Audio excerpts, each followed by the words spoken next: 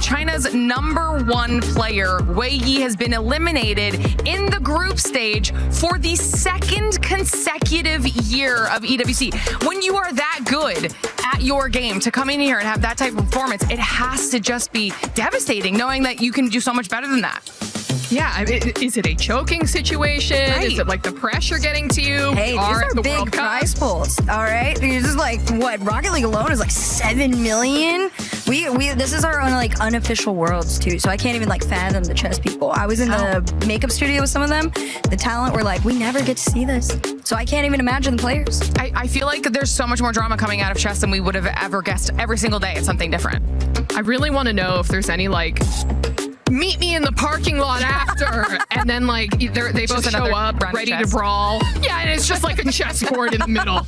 Sit down on the floor and be like, oh, okay, that was a good move, brother. All right. But either way, as we get closer to the end of the week, we do have to talk about the club championship points and implications that we're seeing so far. And at the moment, Glitter, do we have anyone who's looking like a front runner? We do, and it does tie into chess a little bit because we still are watching Aurora and AGAL. AGAL, obviously one of the teams at the tippy top of the leaderboard, so we'll have to see how all of that unfolds specifically for chess. But then, like you were just saying, Herc, I mean, we've got Falcons in the running, Vitality in the running for Rocket League. Could either one of them win? Because right now, when it comes to club championship, they are the teams that are very high up there and are looking to get even more points. All the Rocket League fans in chat just made the same face I did when you were like, could they win? We're like, Unfortunately, it's probably going to be them in the finals going off before all of this. If the bracket plays out the way it should, there is a world where they do. I do know the Falcons are they're like in top 3-ish right now, or 4, which is like the lowest we've seen them in years. So our Rocket League team, they've won for the last 2 years. Okay. So they could be the ones to do that push. Oh, 100%. All right. Well, still so many incredible and exciting games that we get to see throughout the rest of the week. But before I let both of you go, any last thoughts that you want to throw in here? I'm a major fan of the both of y'all. They asked me if I wanted to jump on here, and I was freaking out. So thanks for having me. Yeah, they did. They told me they'd follow me back on Twitter. Good job. It's true. It's accurate. It's accurate. Glitter, anything for you? I'm ready to see how more competition unfolds, because I think by the time we get down to finals day for all of these titles, it's going to be crazy. And I'm ready to find the Twitter accounts of both of those R6 players, and then maybe like DM the mom or like maybe a crazy aunt on the side and be like, so what's family dinner looking like and how can I get an invitation? But for everyone else, thank you so much for watching the EWC Spotlight, and we will see you all next time. Look how high it's going. It's going up. We're so such a cute angle.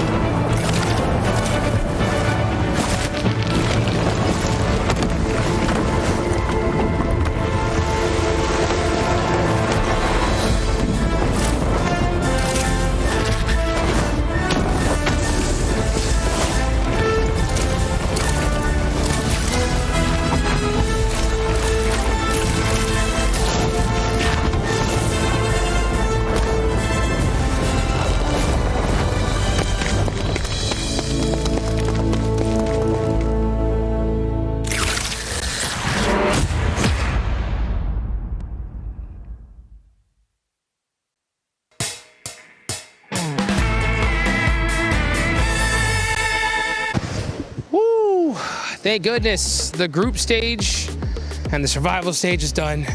Now we can finally kick back and save our voices for a little bit. Playing some pool was a good time. It's been an incredible event so far, honestly, in Paris. Very, very fun. I mean, we're here right now in the Players Lounge, which is honestly ginormous. I think the first place we saw when we came in. I'm trying to hit some trickies right now, but it ain't happening. Also, I just want to let everyone know that I play pool. But I don't really, I play snooker. So this is very different for me. It's not the same thing, not the same thing at all. Matter of fact, I've never even seen a snooker table in real life. This is the game to play. I thought it was only one singular game. Yeah, I'm gonna break some rules. Okay, what are you thinking? What are you thinking?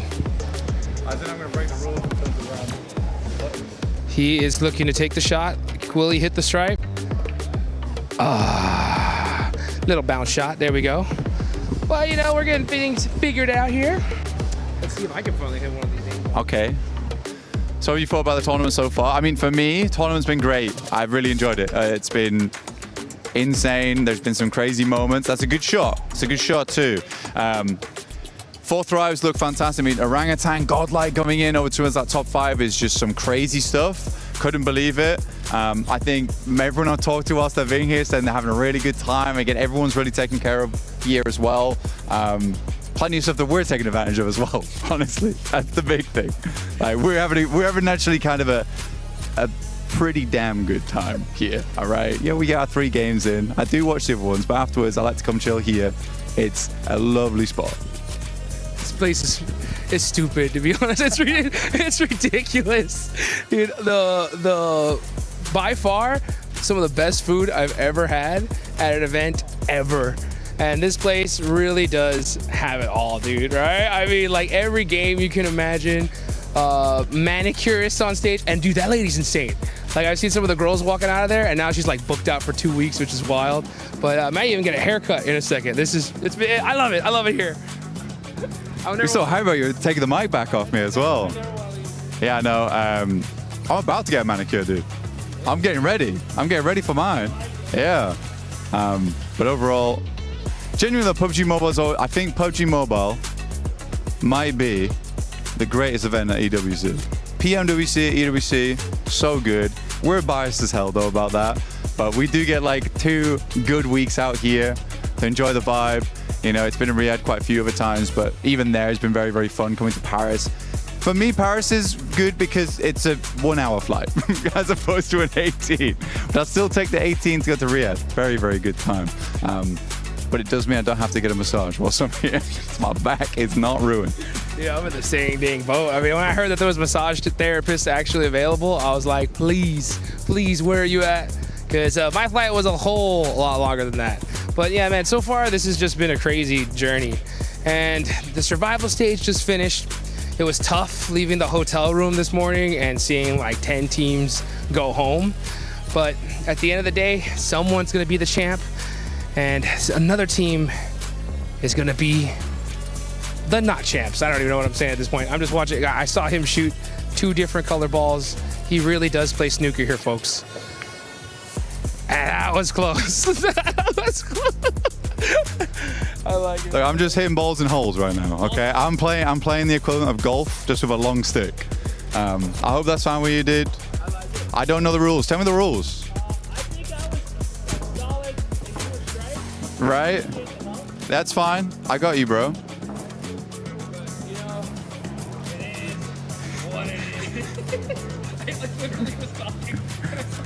Yeah, I heard you like stop. I heard you stop. You kind of confused what was going on. That's fine. Yeah. So you're solids, I'm stripes. Is that how that works? Or the numbers? I just know. I just go for colors. That's where I'm from. It's just colors. It's so much easier. Black goes in last. Boom. It's easy. That's all I need. So I'm stripes. Okay. Okay, he's locked in now, okay? But what's one thing that you really need to make sure whenever you're playing any game is understanding the rules, right? But even if you don't understand the rules, sometimes you just send it, baby, right? You just put in the work and you might come out on top. Like, that's what I'm talking about. You see what I'm saying?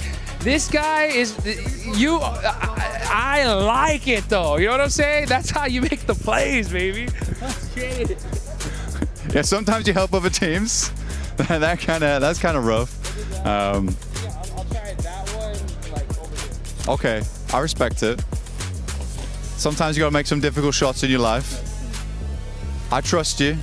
It's a long reach. It was close though. It was that. I thought you were gonna really ruin that. I thought you ruined that.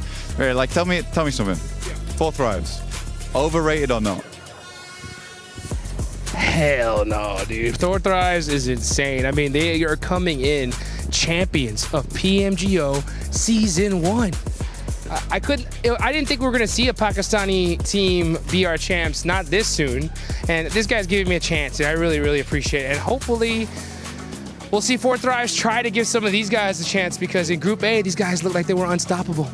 They look really good. I mean, they were beat out points-wise by Vitality. But Vitality... It was ridiculous. You're right. It was ridiculous. It was a good time though watching them play. Big return to form for Indonesia. It's not been like this in such a long time. Oh, almost. But yeah, big return for Indonesia. It like feels like the spiritual successors right now to BTR back in the day, but there's no BTR pranks happening. No jokes. Just gameplay. Just gameplay indeed, dude. The whole Vitality day was absolutely insane. I just kept on talking to some of these dudes backstage, and I was like, guys, what do you think about Vitality's performance? And all I heard was, what the, and it was like filled in by any word you could possibly imagine. That's what I'm talking about. That was good. That was good. I like it. Purposeful shots here. Let's see how this one goes for Blank. Side pocket. Oh, just barely off the edge. But you know what, dude? That's the one thing I love about PUBG Mobile. Sometimes you get put in some beautiful situations, but the best teams always find themselves a way out. I mean, AJL is a good example of that. They got themselves in a real good situation. I mean, top team Tiamba going for the crown, and honestly, they completely flubbed it. That was a lovely shot, by the way, dude. Well played. Winning up against Tiamba in that last game, survival stage. They're given all the chance in the world versus Nongshim Red Force, but Nongshim, I would say they're one of the teams looking to continue on. And I don't think AGL had it in them this year, but Tiamba just had a massive turnaround. But these things happen. Some mistakes happen. Oh, dude, I forgot that you're like right at the finish line. I've got like some more steps to go. You got it. But hey, you know what? That's what it's all about. You just take things one step at a time. No matter what kind of situation you put in, you gotta just figure things out and make it happen. Yeah. Take another one. Sometimes you gotta take a mulligan. Little combination shot. I tried. I like it. I like it. I've made it easy for you though. I've lined you up. You're lined up. You're ready to go. Look, I've created a runway for you. Look. So you come down here. Go in this back pocket. Yeah, I've got the lights. I'm guiding you home, dude. I'm guiding you home. Oh! Okay, that was a real. The lights, they guided him home. It was good to see. Let's hope that some of these teams can get themselves guided home to a victory at the end of PMWC here at EWC. Thanks for watching. My name's Blank, and this right here is Hot Jukes. Catch you guys later.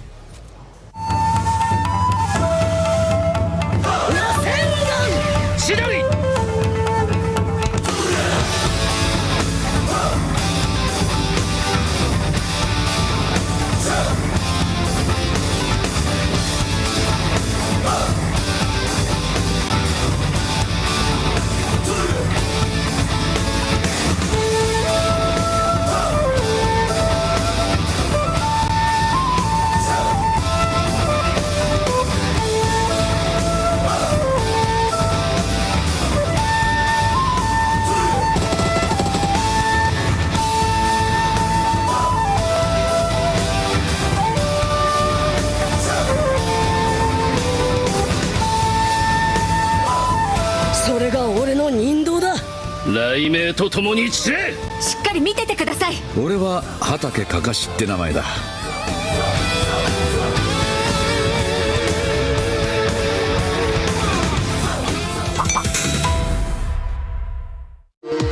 We were there for every click, every clutch, every respawn. We were there for the years of grind, and we're here now, the proud founding partner of EWC. powering the biggest event in gaming, shoulder to shoulder with the world's best, making history. Greatness deserves a stage. Lenovo Legion. Reach your impossible.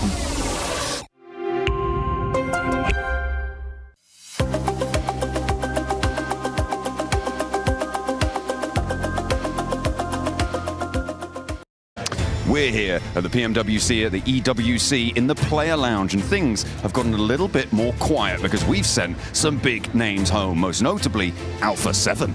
Yeah, that's right. Our champions from 2024's edition of the PMWC. And alongside them, Yangon Galacticos, our reigning champs from last year's event, out in survival stage, John. You know what that means. Oh, it means we're crowning a new champion. Chicken dinners will need to be earned. Points will need to be put on the tables, and only one team will rise to the top to be the one and find that chicken dinner. We'll see you guys in the action. Je suis prêt, c'est parti, voir où m'emmène la vie. Chrome sur mon green, tu m'entends quand je respire. Top le veston, jamais fait une gros pas. Big plan, j'ai fait changer toute la piste. Regarde ma pêche, je pense pas à dire. Je coupe la line, laisse la qui laisse frémir. Nouvelle état, new name, toujours fluide dans le move. Main en l'air quand je rentre dans le groove. Garde ce regard, je suis déjà posé. De part je tourne, glace dans mes yeux figés. Vite encore, puis je prends tout ce qui est à moi. Trop vite, trop fort.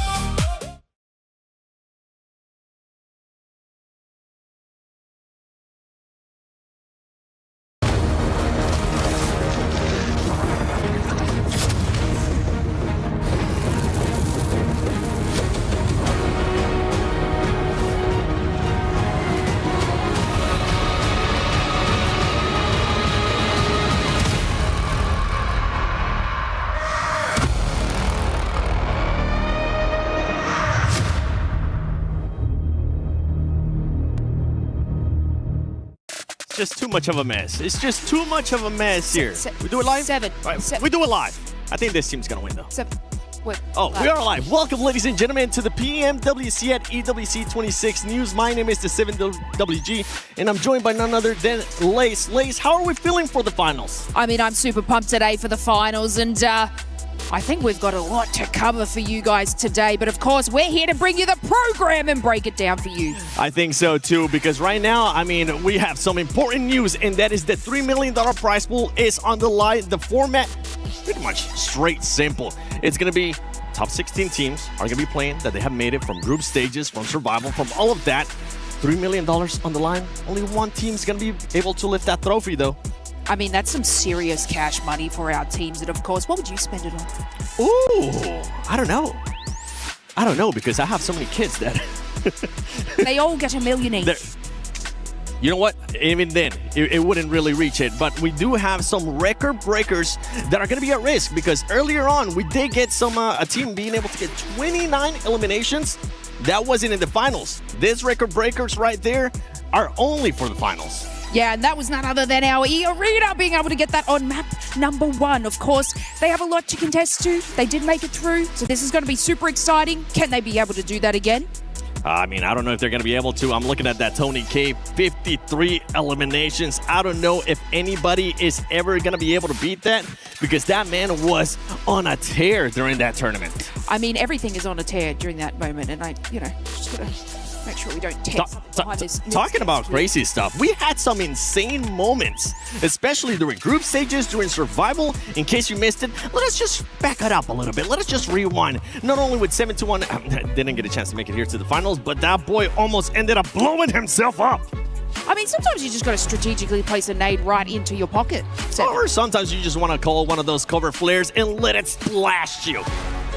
And if you think about it, they still were able to do some incredible stuff. But of course, Alpha 7 is one of our teams that didn't make it through today. Yeah, they didn't make it through. That could have been why. But Aura is one of those teams that made it here. And Sleepy is going to be hoping that he is not sleepy today, because he's like, Lace, wake up. Because if he does end up doing that, he could end up costing them the championship. It could definitely end up costing them the championship. And of course, all our teams today need to lock in and prepare for what's to come, because it's going to be a bit of a grueling day for them all. But I mean, that's the news that we love to bring you. We want to bring you the action and the love. but we want to crush some keys most of all. Yeah, I want to see which keys are going to be getting crushed. But in case you missed it, we do have special reporter Kalaris giving you the STC rewind. But the thing is that Rondo, the first map, is like ridiculous. We saw a team get 39 points, a world record. Wow. And that team didn't even qualify in that group stage, which makes no sense. That's wild.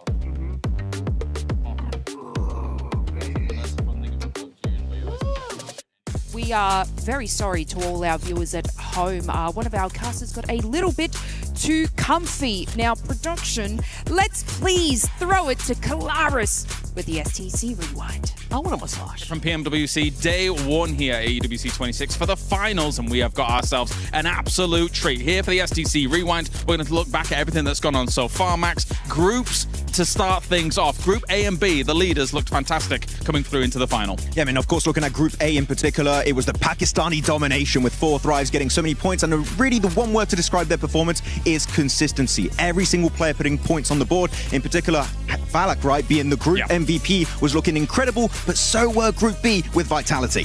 Very dangerous indeed. The smiling assassin in Falak, for sure. I think he looks fantastic. And yeah, Vitality on the opposite side of things, though. Record-breaking results, to say the least. Day number 1, 108 points for them, meant that they didn't really even have to matter what was going on in day number 2 for their groups, but they came out kind of swinging as well, finishing off at 148 points. I think just an insane result from them. Yeah, it was absolutely incredible, especially looking at Federalis with the insane peaks he was doing there, just almost breaking the game at times. Incredible performance from them, and also the duo Ray. But looking now at the teams who are in second place of their groups, right, the Indian teams of Orangutan and also Godlike. One big question I do have today, Kalaris, is that they do not have the Smash ruling in their home region. So if they do get into a point where they can contend for that number 1 spot in day 3, how are they going to be reacting to that Smash ruling? It's a good question, and for a long time, an infinite amount of time, in fact, they've never really truly been in a lobby quite this powerful. The chips are all down here at PMWC, so we'll see how they're going to be able to work that out. However, I think that some of their consistent play style, really locking down areas and then eventually being able to adapt as time goes on, hopefully they've had enough time to be able to even tweak some of those kind of results and kind of tweak some of those tactics to be able to push themselves all the way up to the top. Let's talk about the survival stage, though, because we had a wild survival stage. What do you think of the results? I mean, Tiamo already winning that one. I was a little bit upset by their performance in the group stage, but you know what? They brought it back in that survival stage. And QZZ doing QZZ things, putting up big numbers. But Milu, I wanted to see a player perform on the same level as QZZ on the international stage. Milu, a 1v4 versus RRQ, putting them down in that elimination stage and able to actually become the MVP of survival stage. I'm very impressed. But I feel like one of the biggest storylines were in the last few games, Kalaris, the teams were able to barely make it back up, and that has to bring up the conversation about Ulf. Yeah, it really does. That last game, getting them over the finish line, and you could see the emotion and kind of the relief on their faces when they were able to get that victory. This is a team, Ulf, of course, that arguably coming in, a lot of pundits, a lot of experts had them in their top 5, if not trying to challenge for the championship as a whole. So for them to squeak in towards the end of the survival stage, it feels like some vindication has been done here for Ulf, right? Yeah, I mean, definitely. Every single player doing great. I mean, Aaron and Ketch doing great. But you know what? The player that I would say was the MVP of Ulf was Scarface. Yeah. Oh my goodness. He came out of nowhere and said, you know what, guys, I got this one. I'll do it myself, and qualify us into the grand final. So Ulf, right now, I would say I got that glimmer of hope, just like we had at PMGC last year, or even PMGO Season 1 this year in Jakarta, that they can be on the podium and maybe break that second place curse. And that's just a few of the world-class teams that are going to be representing here in the final for PMWC at EWC 26. You want to stay tuned. You want to see all of these teams fight for that grand prize pool. Thank you, special reporter Kalaris, coming in with the information. Now, let's talk about the club championship. AGAL got eliminated. They did. They are no longer in. Lace, don't forget that we still have Vitality, and we still have Aurora, that if they finish in the top 8, or if they end up winning, I mean, they'll get a cool 1,000 points for that CC. Never interrupt me again, Seven. But that's fine. Glitter, with our CC update, is going to interrupt and on standby to bring us the club championship update. As we head into finals for PUBG Mobile, and as we prepare for the penultimate championship weekend here at EWC, as is tradition, it's time for another club championship update, because this is what all of our clubs are fighting for. The title, the honor, the ability to etch their names in the history books of EWC. So let's talk about what that means for this weekend. Over on the Allianz Vault, we have the likes of Liquid, Falcons, AGAL, all fighting for points in their respective games. And honestly, they're going into semifinals today, whittling it down to top 4. It's going to be a big one. Then at the STC Arena, a little bit of a repeat here because we also have Falcons in the running, and we're also keeping our eyes on Vitality, which could be a big one, as Vitality is in 4th overall in our CC leaderboard. But as we take a look towards our stage at PUBG Mobile, we get Vitality yet again. They are one of our big teams expected to do well. But the real question is, will the likes of Four Thrives, Orangutan, or even Tiamba take those points away from them? Will Vitality be able to usurp Falcons or AGAL? This is the perfect week and opportunity for them to do so. We're going to have a lot of updates coming your way over the next couple days. And as we know more, of course, we'll make sure to let you know. Thank you to our special reporting, being able to cut class and just do that CC update. Thank you, Glitter.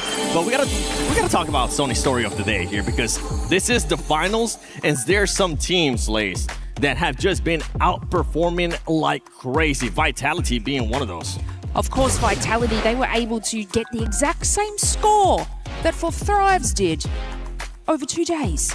So if you don't understand how much of a juggernaut team this is, well, then you better wait and lock in. Yeah, another one that we saw there as well is Godlike. I personally have Godlike finishing in the top 5. This team, for a first international event from India, they have been performing so well. And is that Snacks Gaming that I see? Bye. Turn left.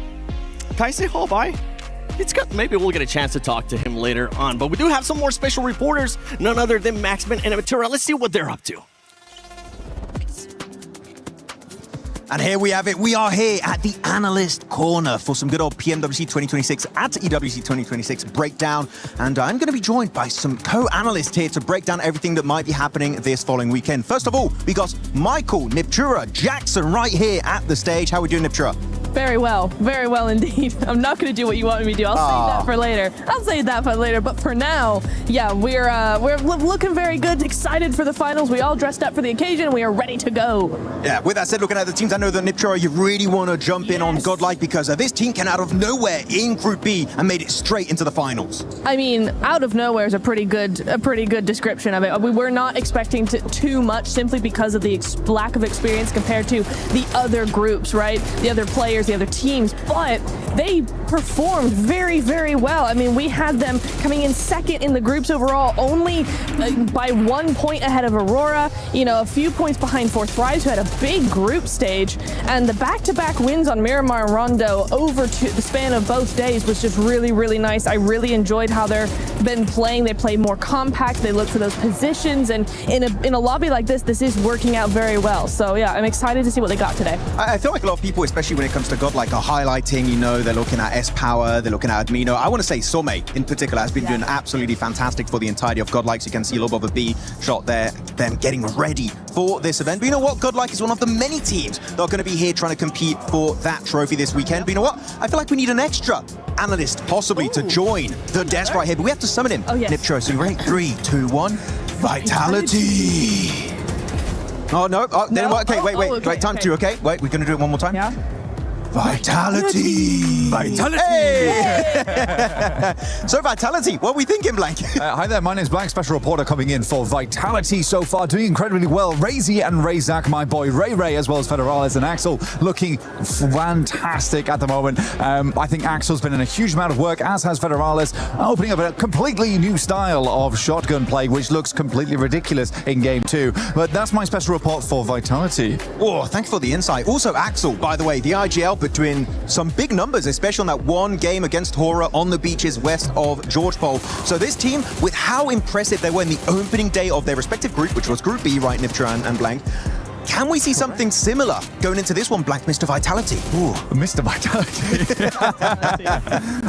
Yeah, I do think that Vitality is going to do very well here. The spiritual successors, of course, but I do think they're going to do very, very well. I think that there's not a player on that team that doesn't look incredibly good at the moment. And the funny thing for me right now, Neptura, is that Razy and Razak aren't particularly the guys that are stepping up the heat, despite so much talk about them. Yeah. Axel and Federales have come in looking very hot, and I think that's the most promising thing.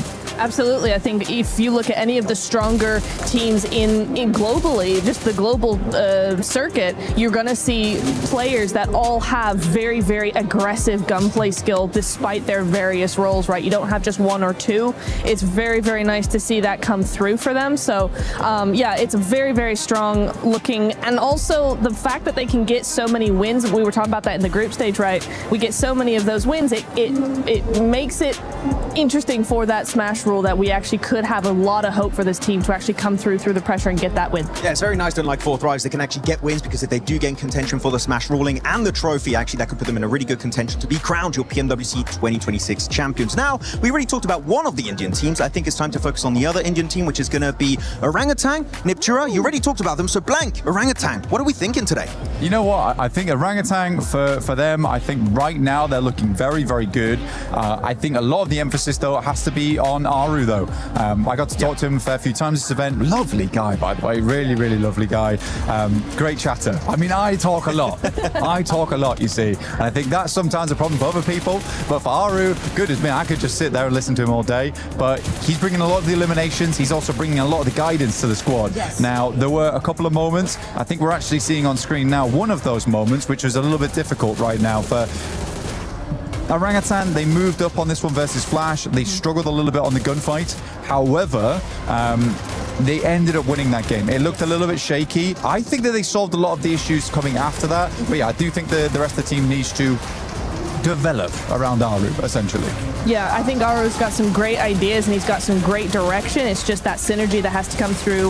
I think probably there's a little bit of, I don't want to say the word panic, that's a very strong word, but when you are in these high pressure situations, it's your first PMWC, whatever, you are going to go, oh my God, they're everywhere. And you're going to have a little bit of a freak out, and they've really worked on that. They've solved so much of that. And so, yeah, it is looking really, really nice for them. So very, very hopeful for this squad to actually do big things here. Yeah, very hopeful. We'll see how high they can actually rank up in the finals. But with that said, a final team I'd like to talk about here, which is actually the team I predicted to be the champion. So I'm sorry, guys, but I'm going to go for Team Flash. Team Flash, I think, is a team that has been getting better and better and better every time we see them play. And I feel like now they're at level, Black, where maybe a trophy is in the cards for these guys. Womp womp. Yeah. Wait. Predicted by Max. Womp womp. Sorry. So they're going to be in 16th place. Yeah, probably. To be fair, though, for Flash, I think that they did quite well, all things considered, because last time we saw them this year, they looked fairly unconvincing. They looked scared. They looked like they didn't have it in them from what was basically a rookie upstart squad who were testing a lot of other squads, right? Poking at them, nipping at their heels. They suddenly play this really passive game. I think some of that aggression's coming back now, and that's good news going in towards the finals. Go for it. No, I do. I agree. I want to see more from them, though. I think in the group stage, you know, they've been heralded as a very, very aggressive, forward-playing team, and I think in the group stages we didn't see that as much as I was expecting to. I would like to see more of that in the finals, but you know what? It could be just a simple thing of, like a lot of teams do, they saving it for the finals, and so I'm like, okay, you know what? I'm not going to hold that against them. I want to see what they got here today. They do kind of remind me of 4 Thrives in the sense that every player has that clutch factor, and it's especially interesting. They go from PMGC last year to qualifying because of an airdrop on Miramar, barely able to squeak their way into the finals. So now, actually being a team that consistently are able to qualify straight into the finals of these big international events. So Flash, I feel like, could be a big surprise, especially as they picked up the mantle of Deek Xavier earlier this year, right? Yeah. Could be. Could be happening. Also, last thing, Chicken. Whoa, Chicken right there. There you go. Check him out. He's very cool. Check out the booth right here at EWC 2026. With that said, thanks so much for joining the analyst corner here for PMWC 2026. We'll throw it right back to Lace and 7WG. Yes, thank you so much to our special reporters, Max and Neptura. I don't know where we got the budget to fit Blank in there. I thought we spent it on him saying Vitality 100 times. However, our players are now arriving and getting ready for the show. 7, I do believe we are missing one caster. We are... Oh, not again. Not again. He ended up missing last year on the final day of PMWC. We cannot have that happen again. Let's send our special reporter, Kalares, who's going to be looking for none other than John Allen. Here, reporter for PUBG Mobile here at PMWC, and a major problem has occurred. It seems we've let one of our commentators out in the wild here, and we've got to actually wrangle him and get him back in. So it looks like maybe a little bit of movement's going on here, actually. I don't know if they're actually going to be able to capture him. This is the problem with commentators. A lot of the times, they just go wild. They somehow get... He's on the move! He's on the move! Okay, no, we've actually got to be able to try and find him as quickly as possible here. He seems to be hiding. I'm not exactly sure if we're going to be able to capture him. This specimen, in fact, actually has a microphone already. You can see he's dangerous. He's very dangerous. He has a microphone already. That means he's actually ripe for the commentator desk already. They might be able to actually capture him here. They've caught him cornered a little bit. I don't think he's very interested in it, but he might take to it. Let's see if we can place down some bait or something like that. Some bait actually might be able to work. Usually chicken dinners are the prime meal of a commentator here for PUBG Mobile. Will they be able to make it happen? This is a tense moment. John Allen? It looks... I think they might actually have it. They might have it. They might have the John Allen. It looks like... Oh! Did you see that? Get a close-up of that. Get a close-up of that. I think they've got him. I think they've got him. Unbelievable scenes here at PMWC. Oh, that was close. As an Australian, I would have caught him a lot faster. I'm just glad we caught him, okay? This man was on a loose. We weren't able to find him yesterday during the day off, and I'm just glad we're able to set some bait to actually find him. Absolutely, he needs to lock in just as much as our players, 7. They really do, because there is an alert right now going on, and that is that the players are ready. We are ready to rock and roll here at PMWC at EWC 26. Ladies and gentlemen, this is the finals, baby. I'm ready.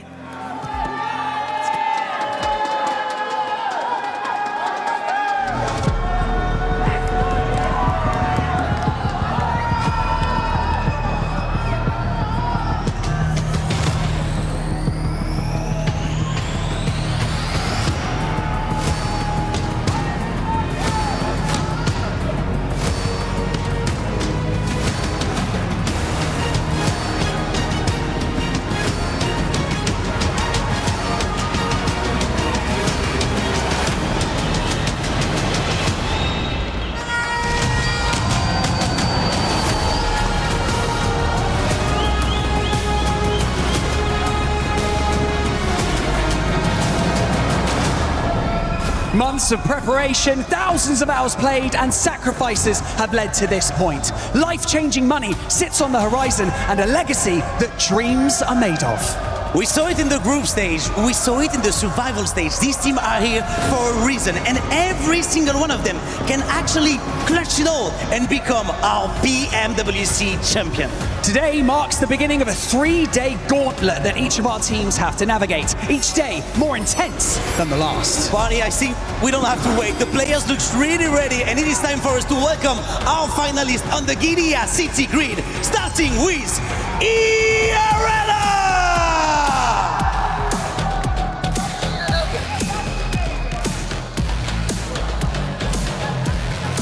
Oof Esports!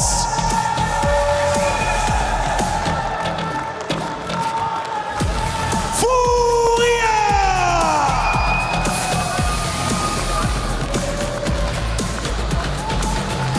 Nongshim Red Force!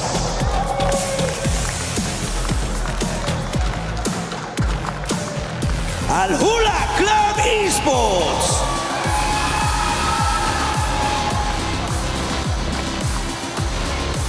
Tianba!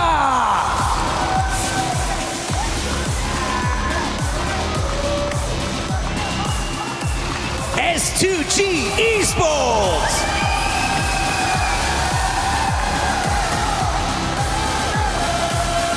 Nigma Galaxy!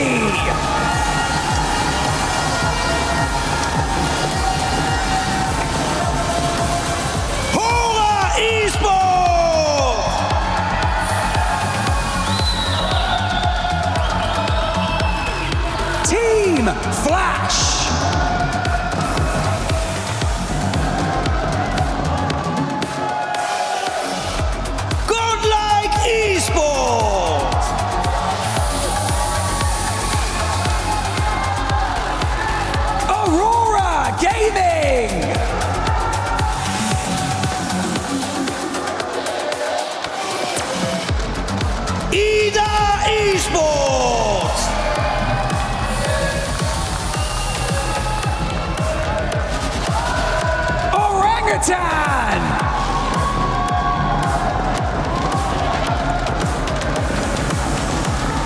Team Vitality!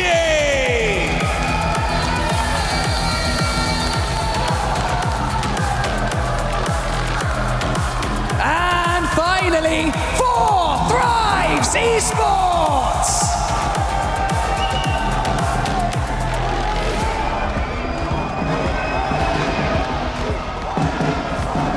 We can't emphasize enough the importance of the next 3 days. On Sunday, we will crown the greatest team in the world. So start as you mean to go on. Absolutely no room for mistake. If you want to be the best team in the world, you need to prove it from the very first day.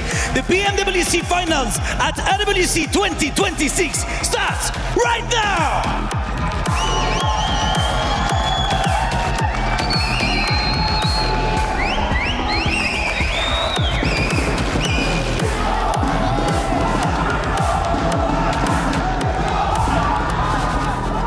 Players from all corners of the world laser focused on one thing, the title of PMWC champion. Fight smarter, adapt faster, and deliver when the pressure is at its peak. That is what it takes to keep this dream alive. So welcome to the PMWC at EWC 2026.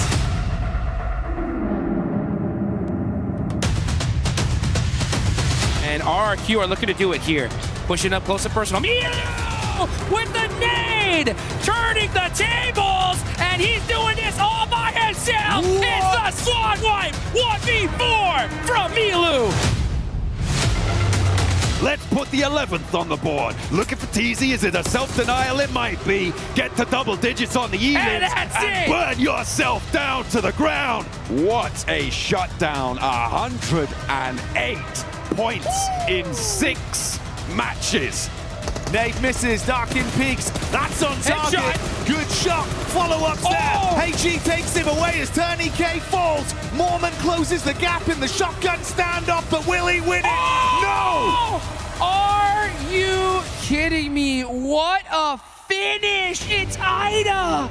S-Power is just insane. He's been throwing heat-seeking missiles all game long and opening the fight for his team. A full 4v4. S2G tried to catch a couple of their players off guard, but it's S-Power, baby. You can't shut him down that easy. You can't stop S-Power, and you cannot silence Godlike in this moment. Adamino for the closing play as Godlike take this chicken dinner with ease. That is how you do it here, folks. And you can see the look on their faces saying, make some noise, Paris. It's Godlike's time to shine.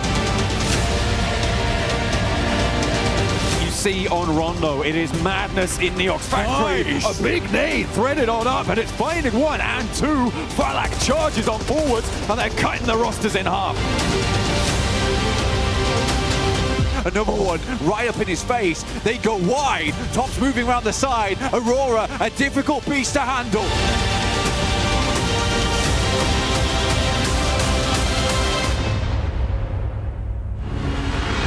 The run coming through from India, but it's not happening. They will not be silenced. They will not be shut up here. Aru's still going strong. A tanky underneath, looking to get the shots in. But Flash moves around the side. He's whipping the shots, unfortunately. But finally, they will hit the last shot. And India grabs the back-to-back. From day 1 to day 2, this team looks clean. It's time to crush some dreams of 10 teams. Can I get you to press this button and open up the iris? Oh, with a bit of vigor. I like it. I'd like you to pull on this in 3, 2, 1. Send them home. Let's go. There we go.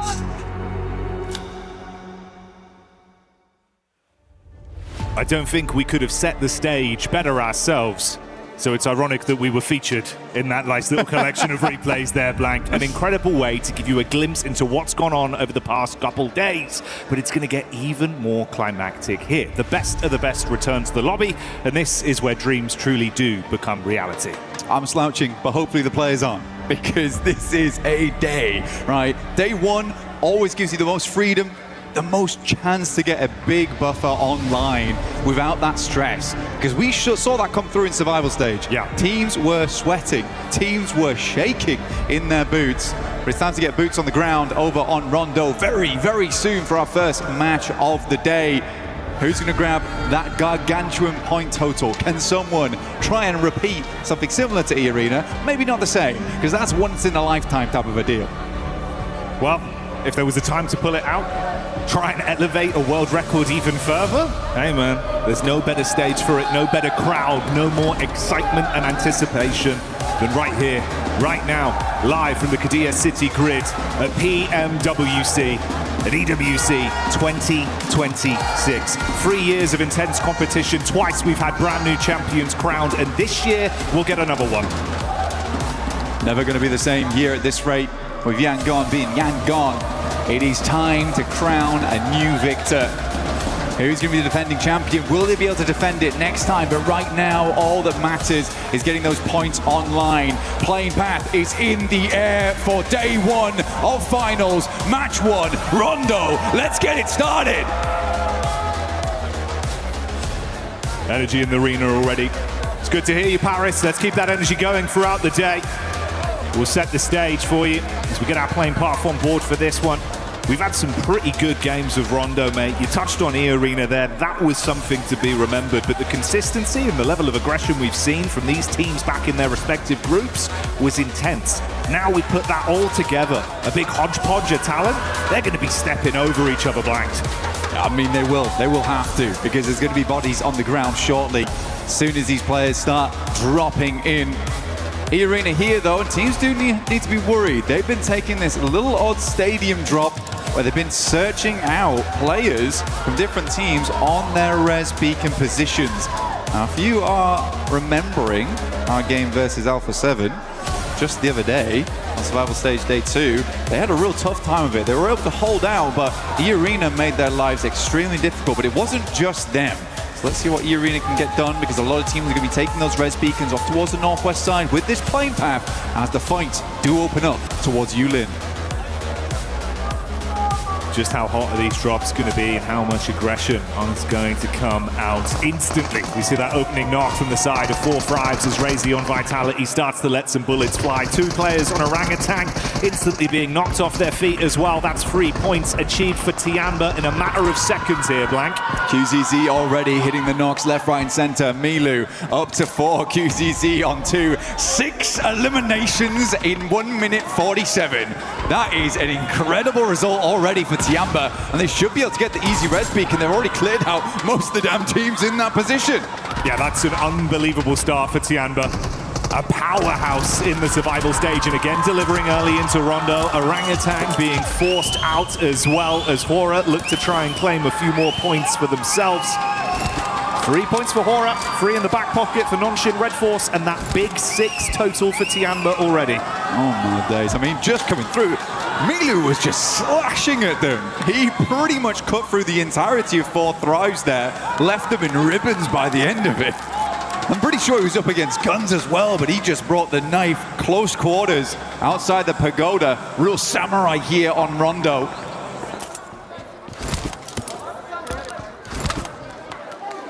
Start as you mean to proceed, it seems then for Tiamba on today's games. Sleepy taking the clash back over to Zizzy there from Nonshin. Going to be able to force him out early. Nice. Oh, that's a great lineup, bud. Lord coming swiftly in with that one onto S2G. Gorgeous stuff here. But for S2G, got to chat with him for a little bit. My boy was actually getting a haircut when I was talking to him, but they were saying that they have the aggression, and that's what they're bringing here in the finals. It's what Ulf kind of lacked a little bit of. But for their Turkish team, they were looking to bring that aggression over in the group stages. They're looking to bring it again here. They've had a lot of time to study those teams, but Lost moves up and already is down. It's Kamikaze, the man with it all to give. 1 nade, 1 dream. Ooh. Good damn. Yeah, it's nice bit of chip damage on the peak. Oh, wow. Lord trying to lean into it, but the pre-fire back from Kamikaze on low HP will at least secure that one. Ralph goes in aggro, though, with the shotty and absolutely pumps them full of buckshot. Good stuff there. Solke, at least, at distance, is able to recall the team back into action. We do have a Western circle. We didn't get to talk about too much. Flash already has tops in that region, so Jiao Ting currently covered, but that place can hold a lot of teams late game. Eren now coming against Win, barest amount of HP, but at distance, it's Milu once again. Tiamba up to 8 probably after this. This is the dream start for Tiamba. And Milu, the fact that he's got 6 individual eliminations alone, mate, he was just popping off back in the games we'd seen previously. If he feeds the hot hand and can keep this going throughout the whole day, good luck. It's the buffer that we were talking about. And there's no luck involved, but there is luck involved over on the Lucky Spin, which you can join in with us in-game right now for the 2026 PMWC, for the exclusive 2026 PMWC tournament set, which you can see on screen regularly in-game. Make sure to try your chances just like QZZ and this spray down with the S12K. We are looking at 2 eliminations per minute. Unreal reactions as well. Coming out swinging today. We know mechanically they're very gifted as individuals, but they're putting it all on the line. And hey man, that's the way to do it, right? We were touching on the fact if you can have a huge pop-off game on Rondo, the extra buffer of points from the sheer quantity of additional eliminations you can garner from this battleground, it's worth its weight in gold, especially in a 3-day finals environment like this. You gotta get in there and get stuck into the thick of it, and Tiamba are doing just that.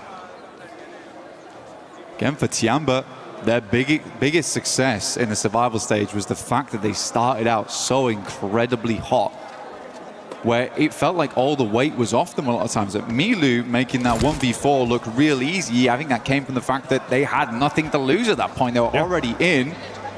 They're just pushing a little bit further there. We haven't talked about it too much so far on the cast, but we do have Smash ruling this event.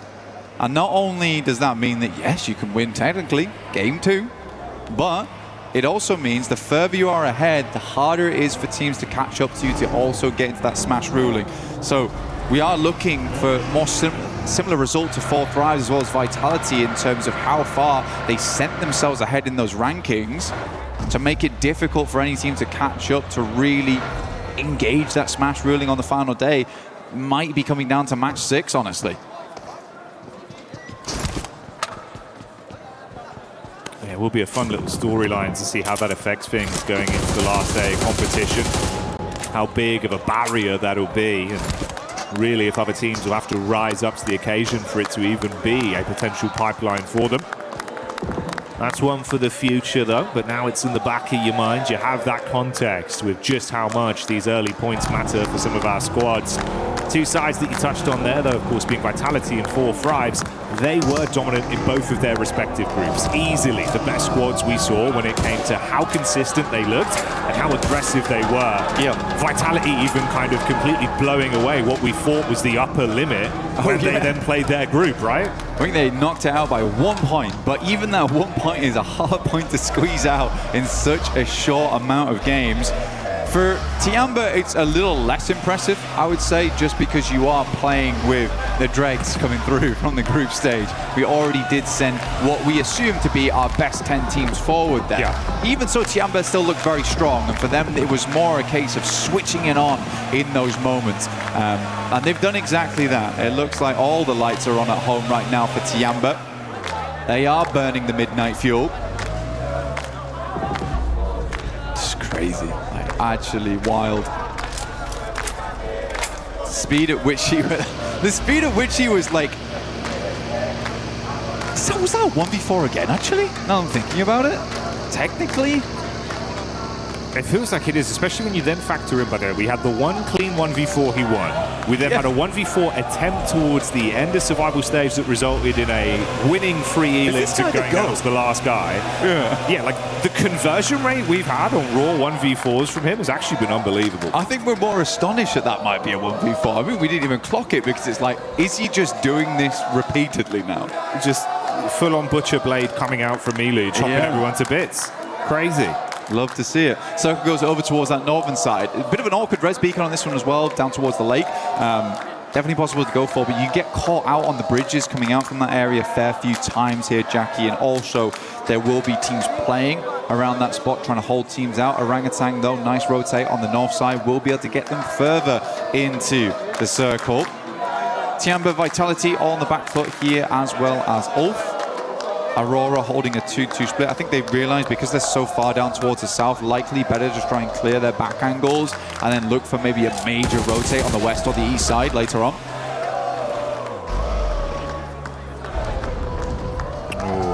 Shades of stadium for E Arena, a position they'd love to play towards in a final circle, but let's see if they can win out versus Orangutan. Straight through the door, and it's easy cleanup on the opening 2 players. Arrow and Wizgard down in a matter of seconds. Back down to a duo once again. 4 Thrives taking down a tanky there as well. Which leaves Orangutan just on one singular player, AKOP, who is sending for a res beacon. I think he might go far Bay Lee on this, actually, Jackie. I don't think he's going to stop off early over towards the lake. Like we said before, you get a res off there, teams know it's happening, they will hold you out. So he is forced to go for the long rotate. But honestly, for Orangutan, it's not terrible because they can just swing back in from that northern side, and it's fairly free with where most of the teams dropped off down towards the south. Yeah, thankfully he's got just enough time. Pulls slightly further out as well, hedges his bets. He goes up towards the top of the north side, going to get that recall in. See Vitality on screen here as well. Just the one elim to start us off with, Razy. I mean, you said it yourself, mate, doing your little special report on Vitality. Razak and Razy, that's been a hell of a duo. They're like the Cray twins, bro. You're just terrified when you see them coming at you. Yeah, you are. I mean, one of them's bringing the double hammers as well. It's a bit of a nightmare, honestly, and they are always looking for a proper shootout. But it's nice to see Axel as well as Federalis. I mean, Axel really astonished me. Because there had been so much talk about Razy and Razak, and Federalis has also had a massive amount of tenure throughout the entirety of PUBG Mobile, but Axel was just swinging and not missing. So that's what gives me a lot of hope, and I'm very, very excited to see this team perform as this tournament goes on, just because of how good all of them have been playing individually and as a unit. Taking a look at Godlike, though. They're over towards that center side. I think Godlike showed us something different from their region. Honestly, they had some great aggression. I think they've been making little adaptations here and there, figuring things out as they go along. But genuinely, overall, we're impressive. We're impressive. They were second best inside of their group, only beat out by Vitality. And to be fair play. I mean, fair play. Vitality really did get in there, mate. You got a little crunch down the zone here as well, pulling further down. A couple big names amongst the dead center of it all. Godlike, as you touched on, 4 Thrives, Vitality, Enigma Galaxy as well. The representation from Aurora, another side that could have some surprises in store for us the longer this one goes on. Yeah, Aurora, they just seem to have this capability to choke in the finals. Yeah, that's fair. That's their major issue. Every single player on that team has greatness inside of them. It just seems to dwindle a little bit once we get to a finals. And we've been asking for that not to be the case for the longest time. And get to the point now where I just don't believe in it, which is sad. But they are consistently always here, and you can't really put them down too much for that. The fact they're in most of the finals, it's like that's already a big achievement. Reefus, though, opening up over towards Yasser from Alula. Tiamba's cut out on that eastern edge. Now, there's a lot of these big pillars involved inside the circle, as well as stadium over towards that northeast side, which is a bit open on the outer edges. It slopes down into it, so if you are E-Arena, you can kind of swing past here. They also know this area very well. It is their drop spot, but 4 Thrives have beaten them to the punch here down towards their southwest from stadium.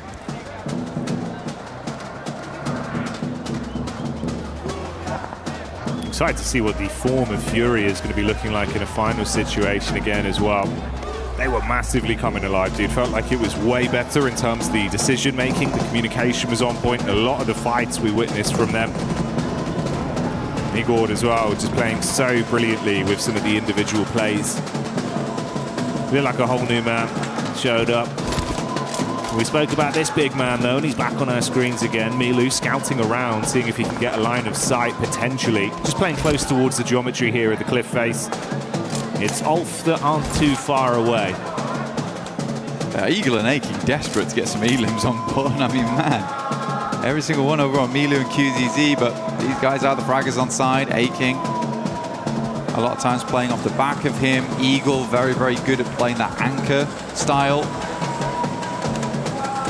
Generally is the last player to go down. Plays that survivalist very well for them as well. Yeah, you're right, Furia looking good. Igor's, I think, was a big surprise. Yeah. They've got big names on that team like Chief, Ayala. Silence also doing a lot of good work. But yeah, Igor's was just really giving it to a lot of these squads. Now, we're getting in towards our later circles with quite a lot of them teams still involved. We talked about Jiaotin earlier on. It can house a ton of teams. It is uncomfortable to play in, and swinging from apartment to apartment is not always easy. And there's a lot of difficult windows and little places to pitch nades in. We can't quite get those full finishes on. So I'm curious to see how this will play out. I think it's going to be a little bit of a passive game going towards the end, but you do have to get in towards Jiaotin. See over on the side of the stage, the Nick the Galaxy fans getting quite excited.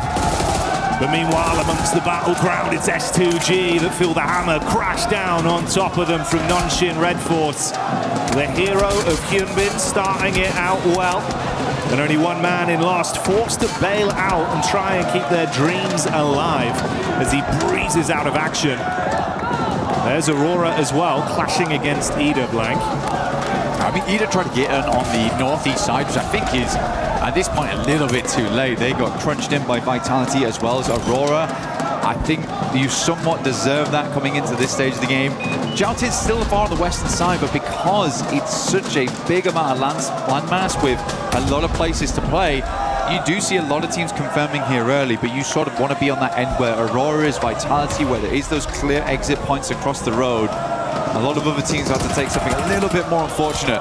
Fourth rise though, Joker stepping up to the plate here, spraying through the smoke. There's one close. He's giving himself away though, Jackie. Yeah, this is risky, bro. IQ had to be so swift with the shotgun here. It's Joker just teasing them, dancing around on top of the rocks.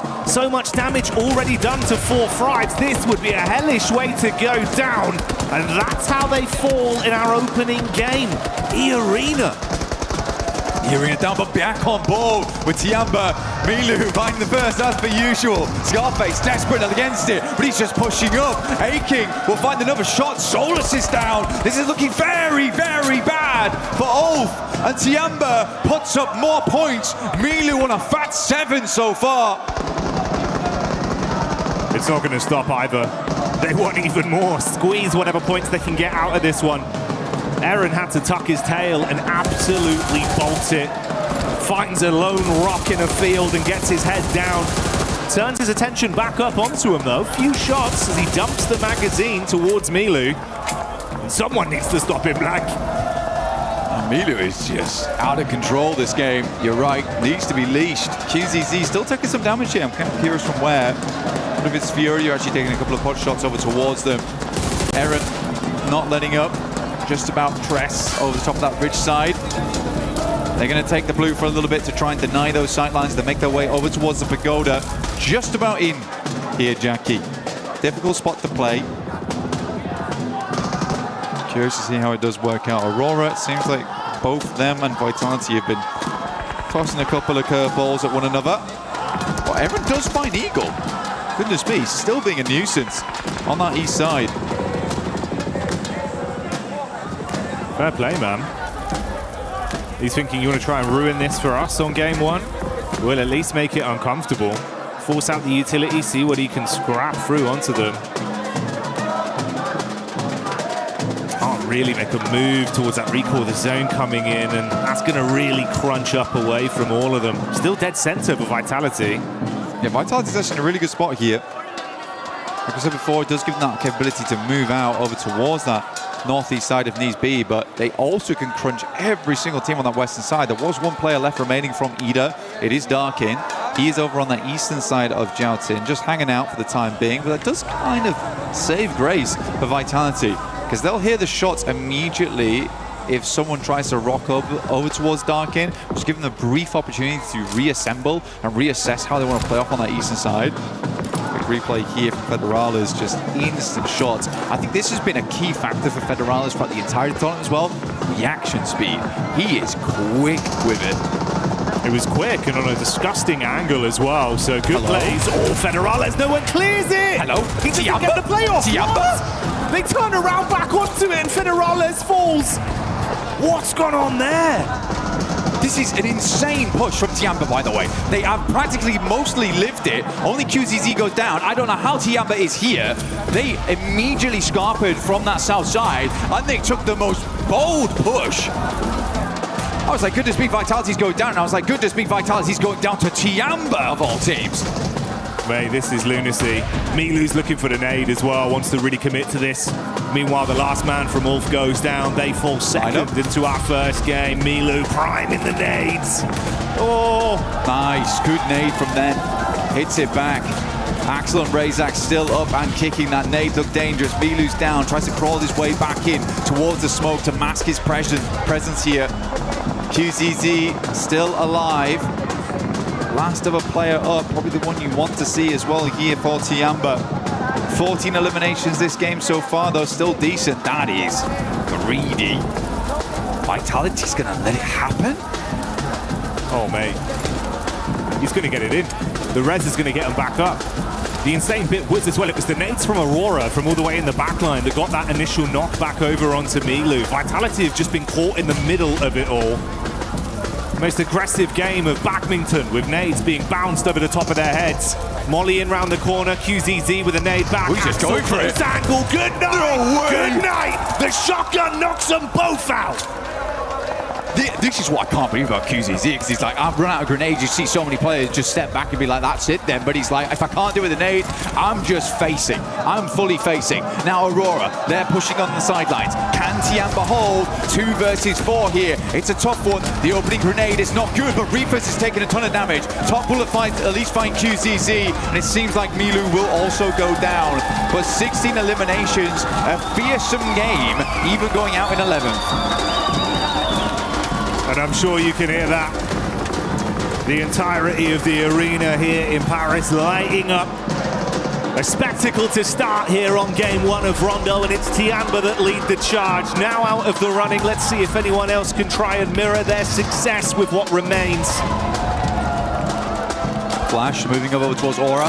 He's on the south side. They're kind of fighting for nothing on this one as well, because they need to leave at some point in the near future. Jiggle. Fair bit of damage. Flash still got bows in the back line here, lining up a grenade inside the warehouse. Hard to pop these off the wall though, because of all the concrete inside. Godlike though, dealing with Nongshim Red Force. What? Tizzy just lets him run straight into the barrel. God damn. Shotgun straight to the cranium. Blows him away. Godlike clap back upon from Schweppes in the distance as well. Gets an angle onto him. This is looking tiresome for both teams. I mean, Nongshim down to just the duo. Godlike with only 1 man left remaining. And Alula, they've seen the blood in the water. They want to see if they can roam over. They smell potential points here. Why not? Honestly, grab them where you can. Alula sends up Yasser.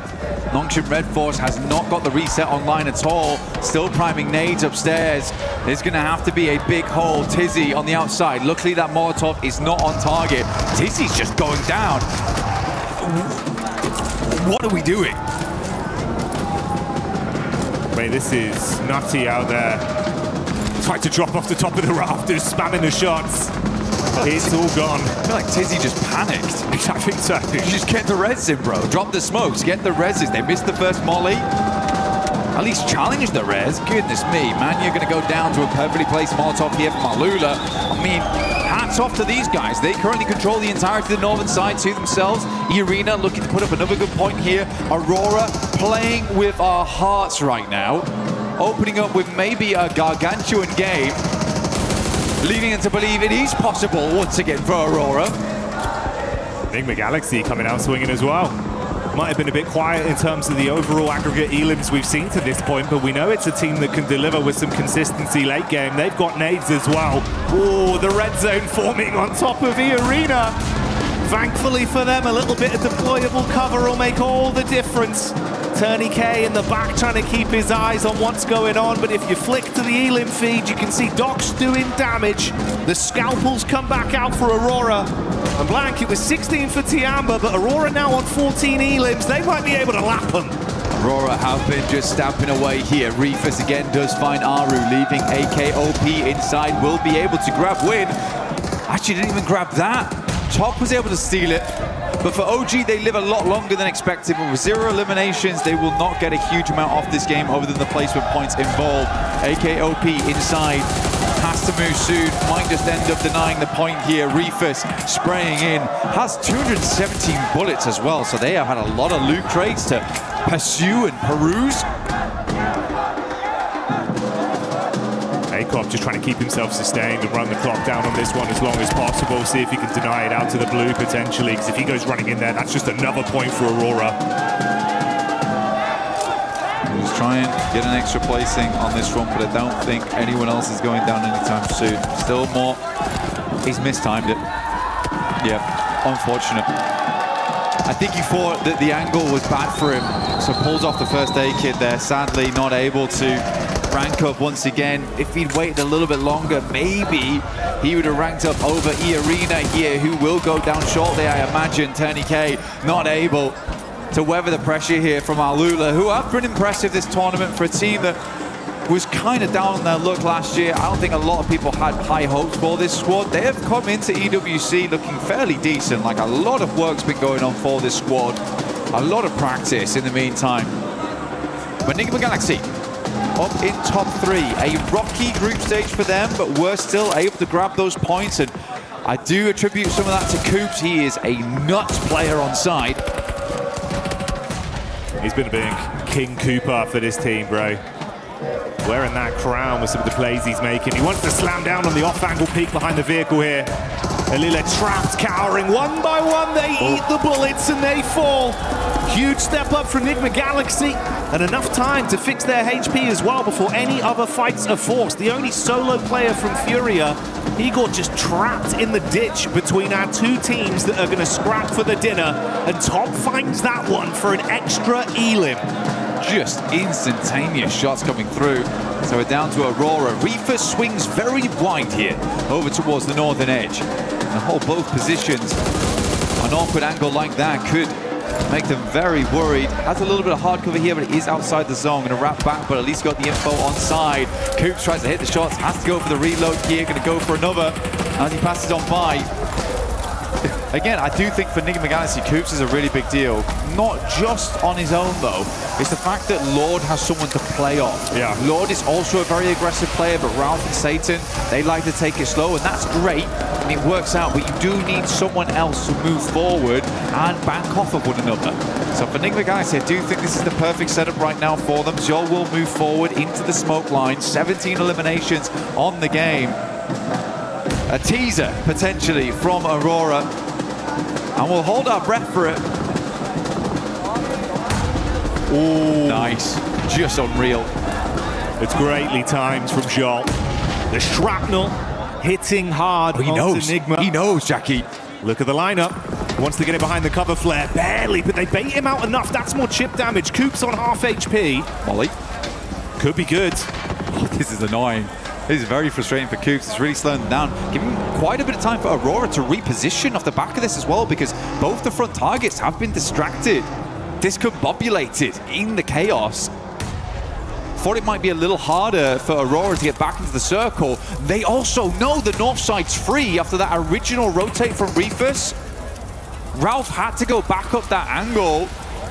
But they have all the knowledge in the world going forward here. They've opened up the full library on this game.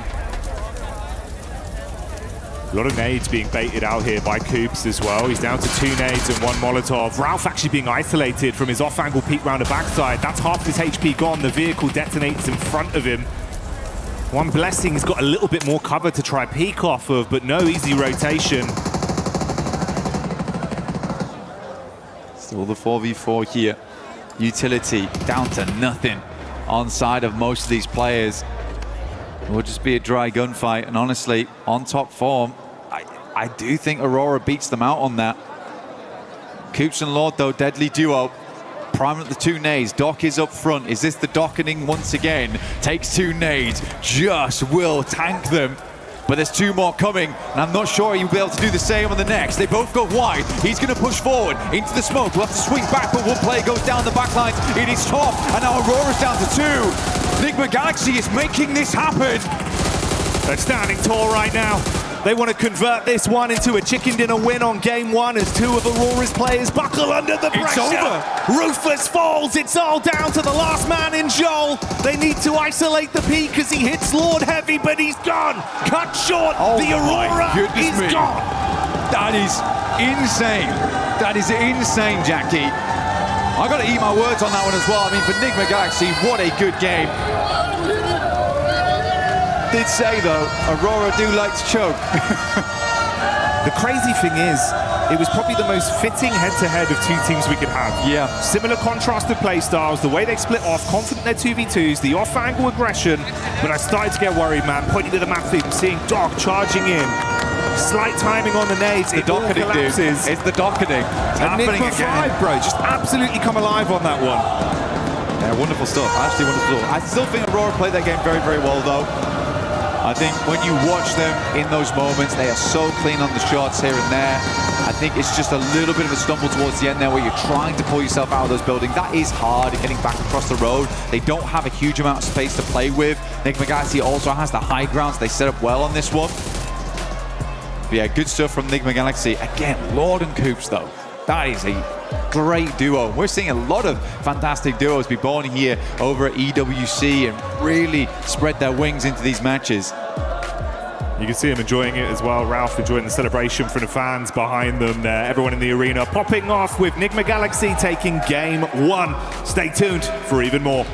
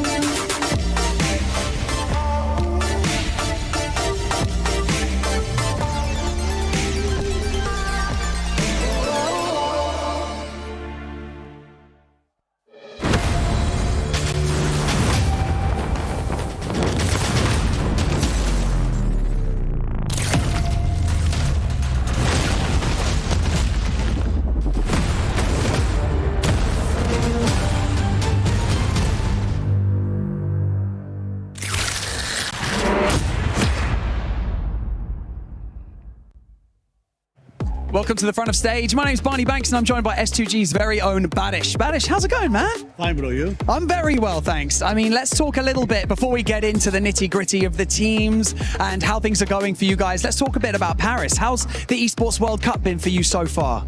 Paris is amazing, bro. Eiffel is so good.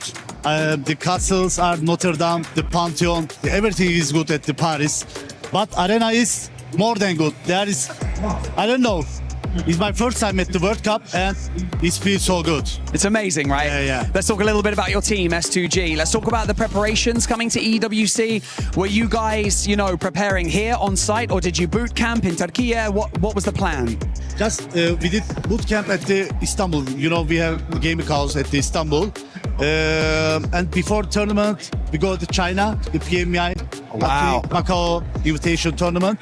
And I don't know, I feel we're gonna take this. You feel like we're gonna get this? Yeah. Well, S2G's run through the group stage was really good. Now we're in the finals. How are the team feeling? Are they nervous? Are they excited? Like, what's the vibe from the team right now?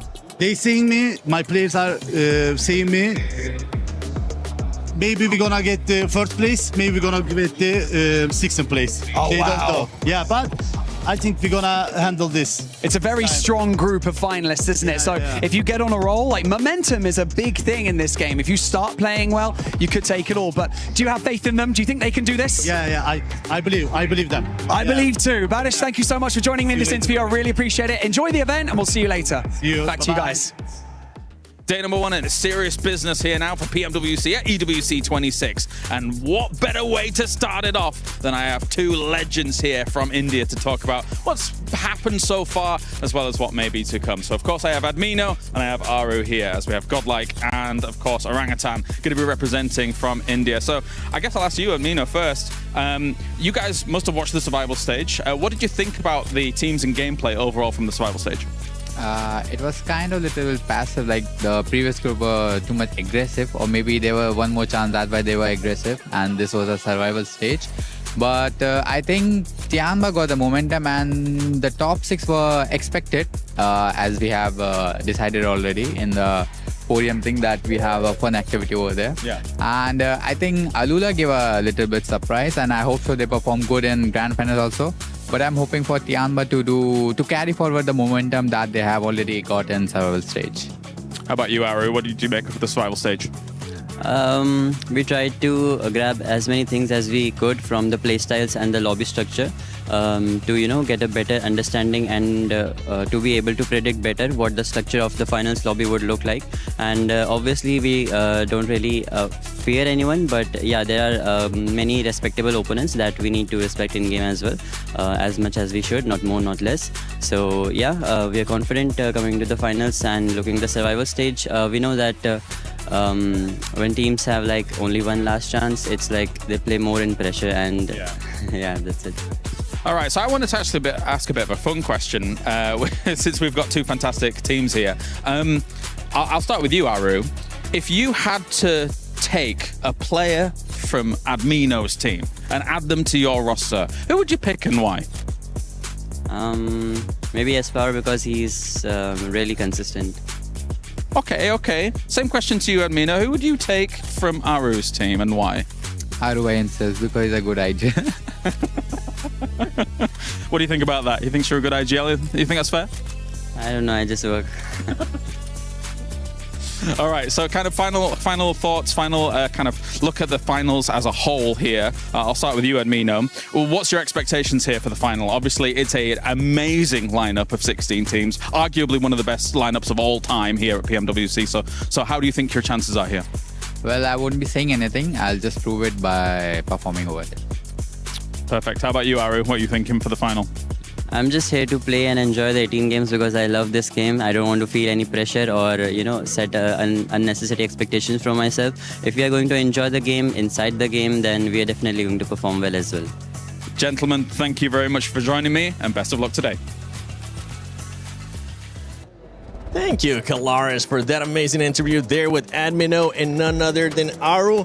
But it does end up coming down to Aurora at the end. Even though Nigma Galaxy won, congratulations, Nigma Galaxy. I gotta give this team some props because we're finally seeing the MVPs show up for that squad. But Nigma Galaxy, Coops, especially at the end, what a surprise for them being able to come out with a win. It's so nice. Just in my notes, I just have Coops because that's all you gotta say, really. I do. Can confirm. Yeah, see that? Yeah. I can't read that.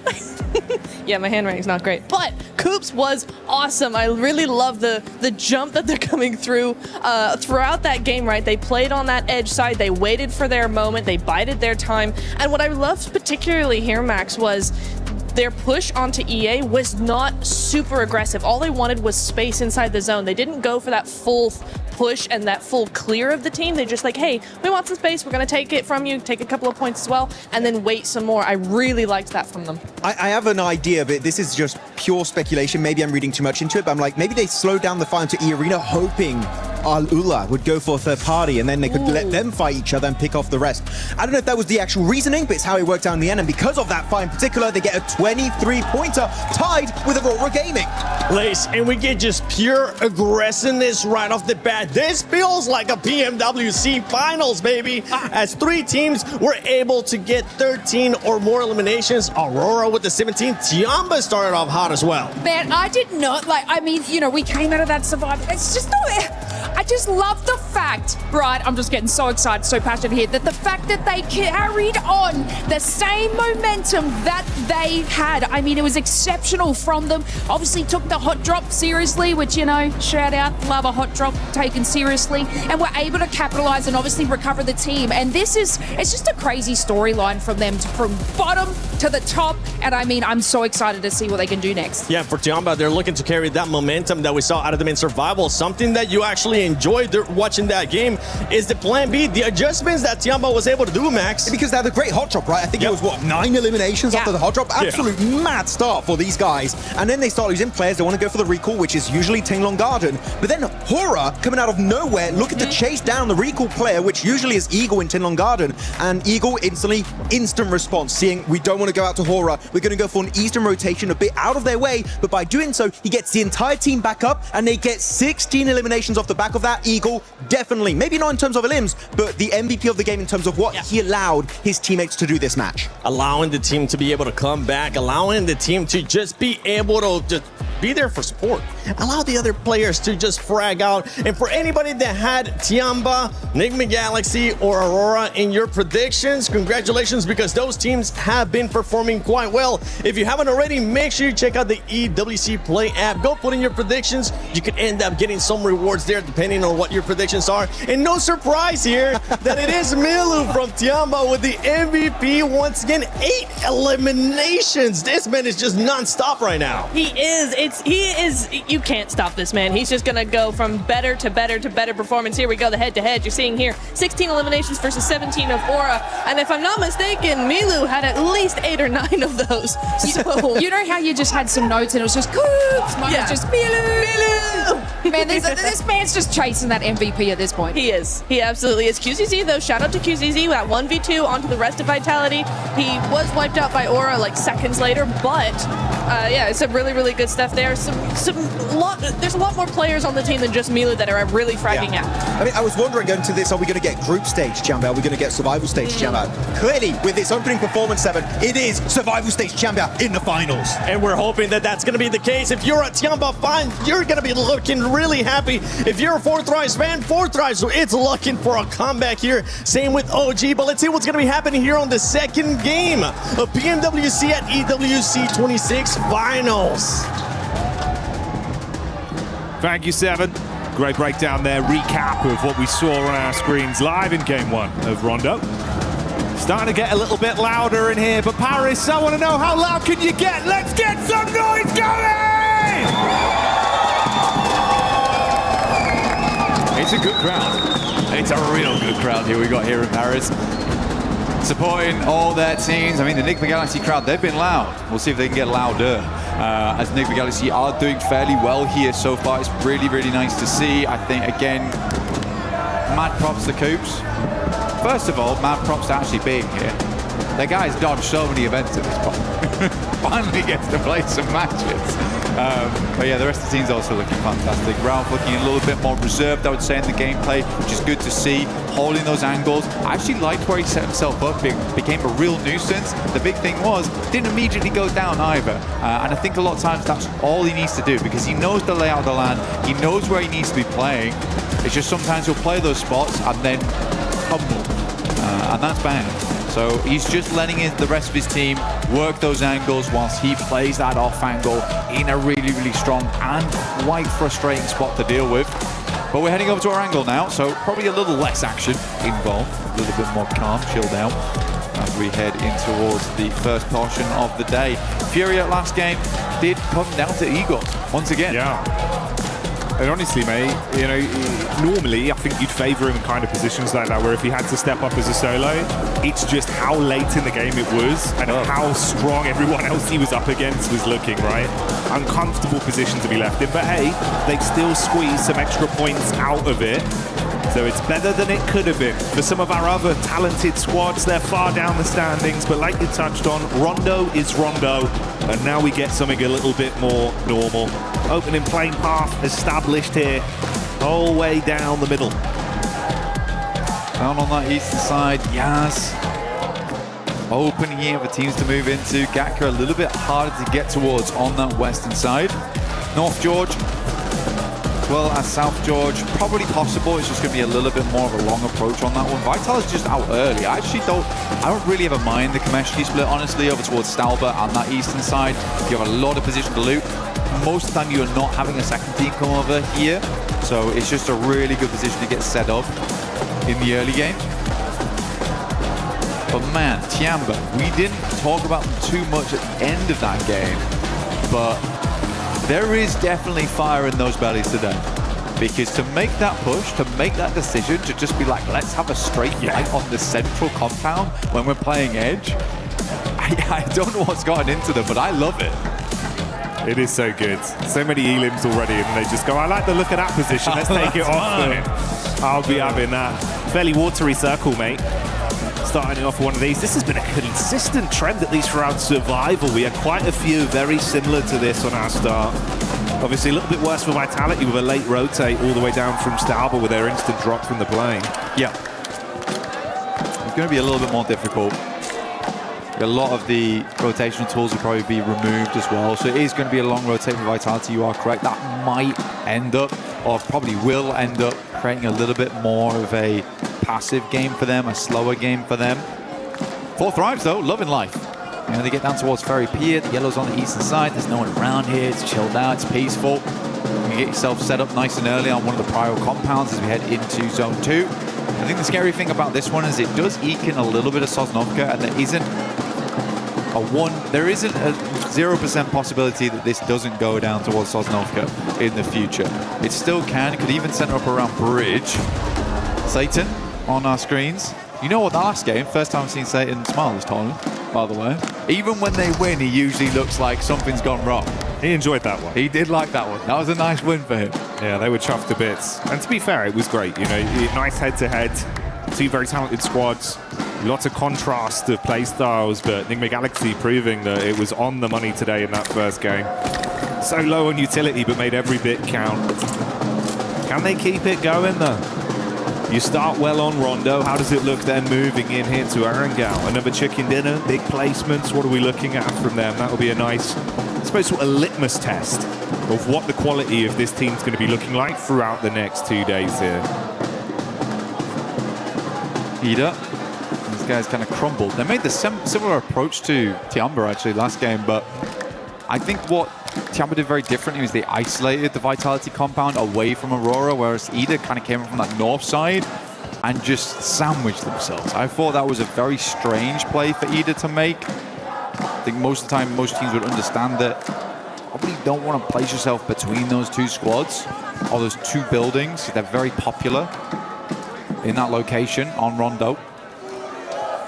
But I don't think Ida had done badly before. They had some really cool clutch moments, some super awesome 1v3s right at the end of the games. Like, they have what it takes to be a champion, but not like that.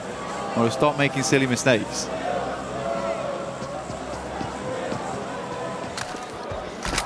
And obviously we touched on Vitality going down kind of early into that one. 2 other squads that I'm assuming towards the end of the day will be in a very different place to where they are in the standings right now, would be both 4 Thrives and Godlike. 2 teams that have got so much firepower, even just individuals as well. Yeah. Falak gets some of that old 4 back out immediately, mate. You won't only see it, you'll hear it from the crowd. I mean, he looked happy when I saw him this morning. They're ready to go. He's got a little shy smile on him as well. Quite like it. It's cheeky. He is cheeky. It is cheeky. But even when I was talking to him yesterday, he seemed like he was ready and raring to go. The rest of the team all looked happy. IQ is in high spirits, which is very, very good news for the team. Be able to give that advice and those crucial bits of information, where the team wants to go, how they want to play it out. You need all of your team to be happy. Though I am kind of worried about Godlike and Orangutan. Okay. Not because of gameplay we've seen so far, just because this is a finals at EWC. I think for them, it would be unwise not to say they're under pressure. I think if you're a fan of both these squads, and maybe today looks a little bit rough for them, I would caveat with that there is a tremendous amount weighing down on them right now, being in such a prestigious finals, versus some really damn good squads. I'm hoping they can probably get back into the run of it, like by match 3 potentially. But if it takes till tomorrow, I think that's fine as well. OG already still showing off that they have the rotations capability to make it happen. They got far into that late game. Not a lot of eliminations, that's fine. Godlike similarly, still that aggression in play. I like to see it, but maybe not where we really wanted it to happen during that game. I think it's also for teams like that, Blank. For our other squads that were forced to play survival stage, you've had to consistently keep grinding and keep that form on the go. Yeah, exactly. You come out from your group in those top team spots, you get a few days off, but that does cool you down a little bit. And the thing that's changed is what's going on behind us. The energy in the arena, the noise, the hype. They're getting excited because 4-5 has made the play. That's IQ with an opening takedown. But that's the difference as well. You come back into this area, Blank. Sure, with the noise-cancelling headphones, they might not be hearing it, but I tell you what, they can feel it. The vibration. I know the floor is trembling under my feet, so it'll be the same down there on the stage for our players. And if you're trying to instantly snap back into that tournament-winning mindset after a few days off with all this going on, it might take a game to try and lock back in. Yeah. I don't like that, though, from Aurora. Because you can scout that a lot easier just by sending over towards the beachhead, having a look over towards Lighthouse and being like, okay, there's a guy up there waiting, try and check the girders. I always think it's an odd maneuver to try and just send someone, slingshot them across, and it's like, well, we know there's someone across there though, but you also just lost a player. Like, it's so early into the game, could have even just waited for zone 2. I'm curious to hear what the analyst desk has to say about that, because for me, that's just not EWC, PMWC potential. Right? That's not what that is. Yeah, the trade of it, one player's life, one of your squad mates for an information play, economically, it's not the best trade on it. Especially if we see him get a good run out of this game. Goes down to an awkward fight. One player of difference, Blank. Hell, I mean, even this circle right now, where it's down towards the eastern side, 4th Rives knows that. This is prime time to go for bridge camps. Yeah. Like, if this circle was further over towards the northwest, maybe you don't go for that type of thing. But I think this one, if you're Aurora, it shouldn't be a case of, oh, let's check if there's someone there. You should just know. Devil's in the details. And it paints a very pretty picture here for some teams. For Aurora, it results in 3 players alive in game 2 to kick us off. Flash also having 1 player knocked here. Zone crunching in. Bridge still in play. There you go, buddy. Thought that this might be the case. On a circle like that, it's very, very awkward on these types of circles, and it can center up around bridge across both sides, which is super unfun to play. Because now this really could go back over towards Sosnovka way. I'm sort of expecting it to head towards the northwest, but for Aurora, they're stuck now. As are Alula. Alula's kind of considering whether we should take an eastern crossing or should we just play over towards the ridge side on the southern edge. It cuts out a massive amount of space though. So much water involved. So teams are just going to be sending towards Ferry Pier because there's safety in that location.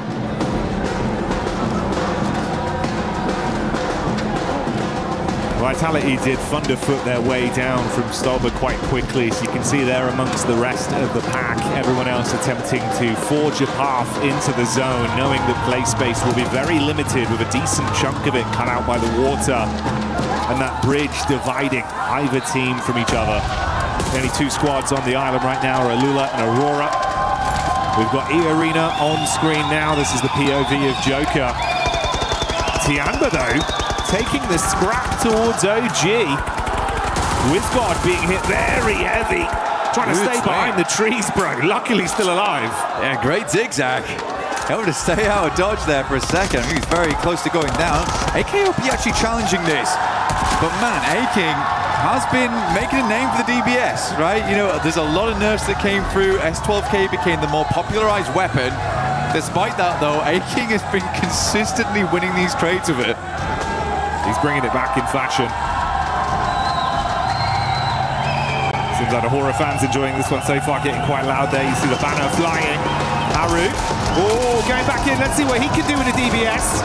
Wants to prove he's the DB best up close and personal. On to Schwetz with the opener. Not ideal for his teammates though, as Joker strikes with a shotgun and Turney K outside twists the knife. Another one falls. An orangutan, it all goes down to just Aru. Trapped behind the bike sheds and laid out by E-Arena. E-Arena able to remove them. Stepped up to the plate, but not worthy to sit around here with E-Arena, unfortunately. Some good shots at the start there, but started to crumble slightly.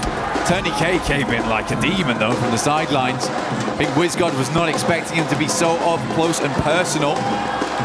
Aura played back here. They're over towards the pier itself. Fourth Thrives mirroring them over towards the eastern side. We are close towards our next circle now. Nigma Galaxy making me laugh at the moment, man. They're like, this circle looks horrendous. We're going to play in our drop spot for the rest of the game. We're going to get very looted before we even think about moving. And we're still on Sosnovka with this one. Fourth Thrives looking good. Down towards the southern edge here. Vitality trying to confirm over towards that compound that sits towards the field. I don't think that's a bad idea here. It gives you a lot of control of the Longwoods that sits around this area. Not sure what S2G is doing. I think they've got boats. Okay, that's fine. Yeah, it seems like at least one boat in play there. Dream scenario, maybe it's a hovercraft wrap back over to the mainland, grab their teammates, then get involved with the action later. Meanwhile, though, Godlike taking on Tianba. Milu on his last leg, suffering a casualty there for the Tianba squad. It's a decent start, but Godlike have received one knock onto their roster. This is the establisher. You can see the fight here from the top down. QZZ with a nade into the ditch. Manya very low, but backpedals into safety with cover to play with. Right, first nade goes long here. X Power holding down the fortress, keeping that drawbridge pulled up. Takes a fair bit of damage here, but he's refusing to move. Manya will reinforce the front gates. Actually, he goes for a swing by, try and get some information on that. So Eagle's going to move round, understanding the position has been compromised.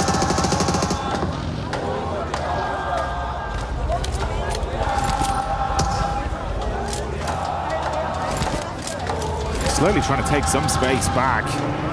Faint smoke wall goes up. Ooh, only gets worse for Aurora as well. And that's quick from Alula finding them. This was the other team that was on the island. There's now a third party that's joined them with that late rotation round from S2G. Looks like they did go back to grab the rest of the squad. Yeah, it was Kamikaze in the hovercraft. That's paid off for them to fight towards them. Ulf, interestingly, taking the hit over as well to Godlike. So that battle turns into a third party fight. For Godlike there, quick swing around. Take shots over towards Ulf. For them, Ulf should be able to pick the players back up. They've got a good spot right now. It's not as safe as they might like it to be, but it is decently central. It feels like the circle's peeling away from Sosnovka at this point. They have very limited space to work with. Alula trying to make the cross. S2G, Hamzi at distance. Will find a shot over towards Aurora there, leaving them at 0. Out of the game early, 23 points is where they'll end. On a single point earned on this one.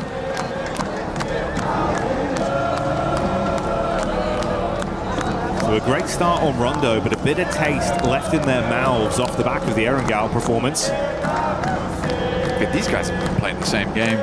I think this is the first time they've been inside the circle since the beginning. How does their entry work, actually? Man, how are we still on the bridge? Yeah, this is kind of unreal. At some point, I thought we'd move. Yeah, we're still here. I mean, Sosnovka's still in as well. I cannot believe this. Aluna also took another casualty from S2G on the backside, so they've called it quits and actually rushed over the bridge now into the mainland. Yeah, that's only a trio blank. Damage onto Yasser as well. Oh, Nigma Galaxy might try and trade off. They're just in. They're just in. They're absolutely playing a different game at the moment. I mean, I'm glad finally there's some shots that go towards them now. It's just such a wild play from Nigma Galaxy. Coop's taking a hell of a lot of damage. Slowly careen it back in towards his team. And lock it down. They have lost one off the back of that. Vehicles are smoking, flaming. Flashes dash with Gal. I mean, that's 3 eliminations potential there for them, but they're worried about these sightlines to the side. Furia Come on. Give it some welly. Tiamba doing Tiamba things once again. Tony K low on HP on the top floor, upside in the attic. Looking for an angle here, but Falak with the distant shot claps back onto Eagle. A-King gets a little bit high octane as he charges through the ground floor. Nade on the stairs. Mormon's cooking one of his own to bounce down. Godlike getting involved with the fight. That's Manya just outside the window. Big Papa Pump in his hands. So many teams crunching in. Yeah, good Molotov here, but really good timing from Godlike as they move into this one, just leaving A-King alive here for Tiamba. E-Arena on the upstairs with the 4v2v1. Really good stuff. I mean, this is a good entry point coming through for Godlike, and they understand if they can get rid of two teams, they're going to be opening up a lot of space down here. Edmino still at high HP count, but Manya finally does fall here to a nade from Mormon. Tiamba goes down.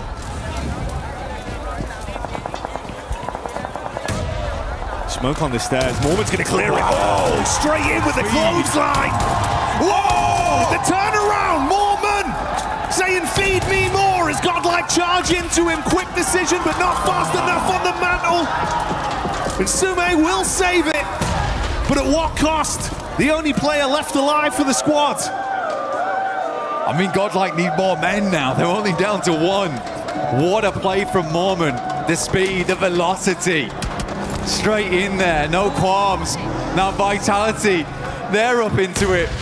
This place has been the graveyard of 5 separate teams so far. Vitality finally just come over towards the dregs. The funeral's almost over. Can Salme stay alive as the sole participant?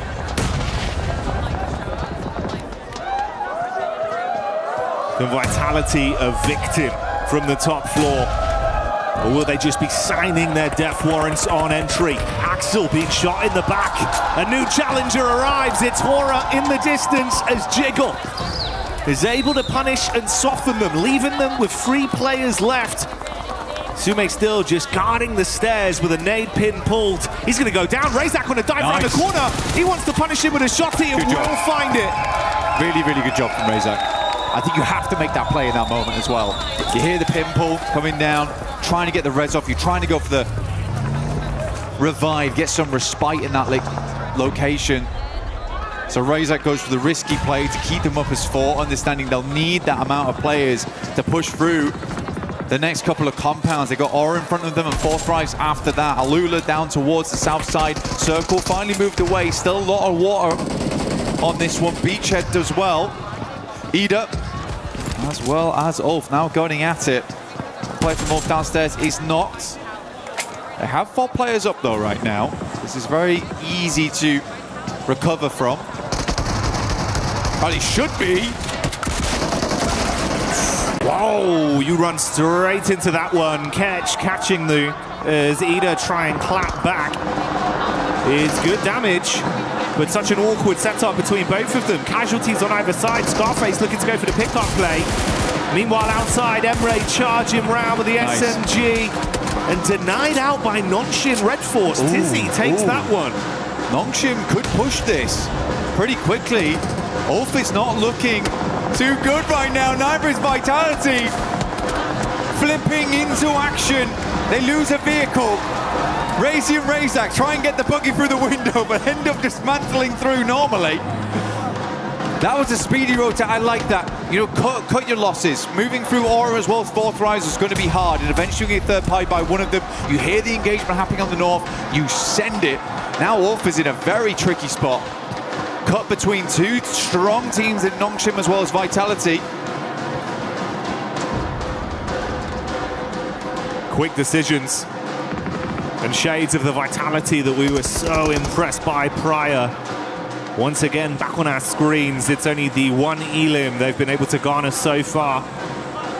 But they are licking their lips at the prospect of so much more.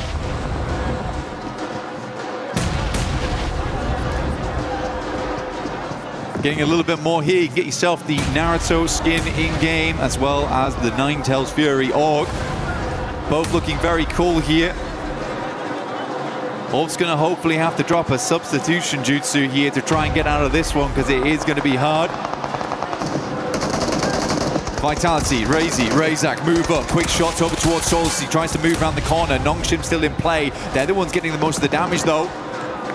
Federales at least will confirm one. Quick switch round the side. Denying some of the sight lines. As Ulf does go down. Vitality though, they've been hugging the walls so far. Not allowing a single moment for Nongshim Red Force to try and challenge that spot. Razak though, what are you doing? Testing the waters, a little bit hot. Yeah, I did not like the feeling of that one. Although maybe he wants to go for it from a slightly different approach. Runs back out. Meanwhile, attention turned onto Federales, and that is another knock going the way of Nongshim. Oh, Razak. Oh, yeah, good shots. He's got so easy, very low. Nade right on top of him as well, following up from that. Oh, mate. Hyunbin with the instantaneous conversion. Now it's a raw 3-on-3. Luckily, they will save Federales, but he's got to top himself back up. I mean, Razak understood the idea. Now tries to get up towards the wall, create a different angle to deal with. Nongshim was quick to it. Hyunbin pushing up right now. He's a little bit close for comfort here. But I think they know they want to get rid of this guy sooner rather than later, but he has pulled these kind of antics before. Getting a little too aggressive. Without the help of the rest of the team, so easy goes down the back lines as Flash starts to move on through. Tizzy tries his might. Rapid shots coming out, but not enough to finish Vitality. The end of Nongshim Red Force. But it does leave Vitality slightly weakened. And Flash, they are next in line to try and keep them pinned here, knowing eventually they'll have to move. Slightly paranoid about the other teams that could be behind them. Blue is ushering Vitality forward, swinging in on the same angle as Flash.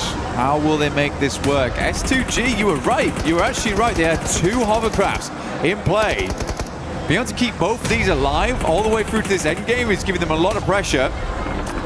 Loss isn't quite able to get it up though. And the hovercraft is stuck on the side. Yeah, just about. We'll take it. I mean, that... Just letting it happen. Come on, bit more gas. Got to give it some welly. His teammate's taking a fair bit of damage, but with that added armor of these big hovercrafts in play. If you say like this, man, if you can get him into the zone, there could be a lot you could do with it late game. I'm surprised the Lula have been able to guard this for so long, make it look uncomfortable. Nade after nade as well, just trying to soften him up. Vitality do move over to the side. They're looking down over towards fourth rise, but the shots are pouring in. S2G, they brought repair kits as well with them. But the blowtorch in play, I mean, that's bold. On fire. Get out. Falak down. Aura, no fear. Drops them all up top side. Looks fairly decent on that one. Airbursts are slightly too far. This is some comedy. Not gonna lie to you. Okay, they should be able to clean up from here at least, as long as there's not any more mistakes. It's damage done onto Soul K, but they do hold on. Shut down Alula. What was that? Bit of a weird one. It was a weird one. I'm glad you picked it up strong though, because I mean it is an important fight. It's just interesting. Vitality go down in the meantime as Flash continues to push the advantage, but it is majority of fourth rise doing that damage. Enigma Galaxy, after their strange approach from the early game, now going out slowly but surely, just Ralph as well as Lord. Flash has been all over the place so far. Next circle will pull in, stage 7. Fourth Rise have been weathering it though. They have held a ton of space. It has been a little bit greedy, but they've been doing a good job of playing off one another. Yes, they've taken some knocks here and there, but they've maintained a 4-man. They're in this area early, and they understand better than anyone else. This is a game that they should be doing well on. I don't think I'd put as much pressure on and say this is a game they should win from the spot they had at the start, but it should be at least a top 5, which I think, you know, we've already achieved. So this is a good game from Fourth Rise and shows that they still have it in them.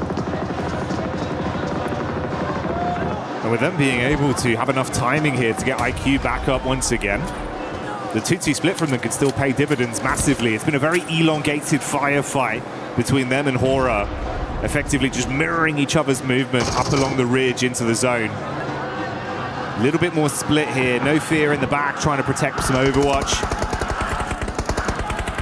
Right above you in the building as well. Meanwhile, that's an engagement over onto Enigma Galaxy. S2G, after moving in and cleaning out Alula, they head center zone, and they find the final blow there. Goodbye, Enigma Galaxy. S2G stealing points here, there, and everywhere. Do we have to call this play the kamikaze from now on, where S2G just launch him out like a rocket to center circle and leave him there on his own? This is the kamikaze. This is crazy stuff. The rest of S2G trying to regroup with him, but it's not likely. Kamikaze in play right now. The other hovercraft does go down, not really any other vehicles. Might need to regroup, pick it back up again, but Kamikaze, he's going to hold that spot. He planted the flag, the S2G flag. T24 goes down, jiggle around the side. Ooh, Sleepy. Top side of the stairs, but you can't weather the storm as 4 Thrives arrives, and the brain of the operation kicks in the brawn. The shotgun does damage. Falak there in the back line to assist, but no fear. Charging up. He's going to play on the edge, wants to run in now with the timing, see if he can shut them down. Falak charges back, can't do it. No fear, holds on. Quick switch to the primary. Gets himself onto an off angle. With one more play, if he can shut down IQ, he can take out 4 Thrives, and that's how he does it. No fear from Hora stands on.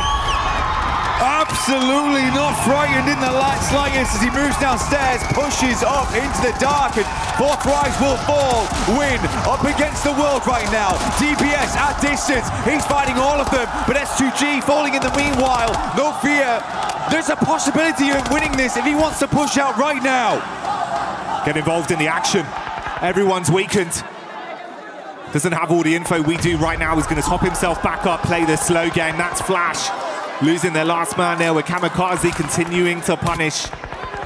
Oh, a horrible spot. Tries to get the heal in. Kamikaze's got a single nade in the back pocket if he chooses to dash it. They've got clear vision now. Peppering the bullets. This is it. Pulls the pin, looking to cook. Let's see if he can land it. Kamikaze looking for it now. A bit of splash damage. We're not just there yet. Kamikaze keeps spraying the right location with the bullets. Peppering the ground, picking up mud. Solke in the backlines. What's left out here? Quite an unfamiliar target. Solke will take down tops, but Kamikaze is out, and we're down to a 1 versus 1 versus 1. The outside contender in no fear. Solke looking at both angles. The battle of the solos to decide our second game, Chicken Dinner. No fear already picking up that big clutch. He's amped up as an individual. Got a rough read on where he believes Solke can be stationed, tucked in behind this burnt-out hovercraft. I don't think he knows. I think he knows there's a team in that general direction, but he does not know where No Fear is. Hamzy G finally goes down. I think No Fear has a rough idea that he's playing on this hovercraft, though. He has the information. Watching both of them. This would be an unbelievable double clutch up versus 4 Thrives into the last 2 teams. Zeus is just pushing forward. Instant spot, though, over towards No Fear. And now Zeus with all to do here. Flash, who had swept everyone aside. Solke, the last to fall potentially here versus Team Flash. Zeus. The lightning reactions for Flash have guaranteed them a second place, but can he take it to first, or will Soke get it done for S2G? A smoke wall, giving him limited play space. That tree, the only protection for the peak for Flash. He's going to make his move, starts charging in, wants to close the distance. Here's the peak up, bullets on target. Suya so low, buckles under the pressure. That's the damage coming through as they lock it in. S2G, Kamikaze with the Kamikaze play toward the center. It's an explosive finish right at the end. But Solke steps up, a lad that's been in the esport for the longest of time. He's still got it in him. Feeding the crowd energy. A celebration in unison for the nation as they pop off on that one. S2G locking it down, and everyone's living it up. And it's all in the name, because it is all gonna be okay at the end of the game for S2G. They had a lot of confidence coming into this one. They look good on the stage. They look good in the game. Is this the S2G comeback that we were looking for? Aggression, confidence, some brilliant gun skill. Showing us a lot of the moves we needed to see on that one. A smart rotation from start to finish as well, playing by their own rules, Blank. I think the thing for me is just, man, 2 matches so far, they have been both electric. I mean, this shot from Zeus. Oh, the quick reactions, dude. That sent me. His eyes must be going 2 different directions, man. He'd be seeing everything. He was so locked in for an S2G fight. I don't even know how he clocked him, but instantly. He said it, lightning flash reactions. That's what it is. I mean, so good from this team so far. I mean, they were involved in everything. Yeah. I think Horror, honestly for them, yeah, it's a tough fight versus 4thRize, but you got to be happy with the way that No Fear clutched up there. That is an incredible finish of those guys. Yes, Horror had a good spot on the sideline, but it's so many teams constantly pouring in, cycling out time and time again. I don't think that was an easy game whatsoever. And you can feel it looks a little bit different with this lobby compared to what we had in isolation in groups, right? Yeah. Everyone's so much more quick to the punch, a lot more early contact. And it feels like sometimes we were seeing maybe a bit too much respect for the big dogs. Now everyone's playing on the same level. It feels like we're all on an equal footing here. And they're giving it their best. It really has changed the dynamic. But let's get down and hear from Kalaris himself on the stage about what they have to say. Thank you very much, Jackie. Yes, you can cut the tension with a knife here at the moment for our first 2 games. And I'm here with our winners from game 1, of course, Ralph from Nigma Galaxy to talk to about them. Some of the games that have happened so far. So let's talk about that first game in that late game against Aurora there. What was your anticipation as a team? Did you think Aurora had maybe moved a little bit earlier? Or talk to me about the late game and what you guys were experiencing. I mean, we didn't really know. We didn't have much info. But we just played it slow. We took our fights that we need to take, and we just secured the win at the end. I mean, it looks good at the end, right? Of course, getting that many points off of a Rondo. Not a bad start at all for a grand final like this. That second game, a bit harder, I think. Yeah, second game was a bit harder. I mean, we have a team hot dropping us, but they're scared to fight. I don't know, they're camping. So we'll see next games what they do. I was going to say, were you surprised by that? Because it was in the back. We were a little surprised that they were going to come your way. As we've talked about multiple times, it's your territory. So what are they doing? They know we won't change, so they're just wasting their time. And they're coming to fight, but they don't want to fight. So I'm really confused right now. All right, well, thank you very much for joining me here, Ralph. You heard it out there. Ida, he's got his eyes on you. My name's Blank, and I've had 4 coffees, and I'm testing my reaction time right now. I'm Hot Jukes. I just had a massage, and this is my reaction time. Let's get it.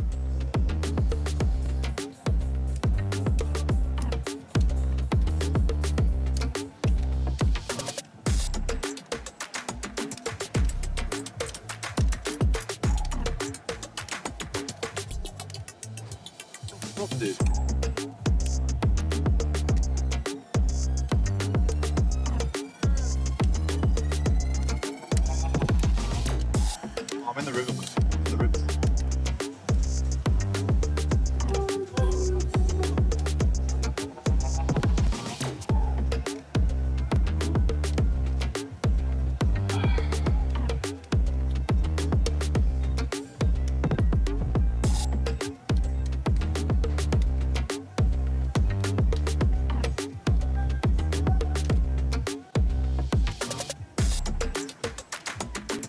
Yeah, so my reaction score is pretty damn good. I actually don't think it has something to do with anything else or anything like that. But what about you, Jukes? I don't care. Cut.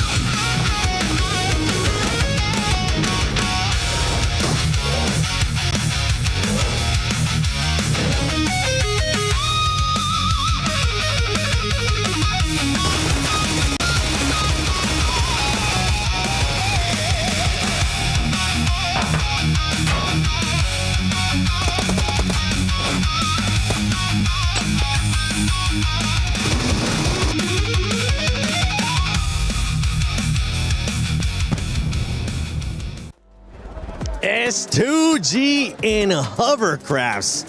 That is like white on rice right now, because my goodness, what a performance out of that squad. Before we break down that second match here in finals, don't forget that we do have the fan experience that you can check out here at EWC. Make sure you go check it out. You can check out the new mode, Brain Rot Royale. Check out the collaboration right now that PUBG Mobile is doing with Naruto, and so much more. And you can win some really cool shirts, which actually we've been wearing them. Not right now. I think Jukes does have one on, but you'll be able to check out so much stuff. Yeah, check out that still Brain Rot. I mean, Brain Rot Royale. I've been playing it. I think I got to level 7. I've seen people being able to get to level 11. I gotta grind some more. Wow, 7 got 7. Yeah. Hey. Yes. Gotta keep it on brand, baby. Now that's it. I'm not gonna be playing it anymore. But S2G, Jukes. Bro. My goodness. Oh, dude, that double hovercraft play right there at the end was absolutely insane. They were able to take out Aula in a very nice way. And then just, I like to see that they kept one player there, right by the water, behind the hovercraft, just in case. And he was able to clutch it up at the end and get that chicken dinner. Finally, an S2G win, and nice and early. Yeah, really, really nice. And the momentum they were able to pick up on after, getting those hovercrafts. Very quick side note here while we're on this fight. 4 Thrives are looking, I hate to say it, very shaky. I don't know what happened, because group stage, they were looking really, really solid, just not able to get that win. Here, the splits are kind of off. They're pushing one by one. They're not really communicating, it feels like. So the last 2 games, I've not been super impressed with them, but hopefully that changes in the next game. And for 4 Thrives, I felt like it took him way too long, Niptura, to engage the fight there with Hora, just coexisting for too long. And No Fear came in clutch with that 1 versus 2. He really did, and he continued to come in clutch for a lot of the game. Actually, he was a big part of the team this game. Yeah, I just think he just made a big play. I mean, what can you do against that? When No Fear comes up and clutches it up, I mean, Aura fans are screaming these guys' names at the top of their lungs, and to be able to clutch it up like that is just huge. So yeah, unfortunate for 4 Thrives, huge for No Fear.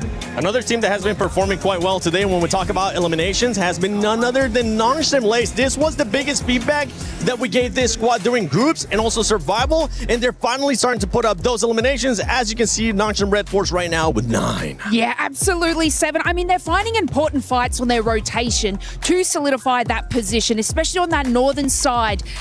They were able to sort of catch Furia off guard. And now I do want to kind of segue into Furia and to why I need to highlight this.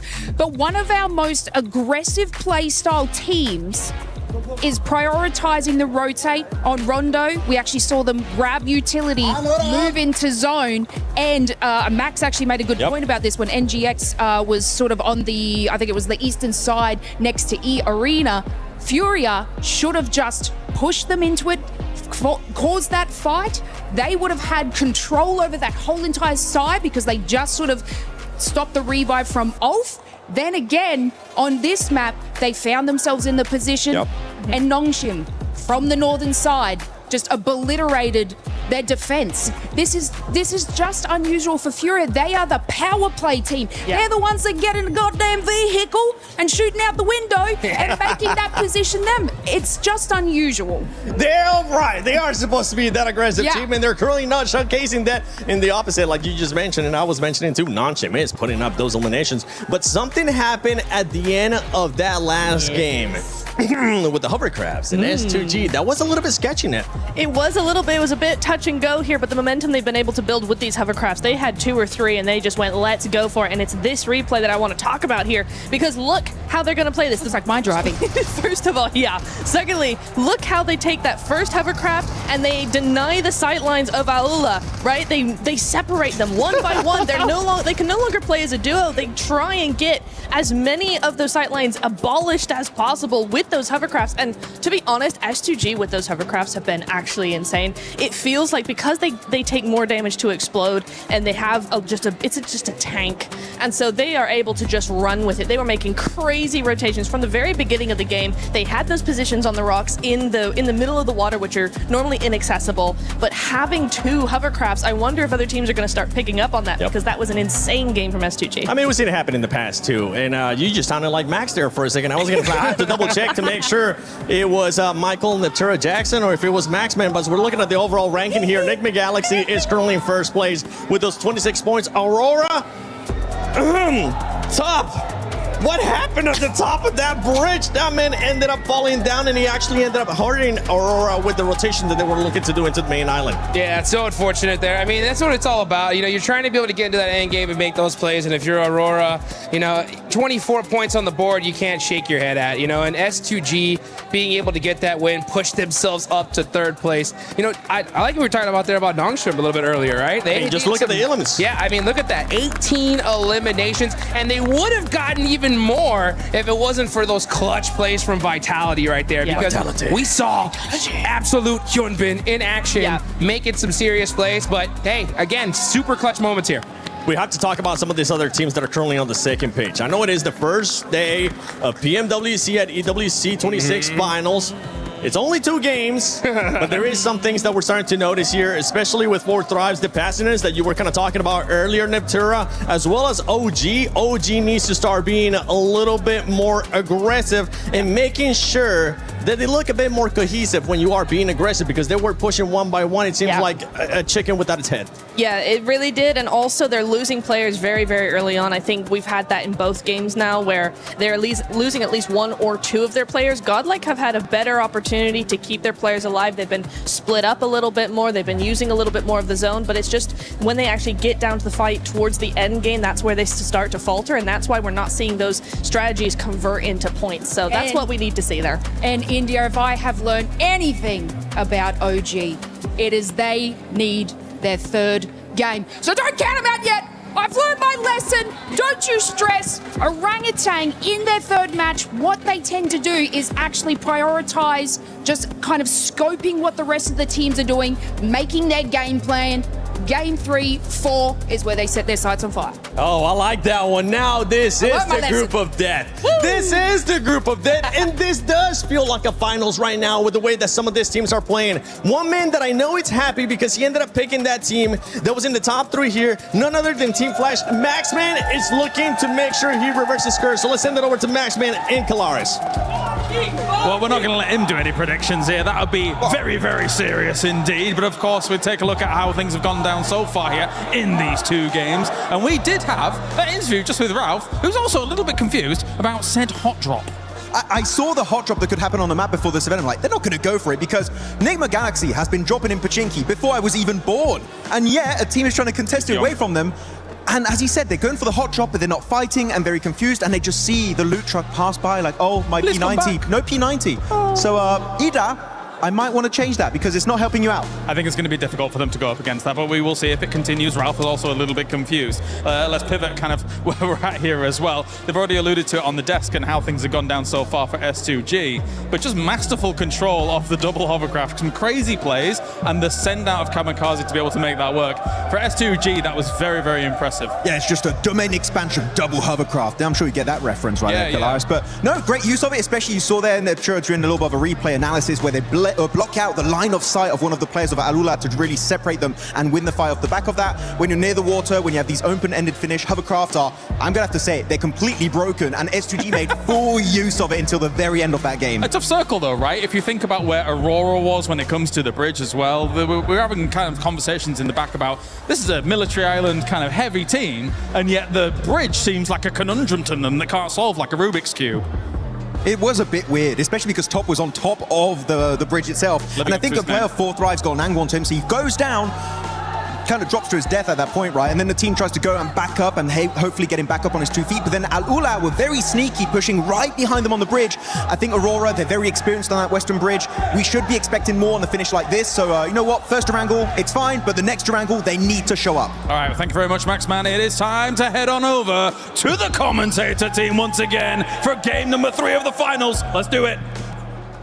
There we go, we'll pick up that throw. Thank you very much, James. There's a good arc on that one. Swift, great elbow on you. You can tell he used to be a drummer, but we'll be beating the drums of absolute anticipation and excitement here, Blank, as our 3rd game of the day is about to get underway. Yeah, national govs as well as we get into this game, because it is going to be a lot to talk about going so far. I mean, even from watching the desk, to watching the stage hits, to watching the interviews, there's a lot to break down over the last match, and even just the 2 games we've had so far. There's been a lot going on. 4 Thrives on the first game, and having a little bit of a misstep, and then coming to the second one, looking a lot better. But so many good scenes. I'm very confident to say this is about as competitive as it gets in PUBG Mobile right now. I think we have the right teams here with us to go into our third match of the day as we get towards our halfway point.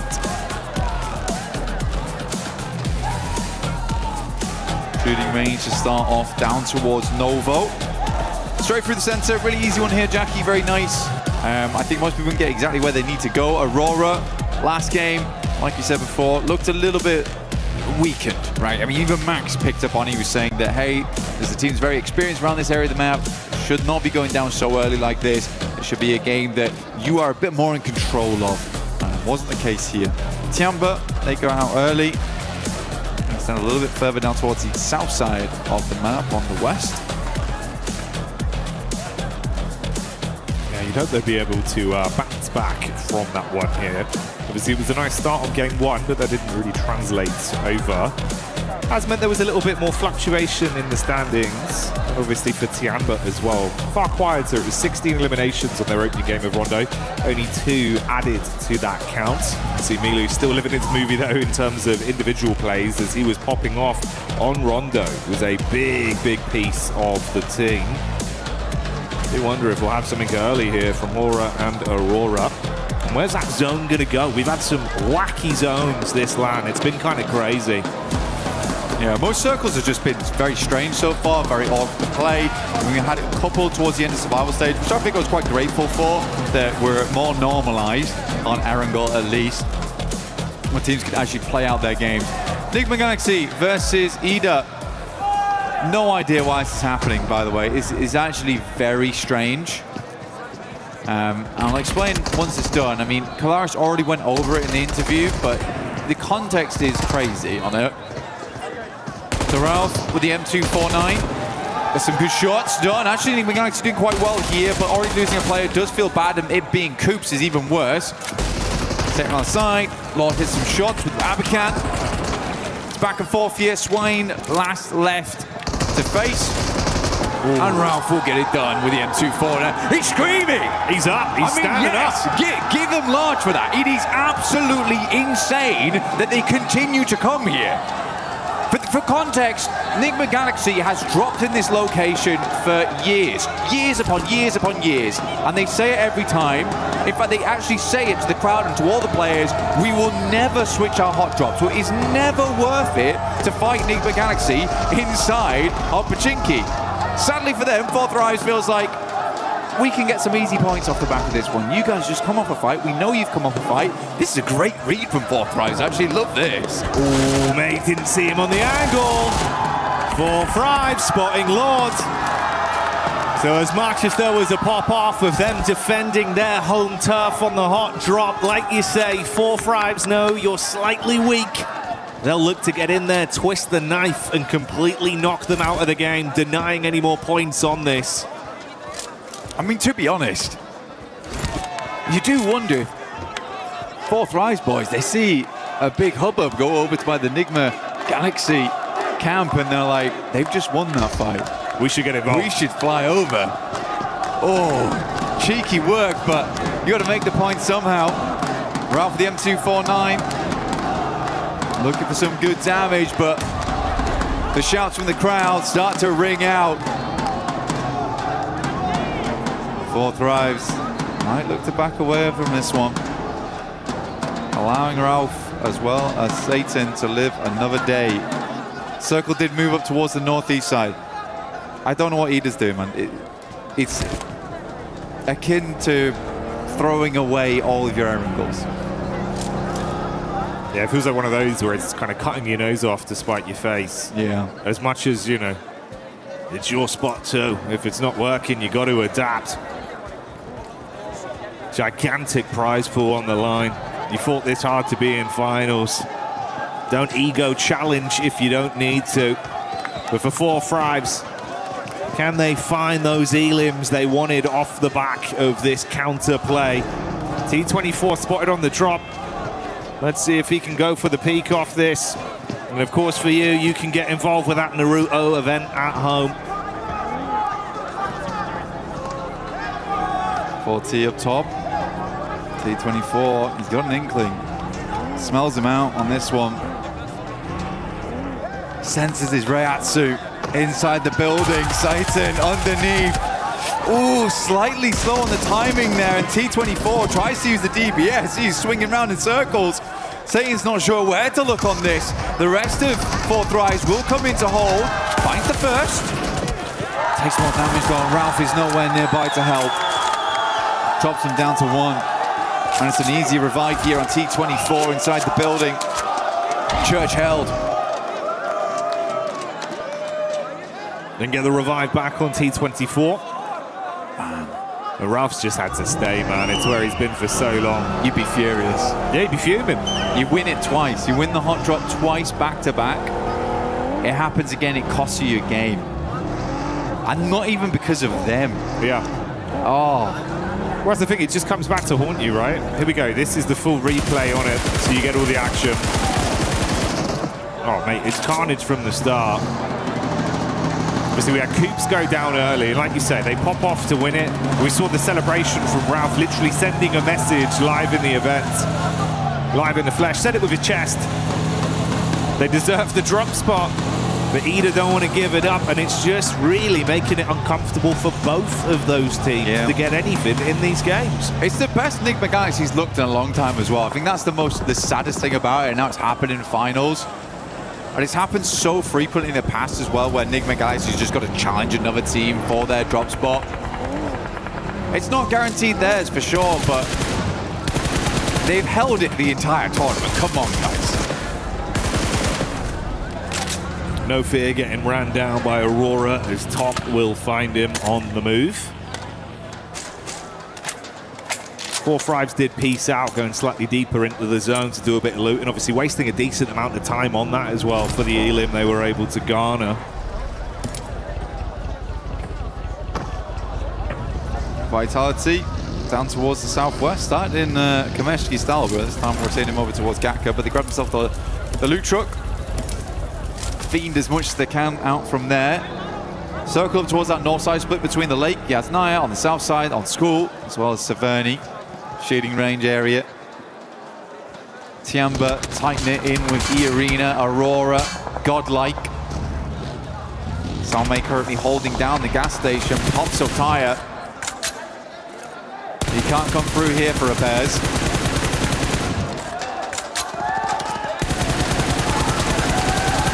He's got more bullets though. Yeah, only 18 left. One in the clip, 17 in a hole. Let's see if he can turn some bodies cold on this push-up. Top going to drop down back behind the car. So Aurora taking a fair bit of damage. More reserve taps now. Got to find himself some ammo to play with. Switch it out to the Tommy just to keep the pressure on them. Suppressive fire. Spraying it through, cutting the grass, but not quite finding the shots over towards the players. Next circle, 10 seconds roughly on this one. Aurora still figuring out where they want to play. Probably going to be a big old retreat here out.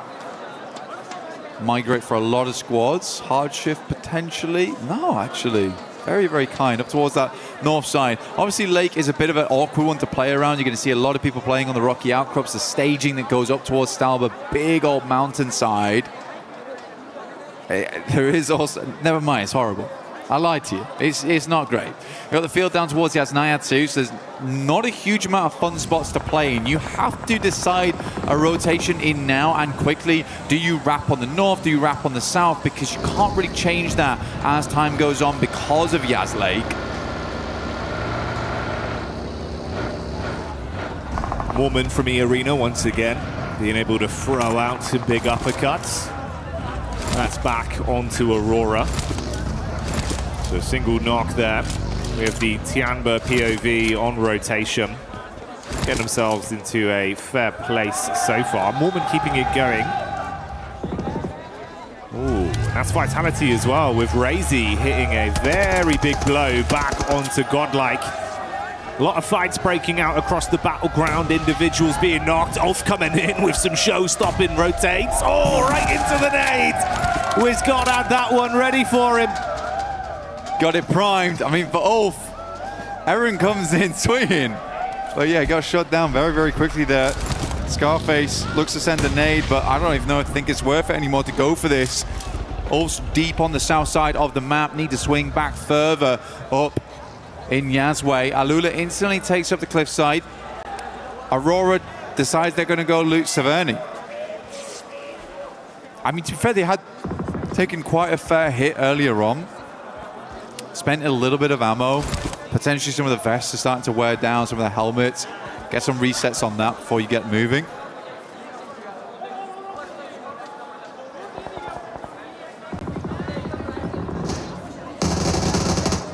Tiamba tackling against the Vitality Killer Bees once more. And it's Milu that's already showing that consistent form. Putting himself up to 10 elims on the day, I believe, then after that. Nice start for the first 3 games. Milu keeping it a little bit quiet, though. Now playing a little bit of a split on this one. They've got Eagle a little bit further forward, perched up. Over towards Aura. Very much slowing down now at the halfway portion, Jackie. Trying to maintain some of that lead because some teams have struck out in a big way. I mean, Enigma Galaxy absolutely 30 points right now. Aurora at 26. They were able to earn 3 after that last game. In the first, I think they got 23 on that one. So last game was a bit of a dud. Hope they can find more of this one. Centers up over towards Tiamba as well as Aura. So those 2 compounds there are going to be a really big deal. Aura actually has the high ground on this one, the plateau that surrounds them. Very nice to be able to take shots out towards teams as they push on in. Sadly, Alula's much more high ground spot gets pulled off. So you're going to have to move over towards that western side. Yasser pulled away. Let's move for 4 Thrives though, Jackie. This is good. 4 Thrives still looking pretty nice in some of the encounters we've seen individually. Another roster we know that could be very explosive. Let's see if they can bring the boom on this one straight up towards the setup from Alula. Quick on top. Got a pump action in the back pocket ready for it if they can close the gap. Bit of overwatch from R3B on the top side with Claws relatively close to assist. Fast reactions onto the position of Falag, but the shot's not connecting. Falag taking a little bit of damage here, down to half. Claws as a nade though, it's not the craziest of sends on this one. Good bounce on it, actually. That would have been on target if he hadn't moved. I mean, Falag just takes the time. Here's the arc on that one. So he doesn't want to have any part of it. Tough circle though, man. Very, very tough circle. The majority of the center is taken up by that water. I actually do really like S2G's position. They're playing over towards those compounds that sit just a little bit east over towards the lake itself. Oh, sorry, the cliff face. You got flashed down towards those compounds, but S2G currently playing on that rocky outcrop on the northern side, just holding out teams on the south here. Tiamba's actually even going to crunch in towards that little bank.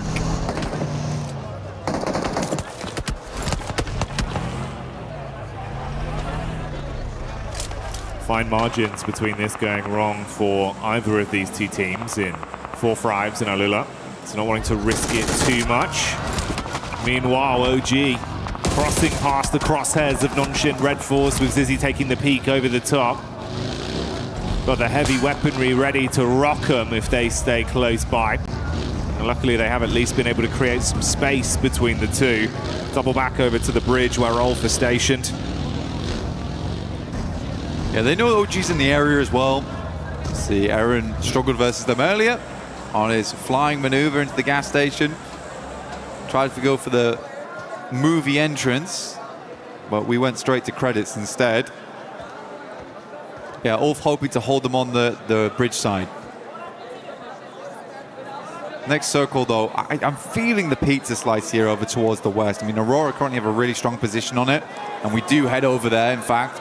But it's like a case of Aurora holding the central spot. They have a lot of 360 vision, but it's very open, Jackie. This is a very, very open area, a little bit unfun. There's quite a few radio towers and the square concretes that sit underneath them that end up being like where you play. You literally just lie down next to them, try and set up vehicles. You can see Vitality already sending over But this is quite a nice spot for Aurora. It's a tiny bit of hard cover, a little bit of a crescent lit behind them as well.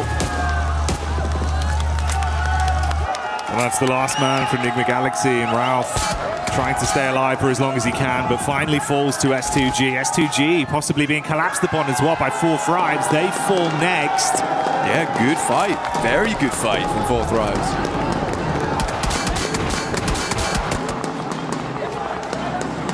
S2G tried to jump the gun there, Jackie, and ran straight into titanium wall.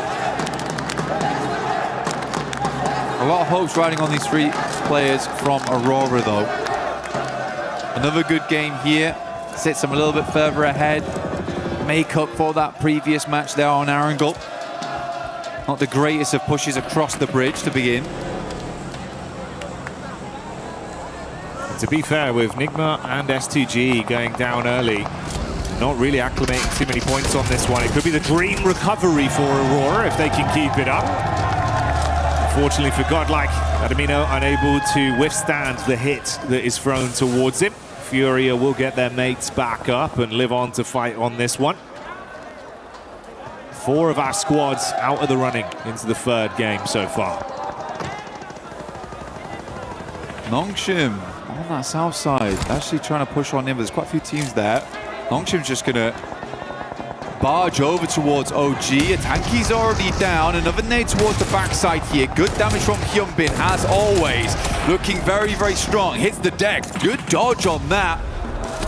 Second nade's a bit stronger though. Aru now needs to get back into action. The rest of Nongshim Red Force lagging behind as Flash still continues to create a little bit of a nuisance for them in tops. Back and forth blows, but Orangutan still being able to withstand. Uncomfortable for Nongshim, actually, man. Yeah, that's a nice flick back up towards the Wizard Tower, and it keeps him pinned in position, so he can't provide too much Overwatch. He's in a bad spot now. I mean, no position to help the rest of his team. It's a cool side swipe coming through from tops as well. Caused so many problems on the backline there for Nongshim Red Force. Just weren't quite quick enough. He's going to have an even deeper look into this one. He wants to get up close and personal, investigate. Potentially some more eliminations here left at the crime scene.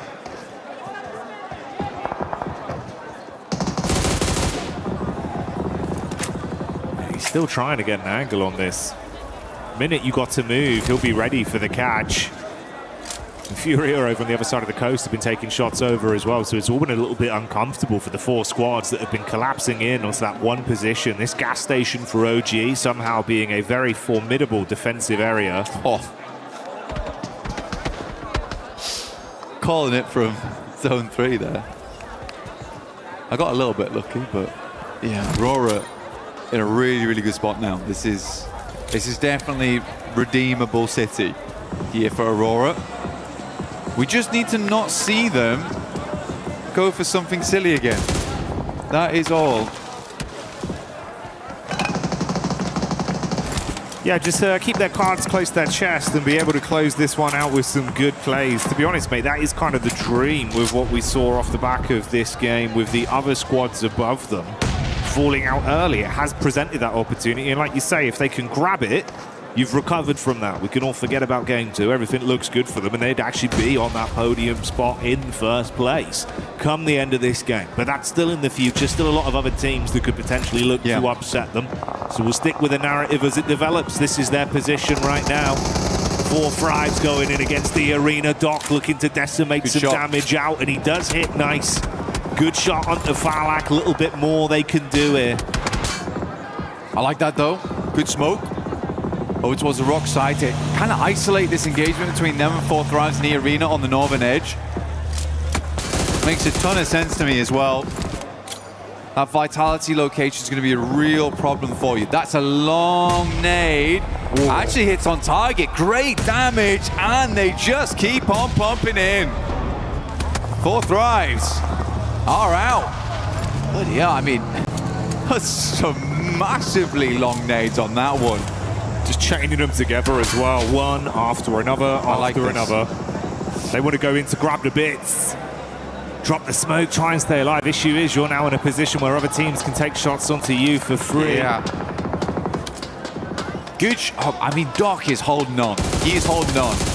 I think he's got that mentality where it's like, well, I'm sorry guys, I ran out that time. I will play anchor for the rest of the day, and I will keep you lads safe. It's a good shot over towards Silence. The rest of Fury need to re-angle over towards it, but it takes a gun away from that western side. But Aurora had to do that. They had to push over towards 4 Thrives. They knew that it's not likely in the near future they're going to be getting many more death crates, and they need that util. They need that ammo to carry on inside of this match.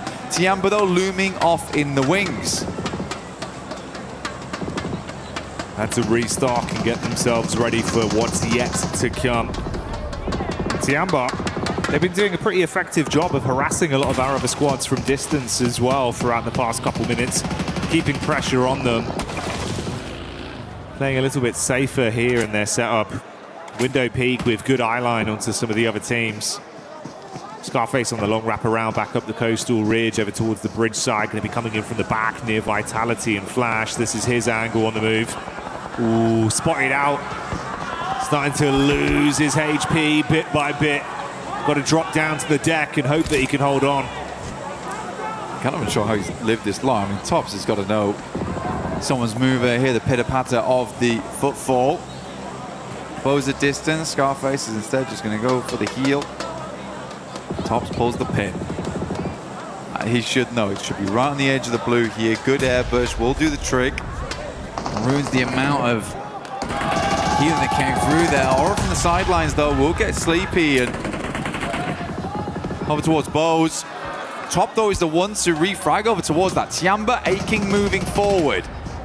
Gets behind that radio tower. This is a good spot to aggress over towards Aurora on. But more importantly, hold out on the southeast side. Good nades again. Goodness me, Aurora's having none of it. You feel the base on that one. More coming as well. Airburst over the top side, trying to arc it round the corner.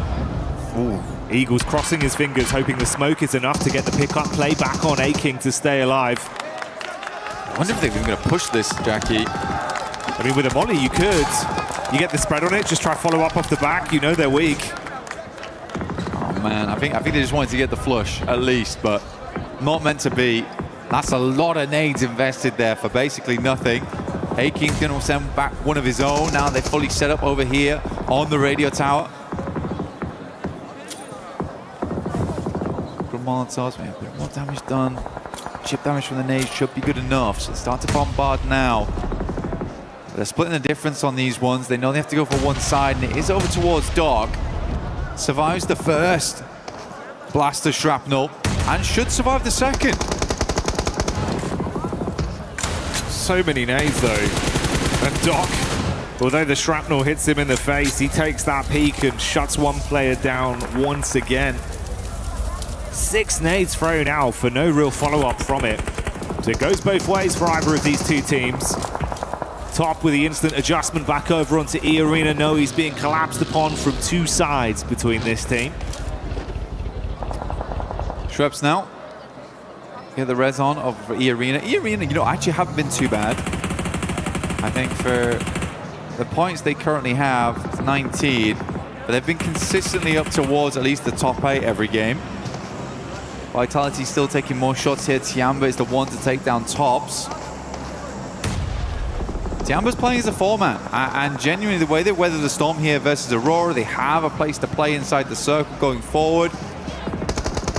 More about dealing with the couple of players inside of that shack right there, and it's hard to line up those nades past the side. Always have that angle of Doc to worry about. He is so critical to his other 2 teammates living. Schweppes with a bit of a forward scout play in the buggy, reading onto it. QZZ was knocked towards the backside. Thing is though, they've been here for so long and they've invested so many nades, so many bullets that they're starting to run dry and can't actually push out to get themselves anything. Availability of crates becoming an all-time premium. The longer this goes on, the worse it gets for Tiamba. Yeah, they needed a break, honestly, and that break was going to come in, be able to get those shots, get those nades over towards Aurora. E Arena making a massive swing. Mormon's got 5 nades to play around with too. QZZ finds shots over towards Vitality. They are trying to stop 2 teams from squeezing them together. But this is a good play. This is actually a good play. It's a desperation play, but it's one that's very much needed for Tiamba right now as A-King moves in. Razak last step alive. Where's the rest of the team? QZZ moves up. How is Razak living this? Oh, this is unbelievable. Razak raising hell amidst the chaos as he stands strong to punish back. Vitality looked like it was all said and done, but they pop off on that one against Tiamba's clash in, knowing they needed to shut them down to get themselves any sort of ammunition, any kind of supplies to play on. And it does not work how they wanted. Wild stuff. The arena now. Send some nades in. Joel's the first to fall off the back of that. They have just played this game nice and slow from that northern side, trying not to get too involved in things. They've been saving up these nades for that end game. Mormon will move in and just completely cleans them out. This guy's been unbelievable with the S12K today.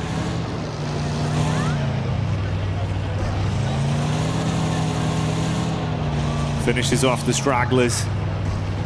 Slowly but surely, the team's exit stage left and the final fight begins to have itself set up.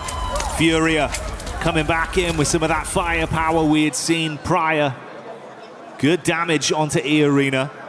It's Tony Cade that's knocked behind the hard cover. Joker looks to wrap over to see if he can save his mate and put them back into an equal situation. 3 versus 4 right now. Schweppes warding off Ayala. Igor's Mormon still coming out strong.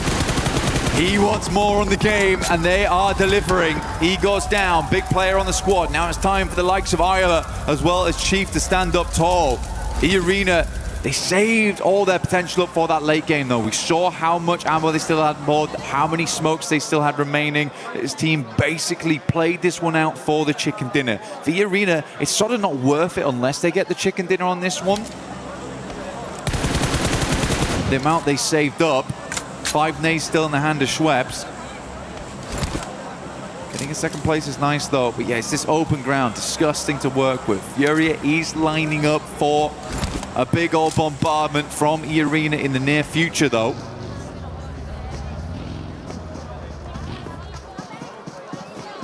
As he go down, man, it's kind of so brutal because he really has been this pop-off player for the team.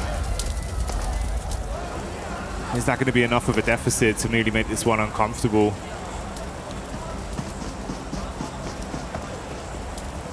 For Igor, he's just providing all the information back all the time. Chief moves up over towards the loot crate. The nade has to be invested.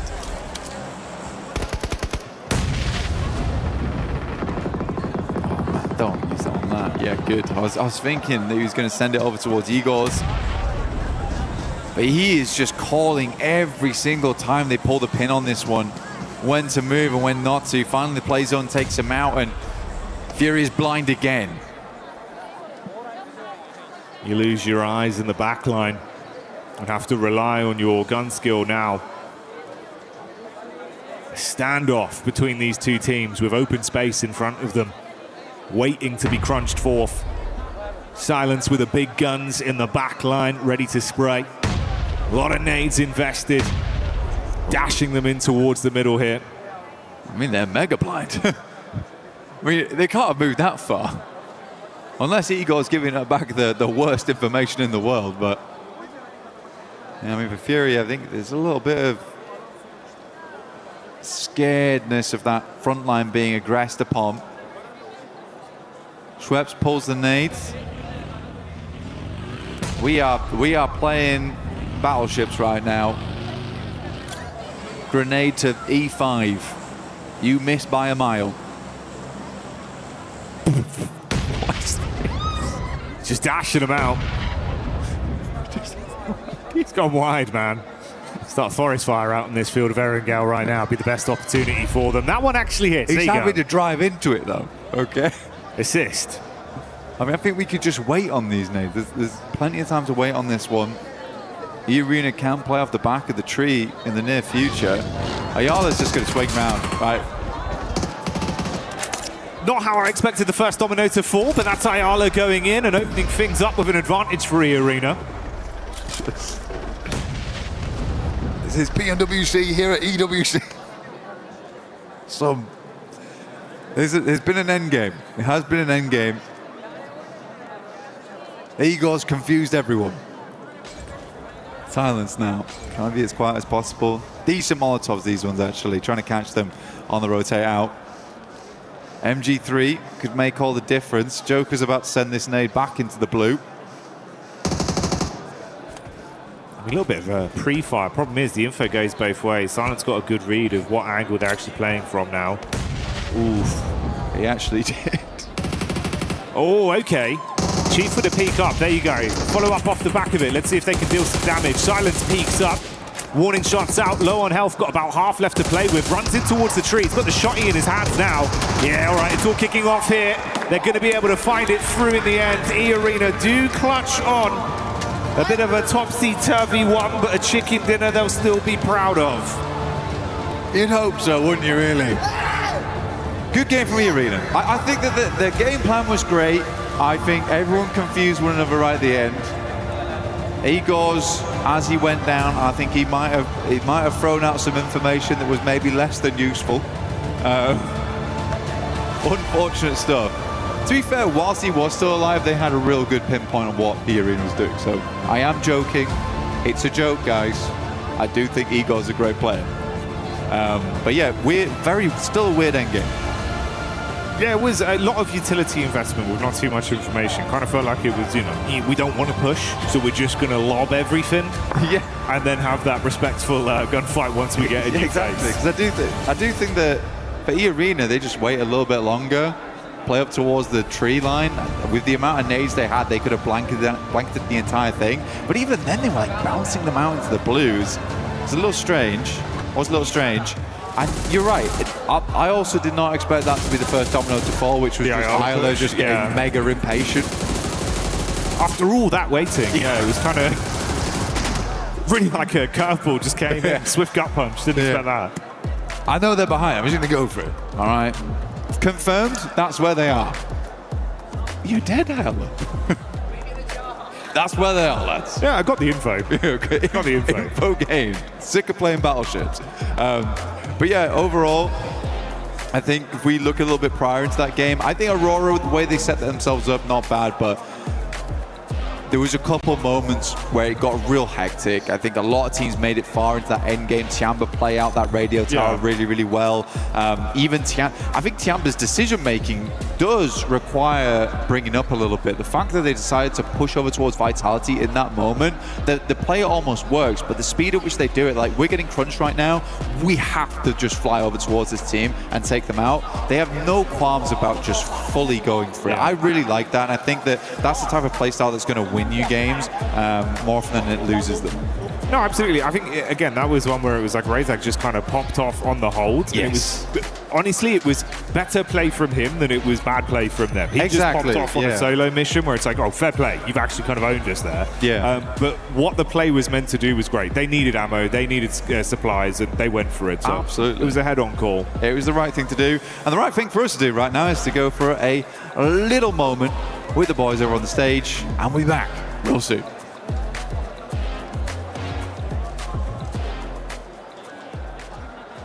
Powers here at PMWC 26, joined by John Allen, Kalaris, and Neptura, and we're playing a round of Hot Drop Dance. Ooh, we're going to be getting stuck into the board, hopefully. Maybe not for some. Some are having a bit of trouble during practice, but we're going to be taking some shots at the board. The person with the least score is going to have to give their hot take, so let's jump into it. You guys, I think you two have to go first. I think we get Nep up there first. Let's get Nep's in a prime position for this. I feel like I'm in the danger zone, but let's see. Get ready to dodge. Oh, it's your best one. Yeah, that's it's on the board. Thank you very much. Shuffle up. Thursday. And Kilaris up to the bat. Oh, okay. Okay, all right. Okay. This is good. This is good. There you go, James. There you go. Shuffle in. Thank you. Don't hit me, please. Oh, it's a 17. Currently, Neptune last with 6. No way. Ooh, a double 17. It's a triple 17. It's a triple one, I don't That means Neptura is last. Are There you go. serious? Yep. What's your hot take, Neptura? My hot take is that the Uzi is a bad weapon and shouldn't be played. There you go. That's it. Wait. This one was Neptura. That one was mine. bullseye. No, it's in 25. Yeah. Oh. It's you. Well, she's already done a hot take now, so.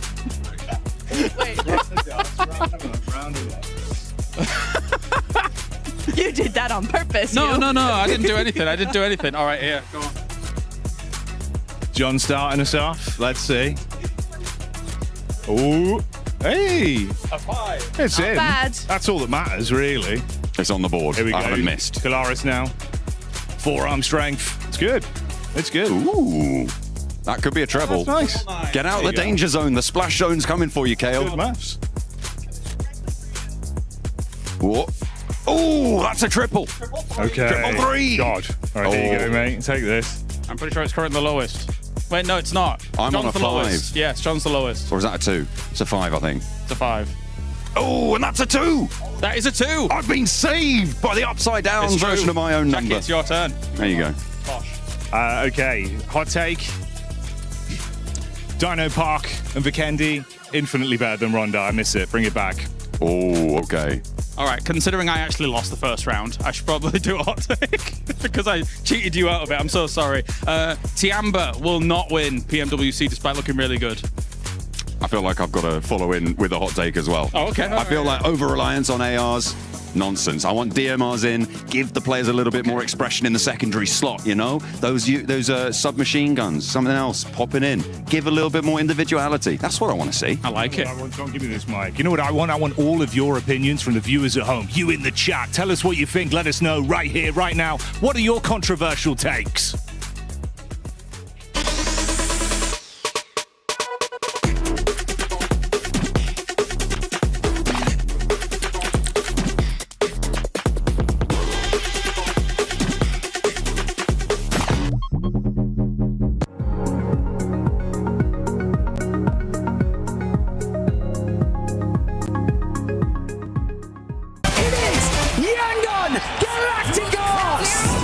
Chasing the sunrise, boots hit the ground, hear the battle call.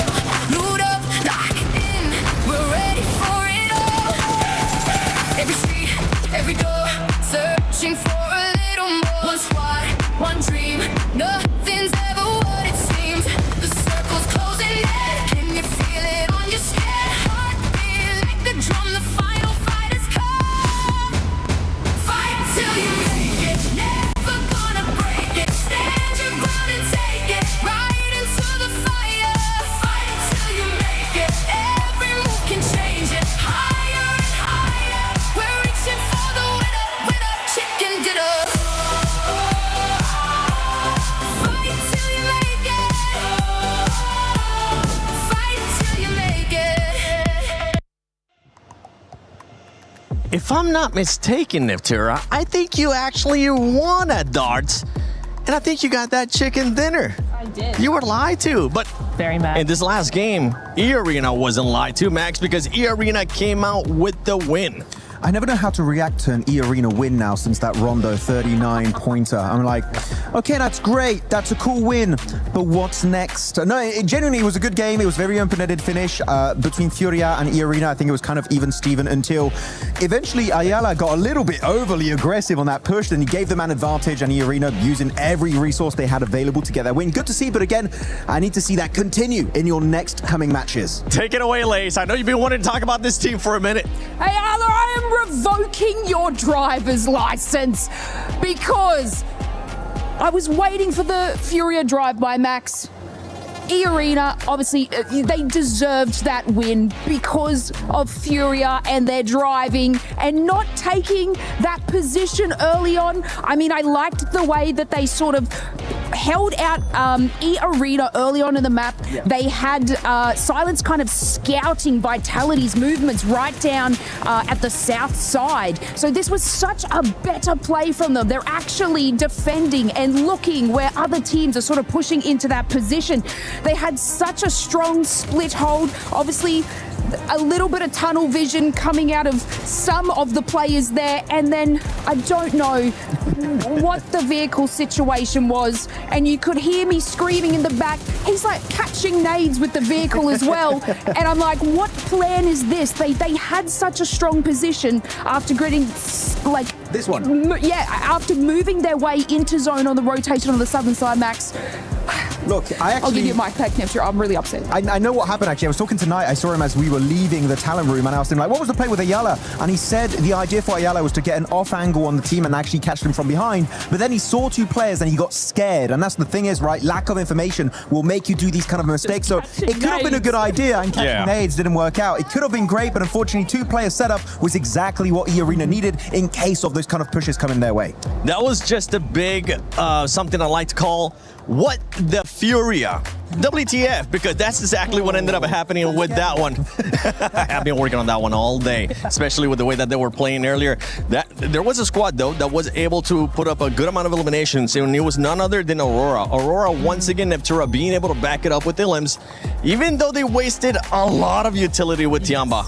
They did wait. It was a big old red zone, and it was fairly unnecessary. However, it does get you those points, right? And it's been really nice to see them actually, because I think in the group stage, right, we saw them just doing just enough to get into the top 5, just enough to get to where they wanted to be. Now we're seeing true Aurora here. Now we're seeing the team that we're used to seeing, and I'm really, really enjoying that. I think they've actually played a lot better, right? They're very even. They're not splitting. Doc's not doing his thing. He's staying with his team, and Rifus, we've seen some really cool off angles from them, so very happy with them. And something that I enjoy seeing there, especially out of that graphic, Max, is Top being able to bounce back. Remember, earlier in the previous match before this one, Top was on top of the bridge. It didn't end up working out for him, but 4 Ilims out of him, a person that has been an MVP before on an international finals, that's exactly what you want to see. Yeah, really happy. I mean, the best way to describe it is what you said, Niptra. They became a red zone at that moment in that game, and I love the way that any team would get in contention of their zone, they would start just nading them to hell and back. So Aurora playing it really well. I am still not sold on their performances so far. I feel like there's still a lack of fragging power that they used to have in the past. Doc is underperforming quite significantly. So Top, GG's, I'm loving it. Zol too had some great moments, especially in that rondo. But Doc, he's still sleeping right now. He needs to wake up. Wake up, Doc. Wake up. Just make sure you don't start going away from your team, because that's when things ends up falling apart for Aurora. But Aurora, honestly, 36 points, currently tied. But the tiebreaker does go to E-Arena with that win that they ended up getting. Tiamba, though. Tiamba right now, the aggressiveness that we've been seeing out of this team, if you want to give the mic to Lace, they're currently putting up those numbers, Lace, because 27 eliminations for that squad and only 4 placement points. Yeah, I see that. This is what I'm saying. They're finding those fights. They're gathering those eliminations, finding a nice power play position, but then unfortunately losing it, which is where we see the decline in placement points. But obviously this is still a really good trend for them, especially coming out of survivals into this sort of scenario. And to have that amount of points and that sort of trajectory is incredibly good for them. But of course, we got to bring it back to kind of the smash rule and the way that you have to gather these eliminations. It's fine. It's good to do it, obviously, today, but then we got to see more of those placement points and those wins out of them to be able to take more than that. 100%. And another team that's currently doing that, Max, it's none other than Nongshim. And I know you weren't quite happy with what Nongshim, especially Human, was doing that last game. Yeah, initially I love the way they initiate the fight onto, I think it was Orangutan in that gas station. I'm like, okay, you've got some solid off angles, I like it, they're pushing the fight. But the thing is about off angles, they lose effectiveness the longer the fight goes on. And I think it was one of the play on the Harry Potter tower, he had a great line of sight, but eventually Orangutan know you have that line of sight, so they're not going to peek you that aggressively. That would be the prime time for them to regroup, fully commit to the fight and send down, hopefully come out on top. But they're very slow to respond to these moments, and I'm very upset with their opening performances so far. Yeah, one team talking about aggressive, talking about people committing to a fight. We saw Nigma Galaxy and Ida finally commit to the hot drop, and if I'm being completely honest, I don't want to see it. I don't care about it. Leave that ego to some other time, because right now it's going to be hurting those two teams. Yeah, it is, and we did see Fourth Thrives take advantage of what's been going on there, right? Just dropping in on them, trying to get a few limbs, and then move back to their position. They were trying to punish that as much as possible, just because losses, it's kind of silly. In the finals, maybe day one you kind of get away with it, but keep on doing it. It's not going to work out. Fourth Thrives knew that, and you know, they might not be the only team to take advantage of that. If the playing path's a little funny, if that keeps happening, other teams might just third party that. Yeah, they will end up third partying that. We saw there towards the bottom of the leaderboard as well. Godlike, OG currently not being able to put up those numbers. Those are two teams that are looking to bounce back. But right now, we are halfway through that mark. Lace, any team that has surprised you so far? I would just like to say that, like, I'm very proud of you, Furia. You know, I know I was a little bit mad in that situation, and I was surprised about you in the first couple of games, and I just want to make it note that that was a much better performance. But still, I'm taking your driver's license away. That was a good performance. Next time you ever take my mic, Lace, this big old chicken is going to be hitting your head once again. But as we're getting ready here for match 4, let's send it over to none other than Barney and Luti. Luti, yeah, you know how last week we were talking about how to win PMWC? Oh, yeah, the big secret I told everyone. You gave everyone some incredible insight for those of indeed. you at home that were listening. Teams were listening as well. Aurora Gaming, Tiamba, the Doing Arena, good. they're playing very well at the moment. Indeed. But let's like break it down into the finer details. Oh, it's Okay, better, yeah. I want to ask you a little bit more. Okay, so like, what's the best map to like capitalize on points? I mean, there is different teams with different play styles, so it depends. Okay, yeah, that's fair. Okay, it depends. Yeah. How about like vehicles for like late rotations, getting into a good position? What's the best vehicle to use? The horse, the buggy, and so different maps. So it depends. It depends. Yeah, as well. Yeah. Okay, sure. Yeah. Utility, okay, so like end of game, you know, smokes, nades, you know, medical packs, bandages. What's the best thing to have in your arsenal? I mean, depending your situation with the cycle, so I will answer, it depends. It depends. Yeah. Okay. Luti. It's not that easy, you know? Luti. What's the best gun in the game? I mean, let me guess. It depends. Sacre bleu. No, Barney. Everyone knows it's a P90. No, depends. Okay, back to you, casters. I hope you're ready. It depends. And yeah, he's right. The P90 is where it's at. But we are here live in the finals, getting ready for the last 3 matches. Absolutely. We have got a great day unfolding before us. We've had some real step-ups from a lot of teams coming on through, some great rotations, some insertions, some side swipes into those zones. That S2G hovercraft double roll-up, that was looking pretty, but we're going to be sending ourselves once again over to Erangel to find ourselves one more chicken dinner. Let's see who's gonna get it. Yeah, I mean, this is it, the last Erangel of the day, and it's time to put up some serious points. I mean, we're still super early in this tournament, but we're already starting to see some teams, right, make some things happen. I was able to talk to one player in particular as we were getting into this game. I happened to see S-Power from Godlike. You know, the hair is hard to miss. I went up to the man and said, hey, you know what, give me 3 words before we get into this next match. And he said, the domination begins. Ooh, using a whole word on the. That is bold. That's the sort of confidence that you want to see coming through. For Godlike, they do want to try and push a little bit further up those tables, try and get in the competition for those top spots. Of course, having only seen 3 matches, we are still in a fairly uncertain situation, in a state of flux when it comes to those tables. Obviously, some performances standing out more than others, but it's definitely still achievable because of the fact that we have got an 18-match set, right? We've been playing so far on 12-match sets time and time again, but moving over to that expanded 3-day approach, that 18 set, that's where consistency really comes into play. So it's teams that are able to earn 6, 7, 8 points on those games that are going to be the teams that will take those top spots, those podium positions.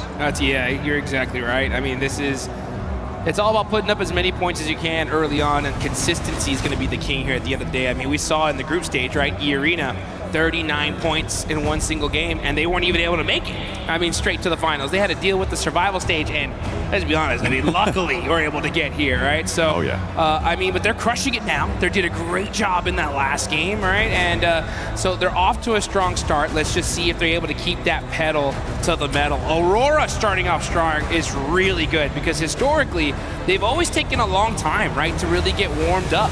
But for them to put some points on the board early just goes to show that come come finals time, they're adjusting their strategies, and it's working out for them. Maybe able to finally claim a title spot, you know, that's what they're going to be looking for. Plenty of other teams looking to do so as well. I know there's plenty of fans in the crowd for Furia who are there, really giving them their backing, which has been nice to see. Hopefully they can keep up the pace towards the top side as well. But yeah, I mean, there is so much on the line. That trophy, a threat to so many, but a promise to only one of our teams. Man, one of the sickest trophies you could put on your shelf. I love every single year I see it. I'm like, oh, you gotta get one. And this is what these teams have been hunting for. They've been working all year long to get here. And we can tell the teams that have prepped, and it's every single one of them. It's wild to see all these names, and the level of competition has never been so even, in my opinion, right? I mean, there is squads all across the board. They get a good couple zones, good couple situations. They're not messing around. They're going to take full advantage of it here. You talked about Furia, right? I think it's only a matter of time before we see them get a chicken dinner. We got to see some keys a little earlier. We saw that Team Vitality key, Tianba, 2 monster squads as well. So it's just really about that consistently, like you talked about. But you know what? We're in the final Erangel of the day, John. One thing that stands out to me, without a shadow of a doubt, is Pachinki, right? What is going on there? That last game has to mean that something's got to switch up, right? It has to. Something definitely has to change.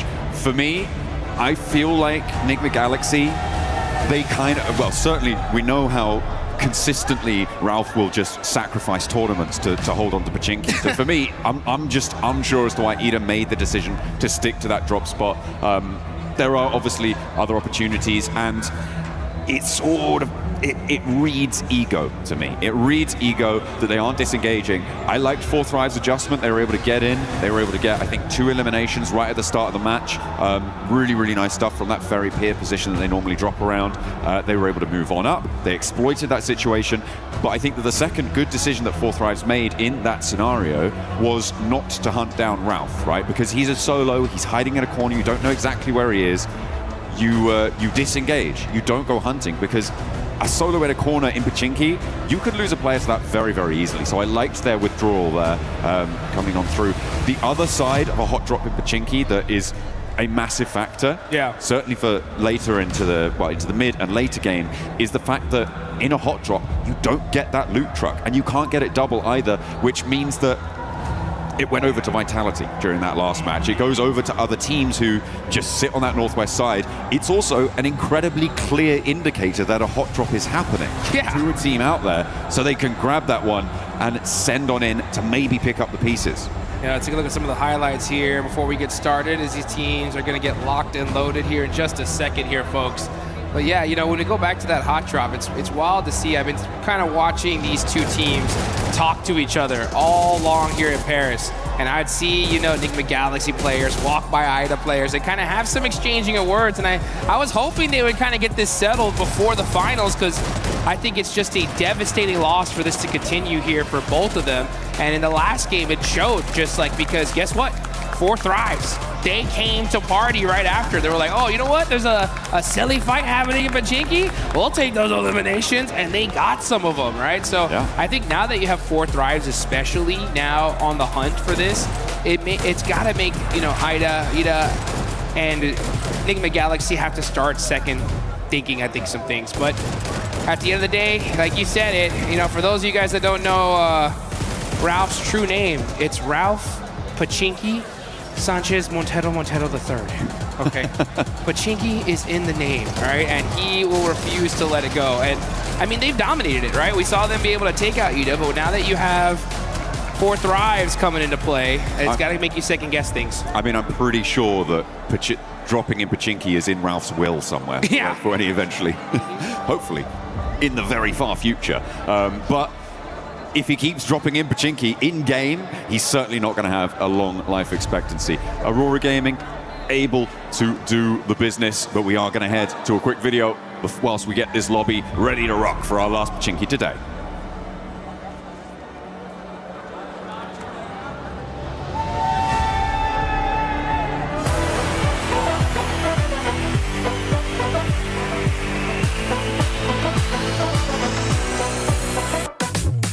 안녕하세요. 저는 농심 레드포스의 엑지입니다. 여기는 현빈, 소이지, TG입니다.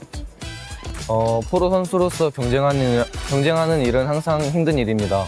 하지만 이런 플레이 라운지에 오게 되면 즐거운 게 되게 많죠. 저희가 이 플레이 라운지에 왔기 때문에 이 플레이 라운지에 있는 것들을 즐겨보겠습니다. 가시죠.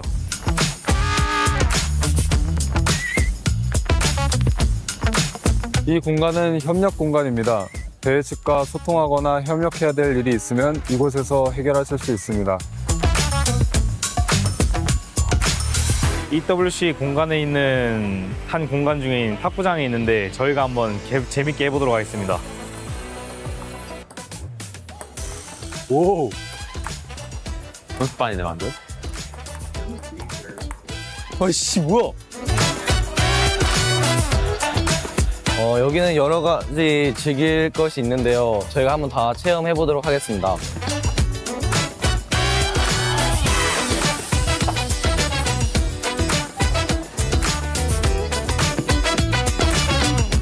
대회를 할 때면 항상 배고플 때가 있는데 EWC에서 제공해주는 음식이 있는데 그 품질이 아주 좋고 최고급이라고 해서 저희가 한번 먹으러 와봤습니다. 아, 배고프다. 빨리 가자.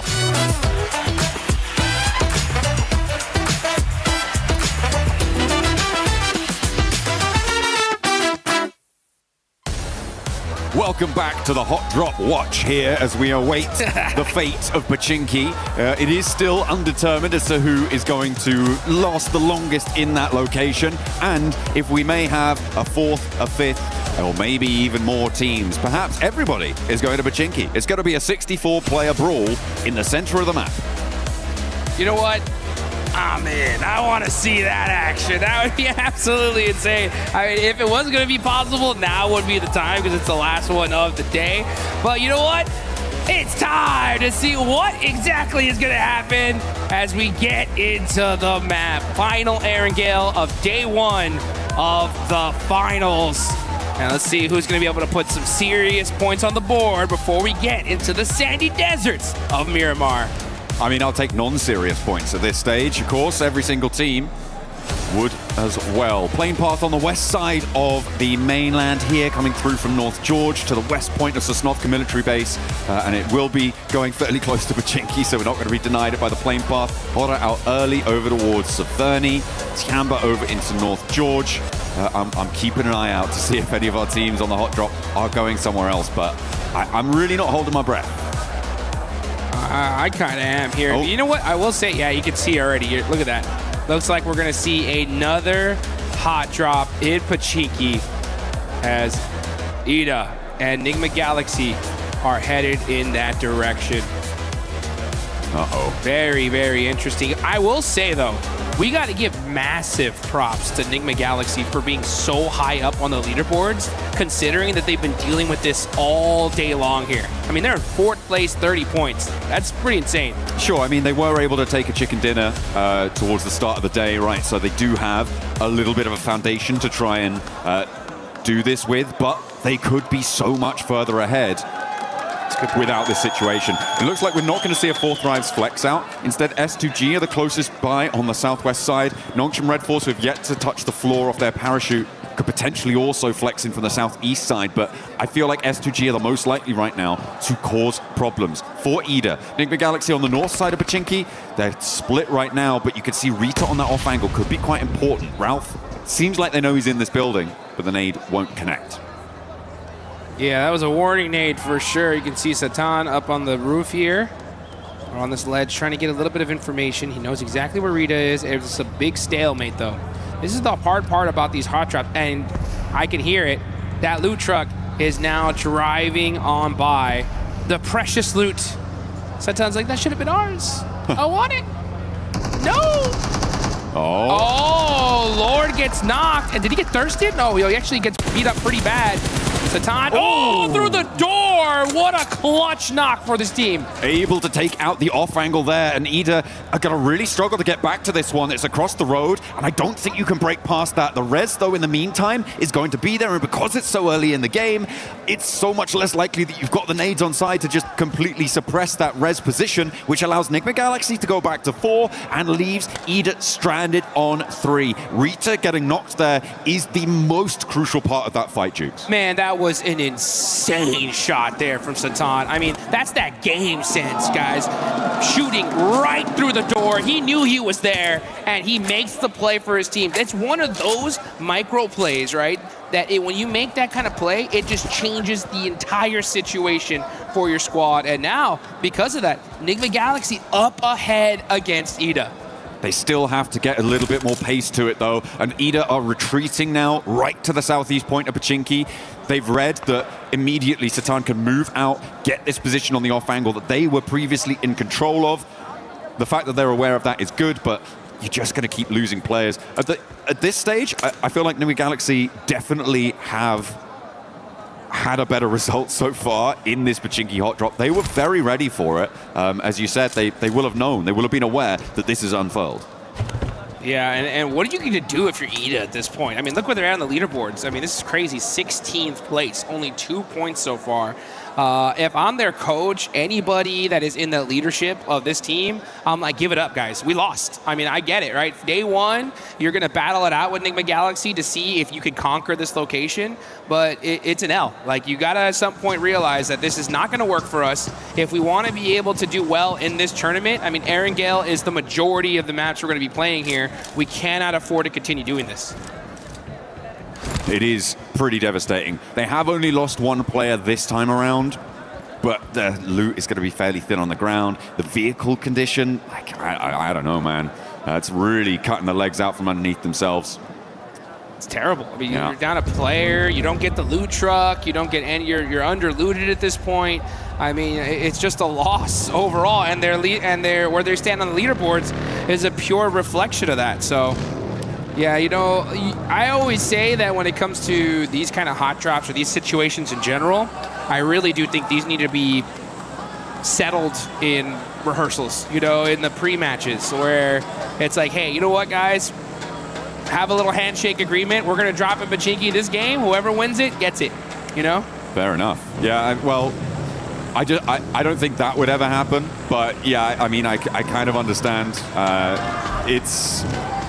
It is a question, right, that is rooted in a lot more, I think, subjective opinion for a lot of people. Sure. Because you have that question of, if we give up our drop spot, are we just going to be easily pushed around in the future, right? Like, are you trying to do that sort of thing? I mean, it's like negotiating contracts, negotiating business there. It is one strategy is to just be like, okay, we'll go somewhere else. We'll go somewhere else.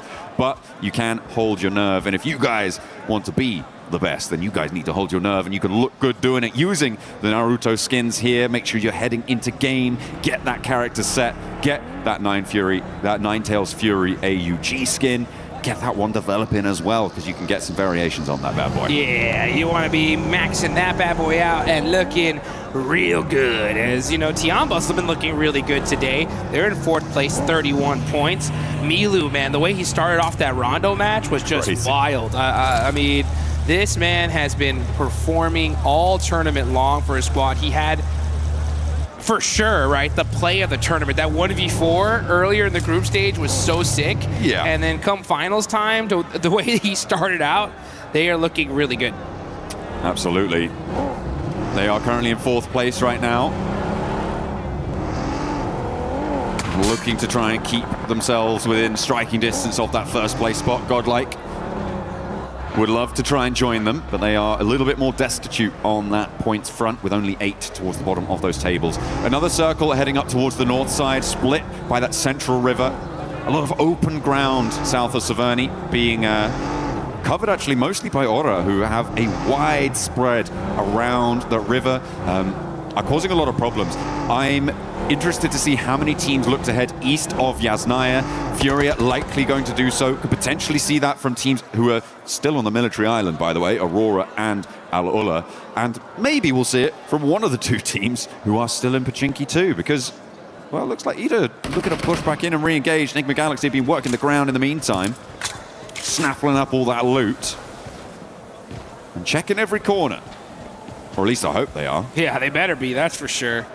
I mean, you can definitely tell they're keeping their head on a swivel here. They got to know that Ida's around here somewhere. They're just clearing building by building, with Satan on the other side, rocking a 3-1 split. Gotta be careful though, one nade could be dangerous. Oh, the shots ring on out, and the knock onto Coops is huge. He's got another nade as well. Coops is in danger here. Ralph does need to get some healing done before he can go for that revive, but he should be okay to do it. You can't step forwards and go for the cross. And again, Satan is on that off angle. Just about misses Swain on the cross, but he should be able to call that one out. Should have spotted it. Lord is already cooking a nade. He knows he's in the building now. Launches it forwards and he takes it down. Beautiful communication. The plays from Nigma Galaxy in Pachinki are just insane. How do they do these wild bounce back shots, nades that just turn the fight in their direction? This just goes to show you, when you know this side of the map like the back of your hand, it's gonna pay dividends.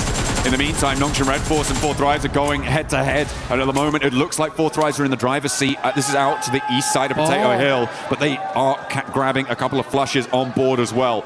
As we keep going with this hot drop though. Yeah, Nongshim Red Force, they're going to try and get out, just leave a solo survivor coming on through. And another knock goes on in. This is Nigma Galaxy sweeping it under the rug. They're putting this hot drop to bed. It cannot come back tomorrow. It would be a terrible idea. I can't stress how difficult this is to do, right? To be able to deal with this hot drop so frequently and to just execute in this perfect fashion. I mean, not losing a single player, getting those four points early on is just insane. There was a hard north shift on the circle in the meantime. We are watching all of this hot drop unfold, but it is pushing teams now north very, very quickly, which is causing conflict around the crossings as Coops finds the final player on Ida. And down they go. All four players from Nigma Galaxy are there, and no third party came on through as well. Now we're going to jump over towards the teams that are looking to put pressure on up towards the north side. We talked a little bit about Nongshim Red Force losing 3 of their players.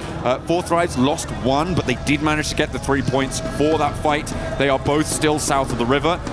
Ulf Orangutan now on this northern side of Roshok River, and trying to get their foothold to move in towards those shooting range hills, potentially over towards Severny Way. Yeah, we've been really focused on that Pachinki fight for so long. This zone is all the way up to the north, like you mentioned. We already got Fudia up there in Severny, E-Arena over by shooting range right now, taking that Snake Hill position. And now we're gonna see a lot of these teams start make that rotation. Aurora Gaming, oh, the one rock! You gotta hit it for good luck. That's a map open right there. Guaranteed. 100% looking at Yeah. No ways. I think we're gonna go here, guys. Oh, is he gonna go again? Oh, no. Okay, we're getting a little replay. This is on the Fourth Rise and Nongshim Red Force fight. They'd already lost T24, but the hold from Hazaifa, the angles that he was able to clock, it seems, pretty efficacious on the high ground there. Love to see it for Fourth Rise. Aurora on their crossing, run into Vitality. Looks like they may have run their last across these bridges. This western hold looking quite good for Vitality, who, for the time being, have been a little bit quieter, I think it's safe to say, than their group stage performances, but they're still very much there. They're still very much present. Certainly their presence is being felt by Aurora on this northwest side. Vitality. Oh, southern shift here, and a big southern shift. This actually might be really good for the side of Nigma Galaxy, as they're going to be mushing in super late here. And are you kidding me? If this zone actually south shifts one more time to Roz, that would be devastating for this lobby. Aurora, I'm trying to figure out, what do you think they're doing here, right? They're over there by North George, splitting up, maybe trying to find some late loot. Well, I mean, they were being held out by Vitality, right? So you're right. They're just trying to take a turn around the town to maybe allow Vitality to disengage and then maybe re-engage later on, see what they can do with a little bit less pressure from the river crossing on that front. Team Flash over on the east side need to settle their score with Alola to try and get towards the circle. And it is not looking pretty for Alola. They lose a player.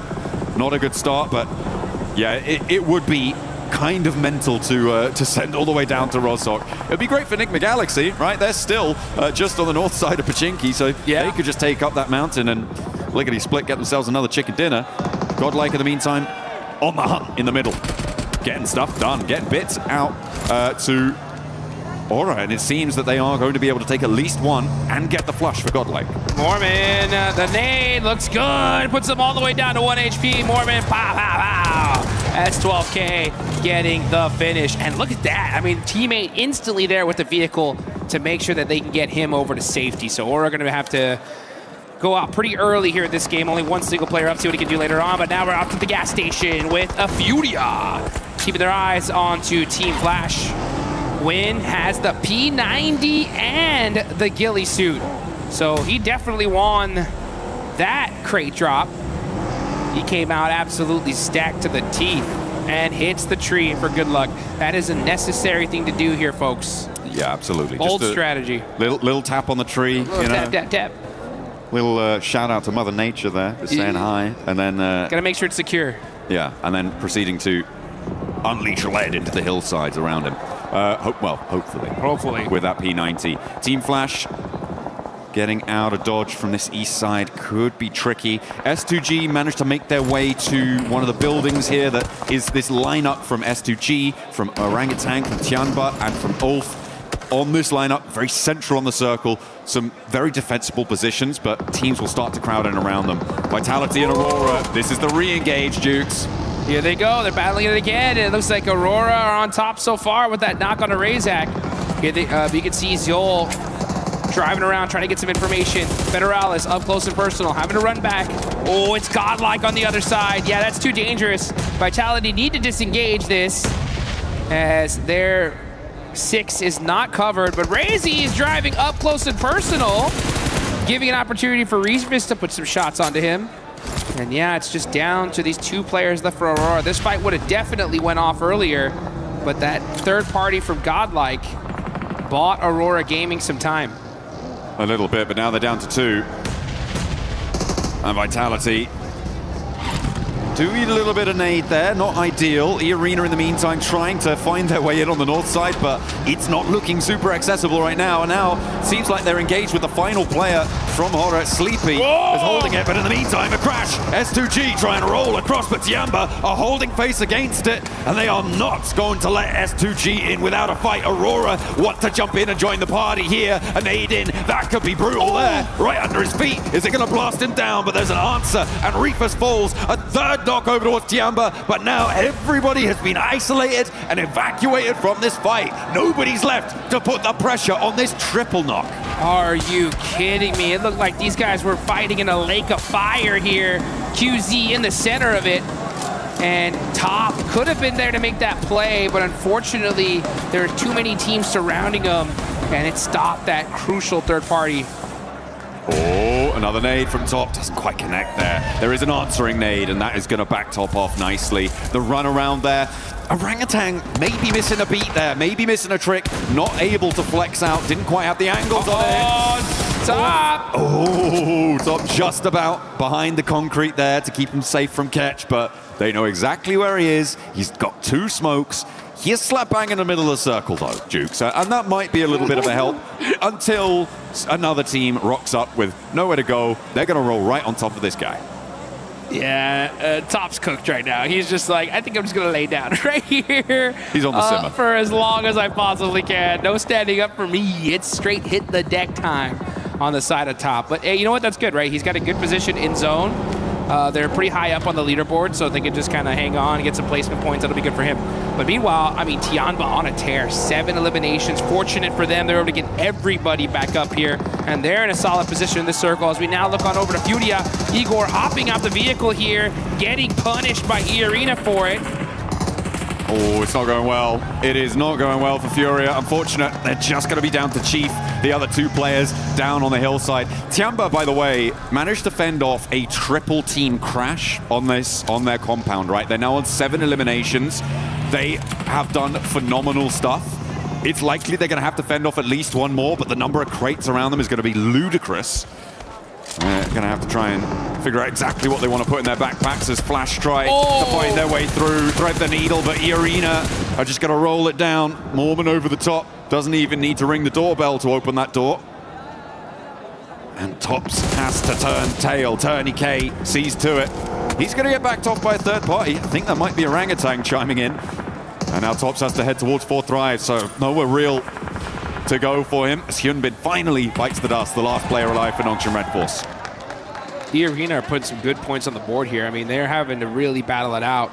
holding the edge of that circle because there's a lot of open field in this zone. And now you're gonna see 4 Thrives. 6 eliminations so far. Falak with 2, Zypha with 3. It's keeping Rozog in. Oh my, I just saw that circle shift. Are you kidding me? Enigma Galaxy, they'll take that all day long, right? Hey, you know what? Sometimes you gotta get a little reward for those crazy hot drop efforts, and they'll definitely take that one to the bank. Yeah, that's going to be friendly for them for the time being. For them, I feel like a good strategy is to start scouting the other side of the river now, though. I feel like you need to get someone in fast. The difficulty, of course, is that 4 Thrives, and now Vitality is starting to move in, and they don't have an outpost there. Move over to the bridge, a little bit out of the zone. Yeah. I feel like somehow you've got to find a coastal position on that riverbank. And if you hold towards the warehouse, towards the triple stack, it's just going to be a bleed out for Enigma Galaxy. The placements aren't really going to be enough. Yeah, I want a little bit more forward thinking there as Aurora lose their final player top. Could not stay in for too much longer. 4 Thrives though, getting crashed on. Here they go, E-Arena not messing around here, just full sending it, non-stop aggression from this team. And it's been paying off so far, and that's why you can see them on top. Orban hopping on out, trying to hit that flick shot onto Zypha. Zypha's really hurt here. Great teamwork though from E-Arena, picking apart the likes of 4 Thrives. Zypha has been so difficult to deal with, but E-Arena the only team to be able to take him down, and it took at least 3 of them. Turney K goes down with him, but 10 eliminations now for E-Arena. Very possible to get this res. This is the chance though for Enigma Galaxy to move across, and look at Ralph, he's getting over. Coops is looking to join him. This is the perfect opportunity whilst these teams on the east are preoccupied. A little bit slow to get the third party, but it is a good first step. I like what they've been able to do there. We've seen counterpointed river cross positions in 2-2 splits work well in the past. I'm hoping they can leverage that here. I'm a little bit disappointed in Orangutan on the north side. I feel like they could have poked their noses into that fight and third partied it as well.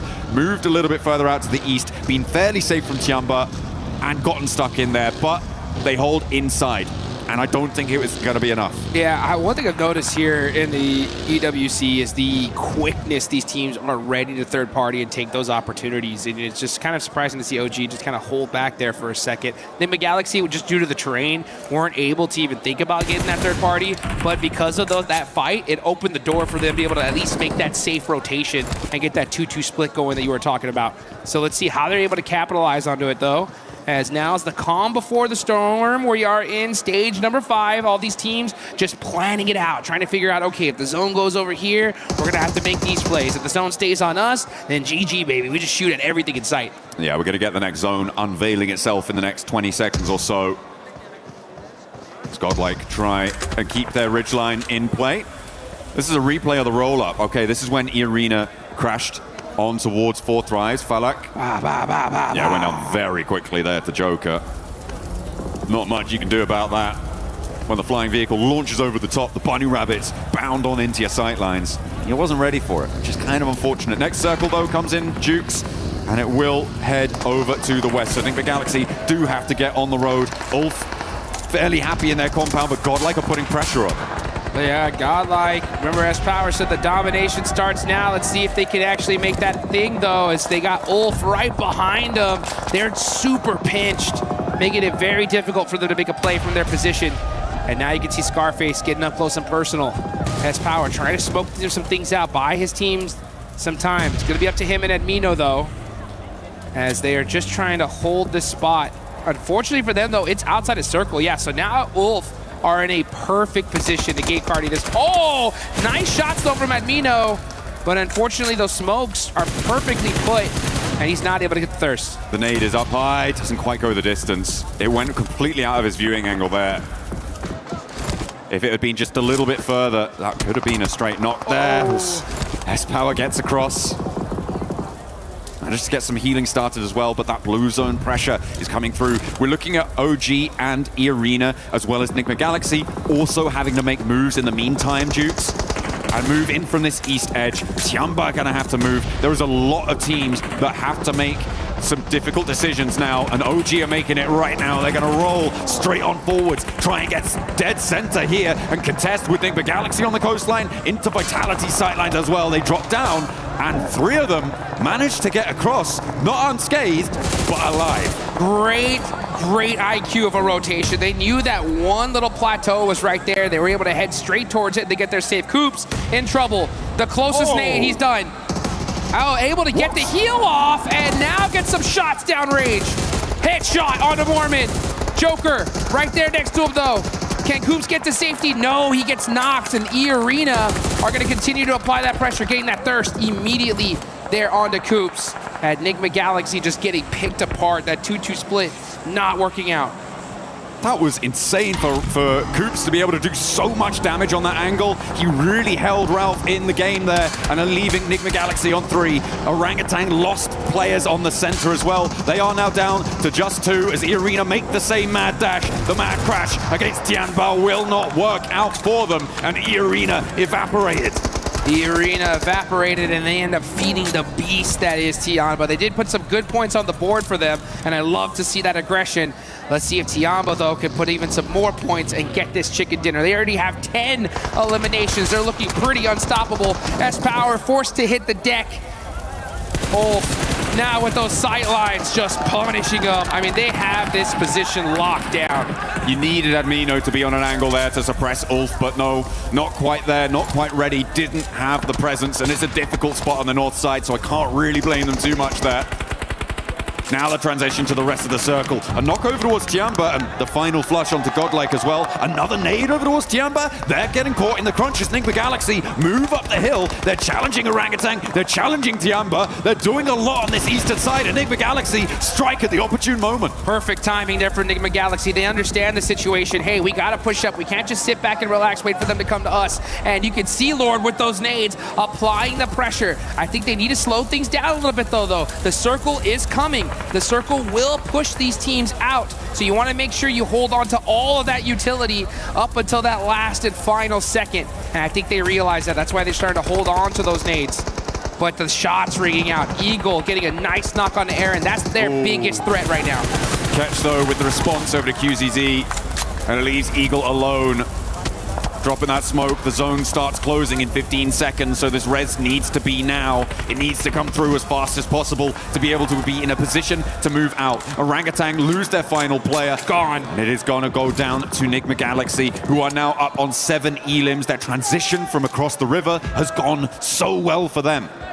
What a game from Enigma Galaxy, getting hot dropped over and over and over. They take out Ida in just a beautiful fashion, and now with this fortunate zone shift are putting the punishment on this lobby as they take down Eagle from Tianba. Now QZZ will go down too, and Tianba knocked out. They managed to get a whole host of points though, 14 on the match.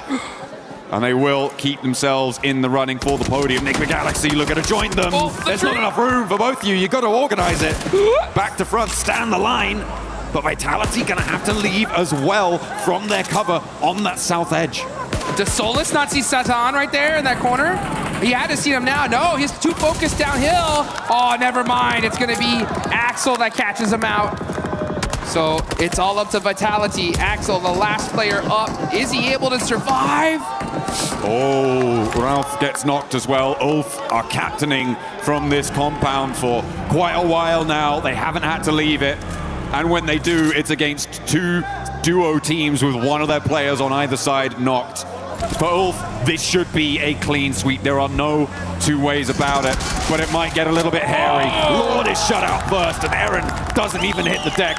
A 2v4 here would be needed for Vitality, and they are getting cut across, sliced and diced. Ulf are on the hunt. Downhill, they roll on in, and it's just Razy to stand in their way. The smoke billows, the P9 to your hand. You couldn't ask for a better setup, but Ulf are here, and they have the nades, the ordnance to blast them apart at the seams. And that is how you do it, folks. Ulf just taking full opportunity there and capitalizing it on it. We love to be able to see that. That building so strong, it was in circle all the way up there towards the end, but they didn't just sit on their hands, right? They just saw, they hunted down every elimination they possibly could, and then once they realized that those teams were weak, they pushed out immediately and were able to get it done. some real heads-up plays, some proactive plays during that match. I mean, we focused a lot at the start on the hot drop, but the rotations up towards the north side also came in to be really impactful later on into that match, right? It was the teams that got there early that had the staying power. For me, a highlight of that game was also Tiamba holding off against the triple crash. It was Alula, followed by S2G, followed by Aurora. Everybody wanted to get into that central compound, but they denied them access at every single turn. It was a shame that Tiamba couldn't go the full distance. They did get shut out. And I feel like for Orangutan, they could have had more of an impact on that northeast side that would have changed the tune there. And hopefully they can find those opportunities in the future. It would be great to see them perform at the level we know them to be capable of from their performance in the group stage. But it is looking pretty powerful on multiple fronts. It's so tough. I mean, everybody here is playing just hyper aggression, zero hesitation gameplay here live in Paris. The second you see an opportunity, these teams are taking it. One team in particular, right? We got to talk about it. Is E-Arena. Just straight aggression there towards the end game. They soak up a ton of eliminations. Unfortunately, don't get the chicken dinner, but when you get that many elims, that's a good game no matter what. Yeah, that fight with 4 Thrives over the ridgeline worked out well for them. And again, the lack of third party allowed them to keep in the match for a lot longer. They were down to just a single player standing at one point, but they managed to get back to 3 to recover that pressure without any third party look-ins coming on through. And yeah, for E-Arena, it's a good result. I would even say it's a great result to keep them at the top of the tables, to keep, well, I don't know if they're actually at the top of the tables anymore. We'll have to double check that, but a man who could find out is Kalaris down on the stage with E-Arena. I'll try my best, John Allen. Yes, that's right. E-Arena looking fantastic so far, so let's ask them a few questions about the games here to get things rolling. So first things first, your previous win going up against Furia. Were you surprised by Furia's approach to the late game? And talk to me about that late game in general after you got the win. ในเกมที่เราต้องเจอกับฟิวเรียนะฮะในเกมที่เราชนะเมื่อสักครู่เนี่ยฮะตอนที่เราเจอกับฟิวเรียฮะเรารู้สึกเซอร์ไพรส์ไหมกับวิธีที่ฟิวเรียเล่นเพลย์สไตล์ของฟิวเรียในเกมนั้นครับ ก็แปลกใจอยู่ครับแต่ก็รู้ว่าเขาเล่นอย่างนั้นอยู่ครับก็เลยไม่ได้ตื่นเต้นเลยครับ Well, we expected, but we still surprised with how they approaching the teams. But even though the last result is that they're winning the games. Okay, so you guys got very close to qualifying via the group stage and then came really close to not qualifying via the survival stage. So has there been any difference in approach here to the final? What has the team talked about to adjust here coming into the finals of PMWC? ก็สนามที่2นะฮะในกรุ๊ปสเตจเราก็เกือบที่จะได้ควอลิฟายแล้วส่วนในรอบ survival stage ฮะเราก็เกือบที่จะตกรอบแล้วด้วยซ้ำในตอนนั้นอยากถามว่าในตอนนี้ฮะรู้สึกยังไงบ้างครับ ก็พอเราเข้าไฟนอลมาได้ใช่ไหมครับก็ทุกอย่างก็เริ่มใหม่ครับทุกคนเริ่มจากศูนย์เราก็เริ่มจากศูนย์ก็เลยไม่กดดันอะไรครับ Well, right now we have zero pressure at all. So we are here to win, of course. And it's like since everyone, this is a new day, new group. So this is a champion group now. Everyone's starting at the 0 point. So that's no different. And we're gonna claim all the glory back to Thailand. Okay, so that does it then. Well, thank you very much for the answers. That does it down here on the stage. We'll be with you for more from PMWC in just a moment.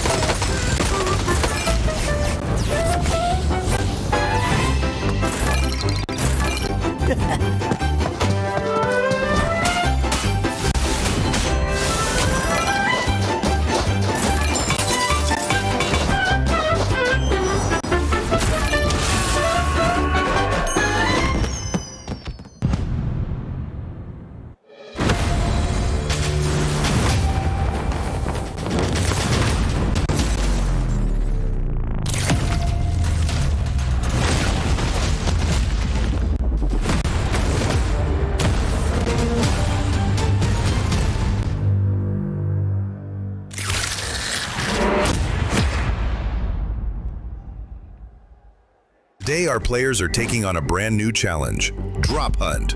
Each team will be split into 2 pairs, with each pair receiving their own map. 5 locations are marked on the map and hidden in the player lounge area.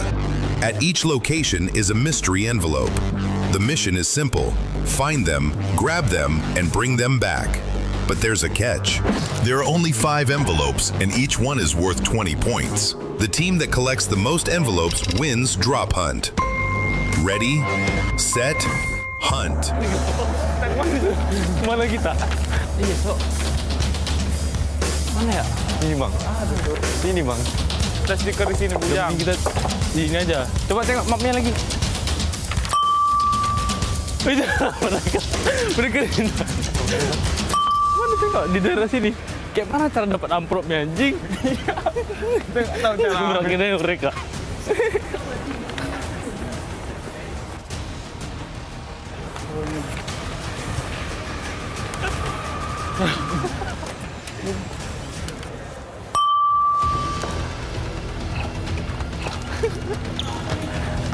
Ini kah?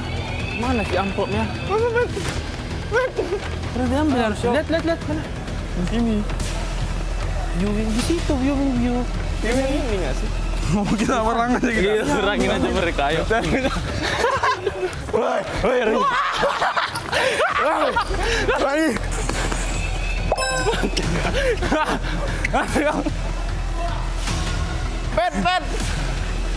Pet. Sini, Pet. Kau mati juga kan, jangan. Ini, Pet. Ambil, Pet. Lari, Pet. Lari, Pet. Jam. Ayo.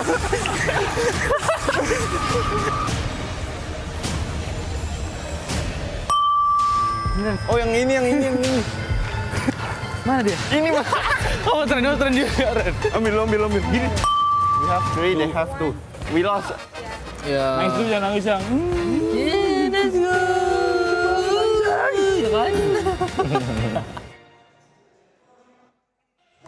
Today is going by so quick. It feels like a final here at PMWC at EWC 26.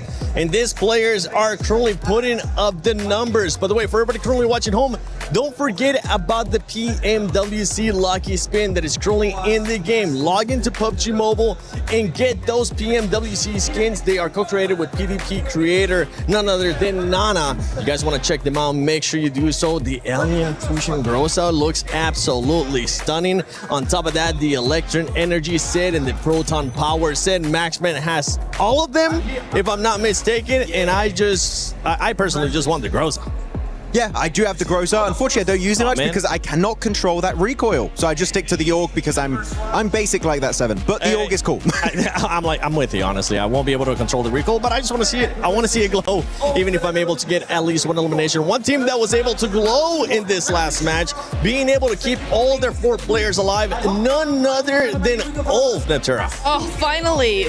You said it, right? We're finally getting a play where we actually have all of Ulf still around, still here to fight for the end game, to fight for that chicken dinner coming on through. Yeah, really nice to see. I mean, yes, they didn't have to contest it too much. They had 1 or 2 fights in the mid stage of the game, OG more notably, but then they were able to just hold their position, wait for the right time, and then once that time struck, Max, they were all over that final circle. Yeah, I mean, really able to get himself some good presence at the end, keeping 4 players alive, which is my biggest issue with them since PMGO Season 1 in Jakarta this year. And you know what? They're able to finally get it done. I told you, they're a slow starting team. We're getting to the finals. We're finally starting to see these more dominant finishes from Ulf. But second place, Nemo Galaxy. I got a segment later on, but you know what? It's good to see that once they do get out of the hot drop 7, they can actually put up big points. They can put up those big points. Talking about big points here for some teams, it was none other than Godlike and OG. This was a match that they really needed laced because the middle of the pack teams were eliminated very early on. They needed to be able to catch up, but both teams were only able to catch 5 points apiece. I mean, look, it's still a great improvement from them. And being so, they had like that kind of control in the middle of zone. So they were there for that early rotate. I would have liked to sort of see, I guess, OG apply a little bit more pressure to their eastern side. But still, to get to that point after the first couple of matches is a better thing for them. Obviously, we talk about slow starting teams, and they are one of them. But I do believe that coming into like the next match, we're probably going to see them a little bit more active. I mean, they need to be a little bit more active in that, but to get to that, I guess, spot that they have, it's a lot better than the previous match. It is. And one team that was able to, that's also been starting off slow, but finally being able to wake up, Max, none other than 4Thrives. 4Thrives getting 8 eliminations this last match. Good to see. Finally, good to see it, especially a lot of those eliminations actually secured on 2 teams that were interesting. You had Team Flash a little bit early on in that game too. That was fun to see how they won that little bit of an encounter. Huzaifa in particular, he carried that fight from start to finish. Really good numbers from Huzaifa. But they had a very good early rotation, and you could say a bad rotation for Nongs from Red Force, where they catch them off guard. They didn't expect to clash next to Potato Hill. And you know 4Thrives, right, Nipchua? If they can take a fight and you are in a weakened state, they're going to chase you down until the edge of the earth, and that's what they did, and Nongs from Red Force took a massive L there. So 4Thrives, if you know where they're going to rotate, I would try and avoid them because they don't like having neighbors around them. No, they don't. And even in this state of where we're seeing them of just kind of indecision, I think they don't really know what's going on. But it is nice to see that, they're still a threat even in this state. And it's just been really difficult for me to watch 4Thrives because I'm used to a very confident team that knows exactly what they're doing at all times. And I can tell that they're not sure what's wrong, why this isn't really happening. There's a little bit of the old spark there in this last game, but I think really it's just indecision. They're hesitating just too much. Didn't you say like something about T24 going out a lot early recently? Like that's been a big issue, right? Early. Yeah, and he's one of the big fraggers. He's really up and coming as a big fragger for the team. So for him to go out early, yes, Huzaifa is able to clutch, but you know, T24, they need a 4th player. They need somebody like him on that squad to just stay alive a little bit longer. Yeah, T24 was able to start slow during groups as well. Then he was able to pick it up. But right here in the finals, you don't want to be starting slow. So that's one team we'll definitely be looking to see bounce back. One team that has been really consistent, especially with eliminations, we talked about it earlier, Lace, is none other than Tiamba. Tiamba just keeps putting up those eliminations in a big, big way.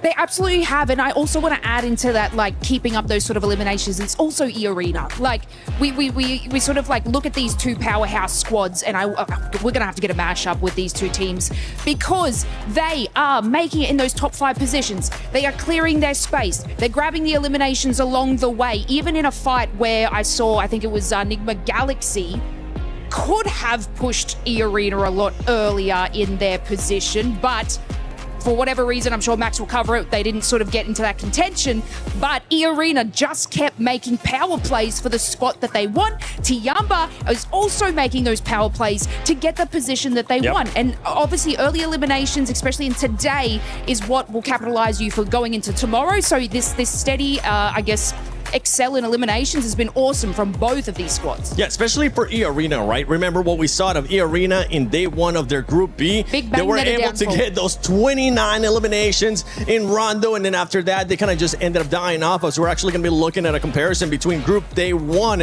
and also what they're doing here in the finals. And something that I want you to keep in mind is the placement that this team is currently being able to put up, being able to survive even longer, and the eliminations are even higher because they have been consistent with those eliminations. Have been very, very consistent. It's been back-to-back-to-back games of just really good placement, good strategy, good synergy with the team as well. They look fairly confident. The lobby is hard. I'm going to say that. It is a very, very difficult lobby, night and day from the group stage, from the survival stage, but they are handling it very well. I do want to say very quickly, what I loved about the fight with 4Thrives, right? That dip, the way they use the terrain, because there's a bit of a cliff area there, it's a dip, and then you got those 2 cliffs, and what actually they ended up using is they went off the cliff, back behind 4Thrives, and then used that terrain where they couldn't actually see to move around in front of them as well. So it gave the illusion that they were everywhere at once when really they weren't. And for a team that is slightly struggling like 4Thrives, that was just the death knell. So very well played by EA. Good knowledge of the terrain and great synergy overall. It was a magic trick almost. It was. It really was. Max, there is something that has been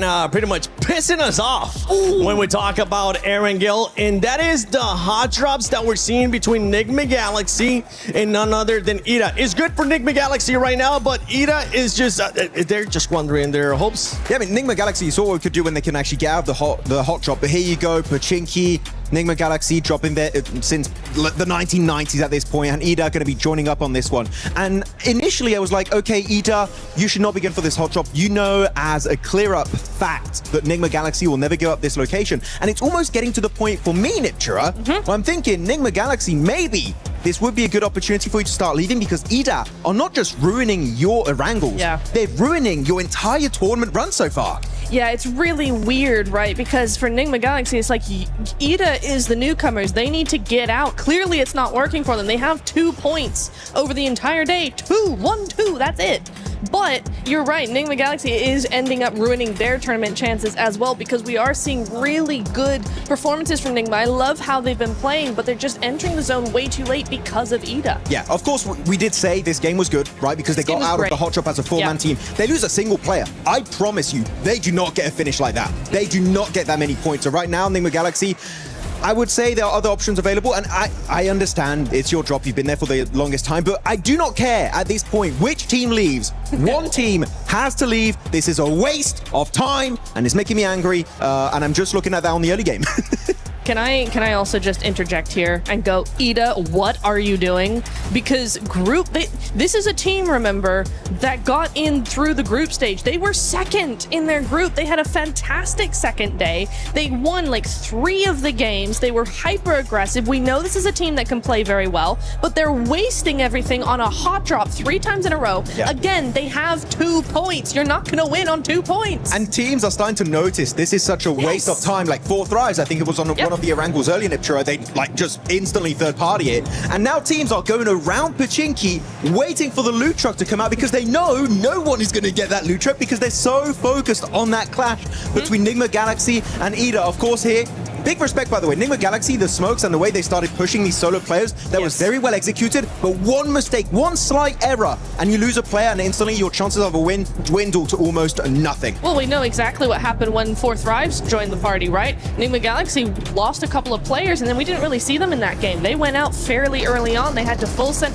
Game 1, they had to full send to the beach and just kind of stay there. There was no opportunity for them to get any points whatsoever. So, yeah, for Nigma, this is bad on both sides. I'm mad at Ida for initiating this every single game, but Nigma need to figure out how to adapt to this.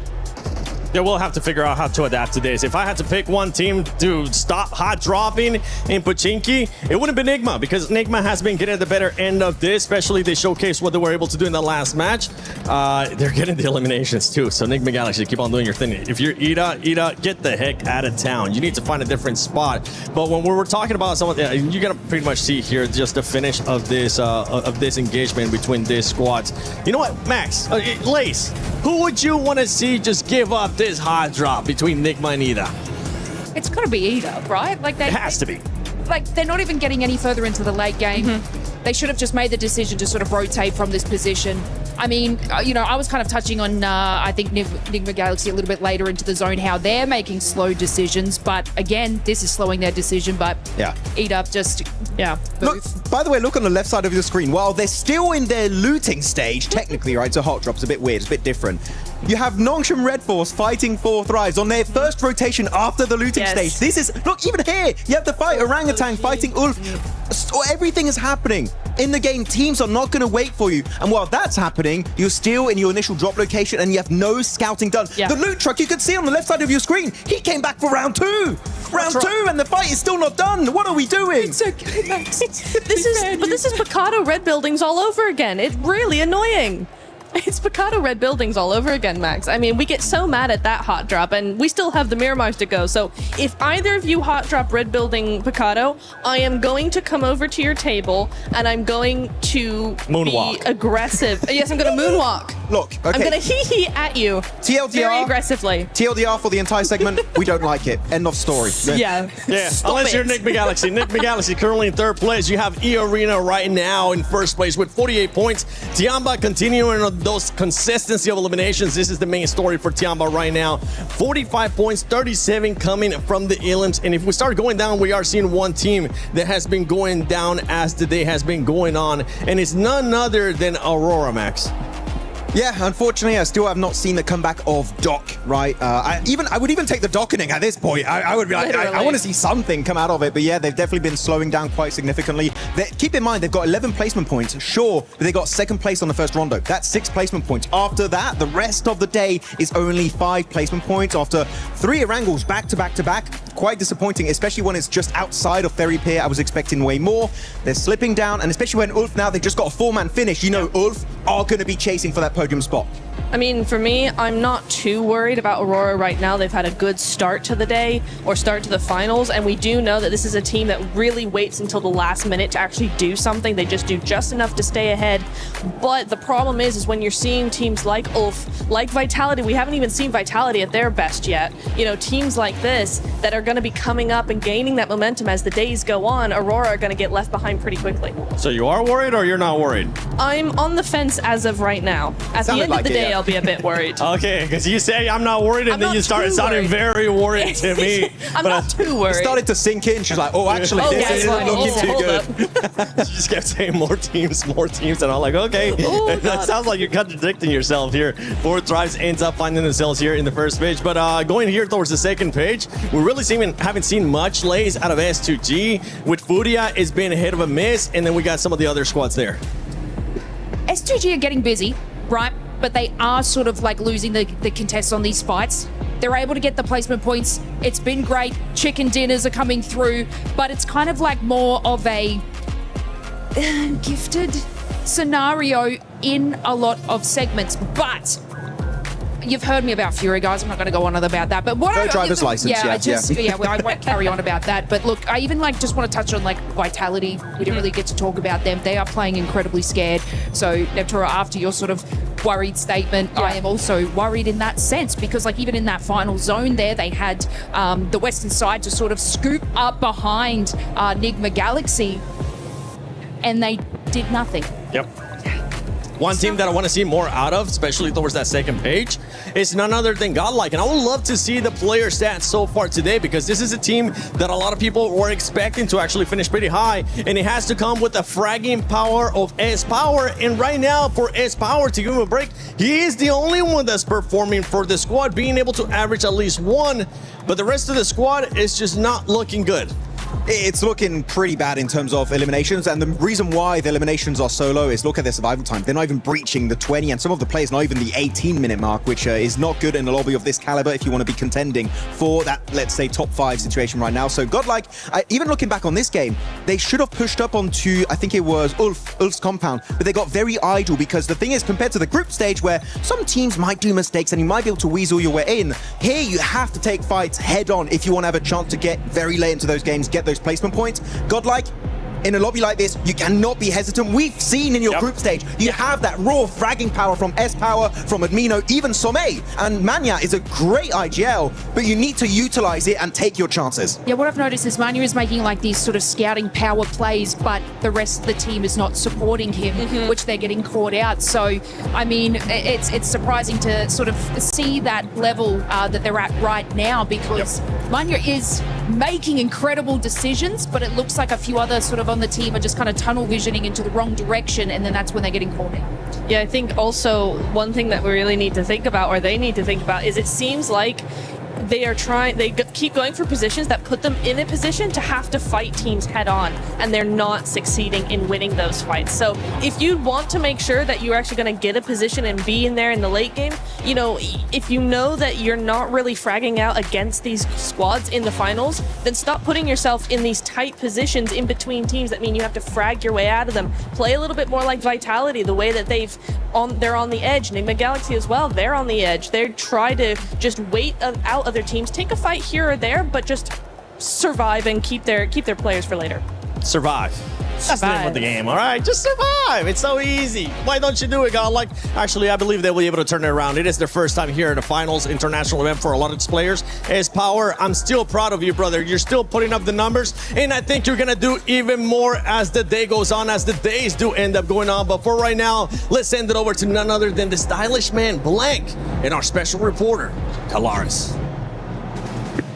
Yes, the stylish man and the short man. I get it. It's fine. Don't worry about it. We've got ourselves Mr. Blank here to talk about everything you're that's my been going special on. little reporter, aren't you? Right, yeah. I'll try my very best to rise to the occasion. My special little man here on the stage here. Shut up and go away. All right, we've got Tiamba to talk about as well, of course, as they have looked stellar in terms of their positioning and how they've been kind of playing these games out, Blank.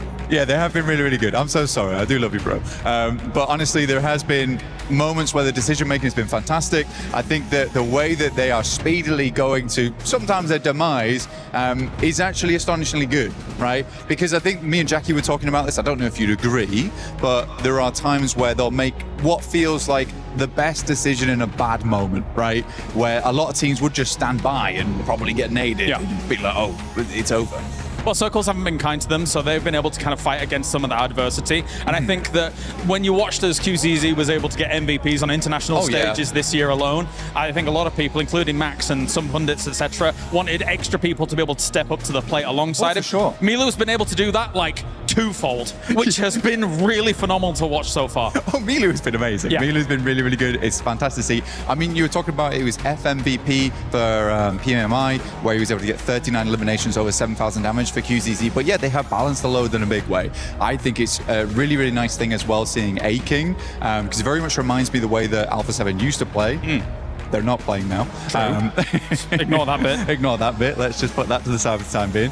But yeah, A-King's kind of like the Revo of the team. He plays forward, he plays shotgun for the team. Milu's just very good in those clutch moments. And yeah, the load is spread out very, very evenly across the squad. Eagle is also a great survivalist. I think they have all the tools necessary to actually honestly win this at this point. As you're talking, you're getting further away. Come back. It's fine. No. Please. Okay, Where's my box? The thing is that I think when you look at Tiamba's performance so far, and we can wrap it up on this and move on to our next team, is that double chicken dinner that they got at the start of survival stage, huge revitalization for them to be able to get themselves Lazarus moment back on the road again and actually push to be able to find themselves in this state that they're in right now. What do you think? Yeah, very, very good. I do think that that's what they needed, because the confidence came through. Every time I look down at Milu on the stage, right, it's very... Milu. I do like Milu. Oh. It's very heartwarming because there's...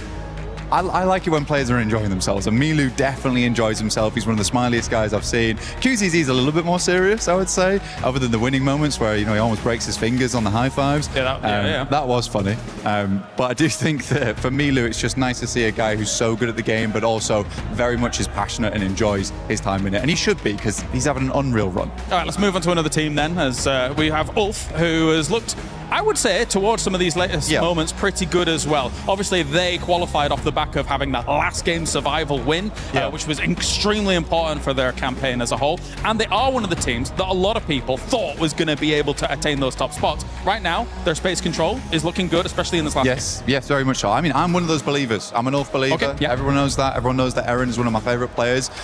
Ketch also from way back when, MVP in PMPL Season 1 Spring. He's not quite as old as me, but he is pretty He goes old. Way back. He's old, yeah, but he's still got it in him. He's got the grizzled beard, he's a grizzled warrior. But he looks good. And I think that for Ulf, though, that last game was fantastic for me in particular, because we were talking about it backstage, right? And I said, if Ulf wins this game, I want to talk about them.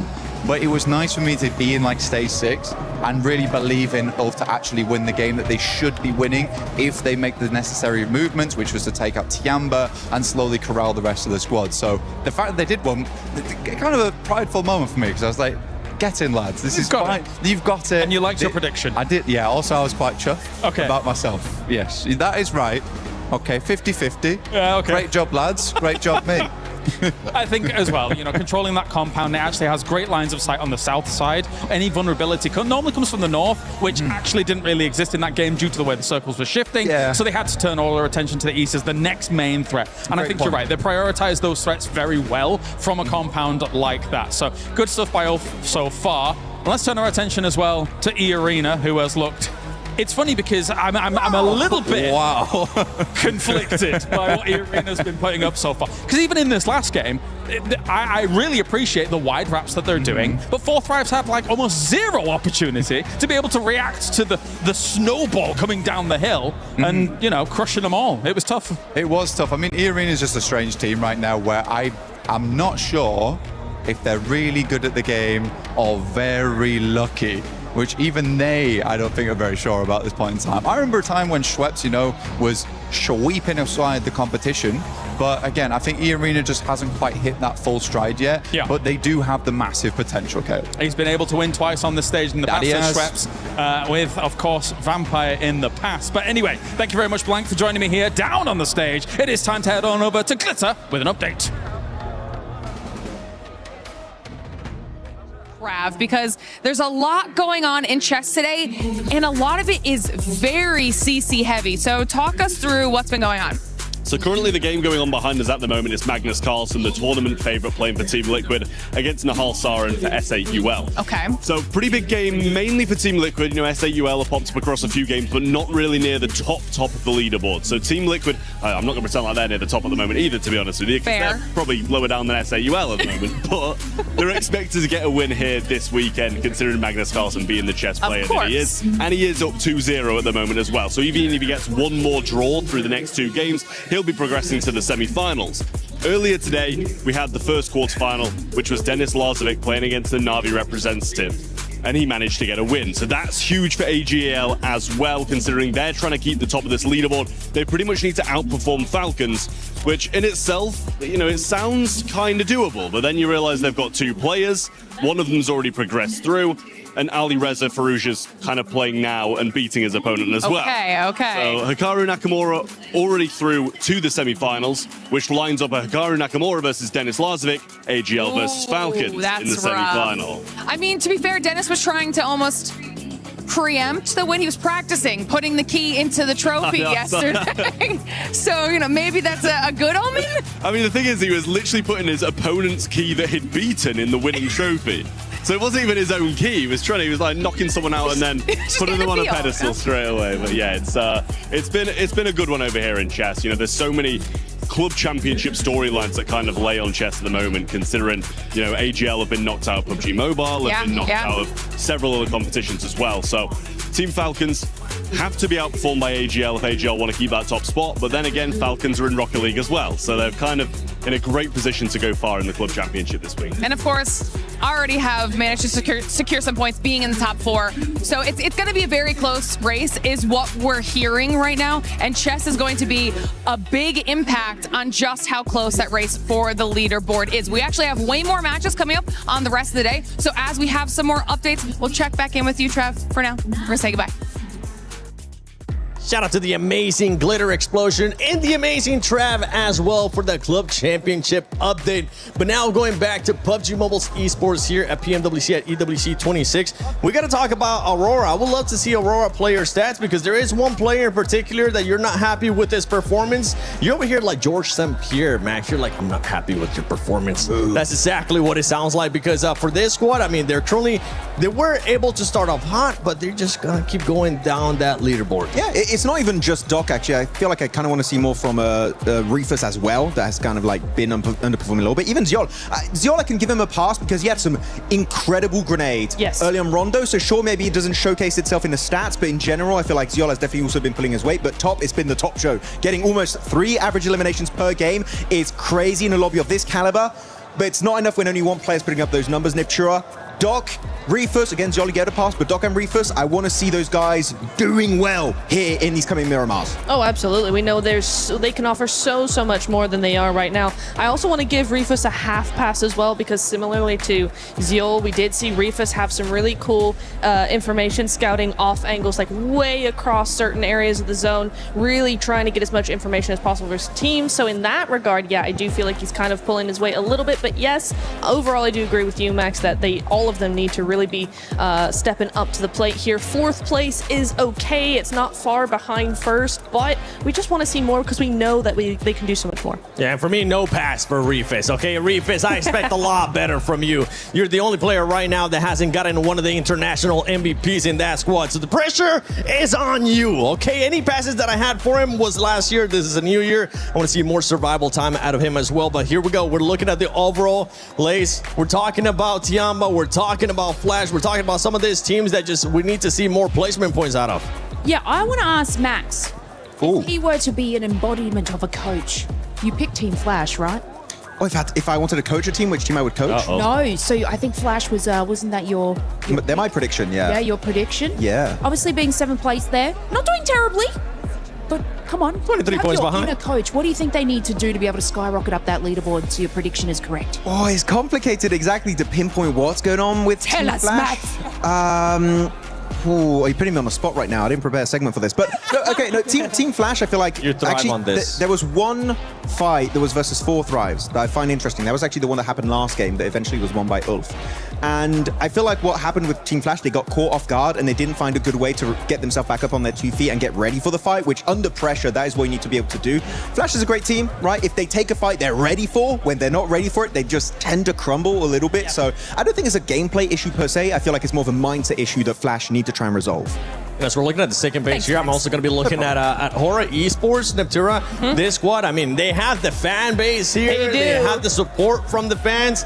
But right now, in the second page, knowing Hora Esports, they're not going to be happy with this performance. No, they're not. And I think it's a bit of an odd one, right? Because I think it's hard to say, like Max, right? It's hard to pinpoint what exactly is going on with them. But typically, this is a team that likes to play edge, likes to survive, likes to wait until the last few phases of the game to really start spreading out and taking third-party opportunities. They're very good at those third parties, and we're just not seeing that from them. They try sort of half-heartedly making good on some of these plays, but they get overthrown very, very quickly by these more aggressive players and more aggressive teams, and so they just seem to be a little bit too passive. I know Hora tends to be called passive a little bit more, but this is not a passive team when it comes to those fights, and except for today, it just kind of feels like that's what they're the name that they're living up to, unfortunately. I mean, it's an incredible start from them, though, from the first couple of matches. So, like, obviously, we talk about teams that sort of start out strong, start out weak. I think they started out incredibly strong, but it seems like, obviously, coming into these later matches and everybody's reading the zones a little bit better in these positionings, they are getting caught out on that. So I do agree with you in that sense. But look, it's just kind of that balance of mentality that they're sort of struggling later in these matches, but I feel like even though it's just today, I feel like tomorrow it's going to be like a little bit of a different scene from them in the start. I do believe so. I do believe they have it. They got the fans to back them up, of course. I'm backing them up. Maybe not for the rest of today, but tomorrow. I was about to say, you're giving them a break until tomorrow. No, these fans, I want to see it. They want to see it coming up in Miramar. I mean, the thing is, right, is that, okay, if you only had like your typical rule set, sure, fair enough. You can have one day off. We got Smash ruling. You might just have only 2 games there on that day 3, and you just don't know how it's going to go. If it happens like it happened in the Macau Invitational, boy, oh boy, that was crazy. We had 5 teams in the Smash zone at the same time. Eventually, Nongtron Red Force did get the win, stealing it away from Furia, but Smash ruling in play, you just don't know how long you really have, Niptura, so you got to make the most out of the games you're currently playing, because otherwise that gap, it might be impossible to come back from in that final day. Oh, exactly, and there's your point brings up 2 teams to mind for me. The first one we've already talked about, Aurora. I said that they typically are a day 3 team, which makes things very complicated when you get to that Smash ruling. Exactly.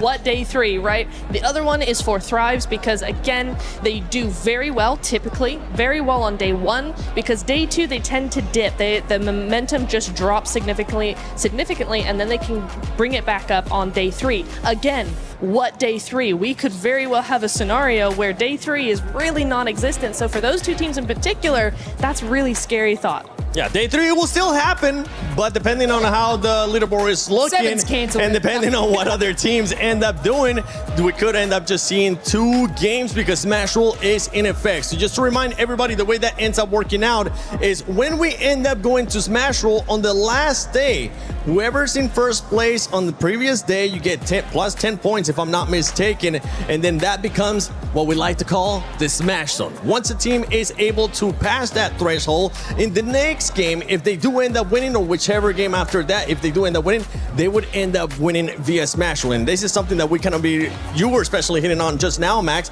because it could come into play. If a team is too far ahead, I mean, especially with Rondo starting off as well, it could be an easy 10 points for that squad. And later on, we can see teams just readjusting their playing style because all they have to do is just win, baby. But it also adds so much pressure. Yes. Right? We do have to highlight it. I mean, I want to take you guys back to PMGO Season 1, Jakarta, right, in Indonesia. 4 Thrives, what was it, 50-plus point lead after day one? Like something crazy like that. They just destroyed everyone in those 6 games. And then comes over day 2. They're like, oh, wait a minute. We try and get into the smash zone. They get in the smash zone very early. Pressure gets to them. Ulf is like, oh, you're crumbling. You're having a bad time. And they catch back up to that team and almost take it away in that last Miramar. But luckily enough, 4 Thrives do maintain that top position. But the smash ruling is a blessing and a curse based on how you approach it. And for 4 Thrives, I am scared if they do get into the smash room once again, how are they going to perform? Because back in that last event, it was looking shaky. They can't afford to shake up badly here back to back. Yeah, that team, they ended up pretty much just showing us what we have seen in the past with 4 Thrives, which is the biggest question mark, and that is the mental state of the players, because when things don't end up going their way, they do end up getting into their mind. Yep. For them, being able to be champions, though, for 4 Thrives is going to be looking different. For a team that's wanting to become champions, none other than Enigma Galaxy, they have had a great start here today, but I know Jackie got a chance to talk to them. Hello everyone, Jackie Powers here, live from PMWC at Esports World Cup, and I'm joined by the legend himself, Ralph, from, of course, Enigma Galaxy. Now, buddy, I gotta get in there and ask, the pop-off moment, Ida's been hot-dropping you every game. It feels like every time we're in Erangel, they're willing to sacrifice their own points to target your team. What's going through your mind in these moments, and what was that like, kind of asserting the dominance of, we keep winning this, and I'm gonna prove it, standing up on the stage? I mean, Ida knows we've been landing in Pushinki, me personally, for 7 years now. So they want to challenge us. They want to prove themselves as a new team. But they know we won't change, and they know we're better than them. So just a waste of time for them. They're just giving us 3 points. First match, they were scared to fight, and they ran away. The other 2 matches, we fight them, we push them, and we just kill them easily. So, yeah, that's why I pop off, because it doesn't make sense. Oh, exactly. I mean, we kind of mirrored that on the cast in the moment, thinking it's doing more damage to them than it is you guys in these moments. Obviously, let's talk a little bit more on a positive term. It's been pretty good for you guys so far in finals. It feels like the comms right now on the team are really clean as well. Do you think this is going to be Enigma winner? You're looking to take the trophy home this year? Yeah, definitely. I feel like we're prepared more than ever to win the trophy. We're trying our best. Everything is going our way for now.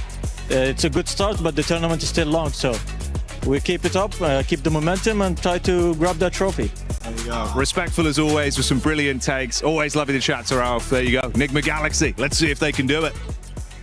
I see the Key Crusher on stage, I think, yeah, that's cool, but it could be cooler. Yeah, baby, all the way! Oh, hell yeah! That's why I found a crusher of my own. Through totally legal means.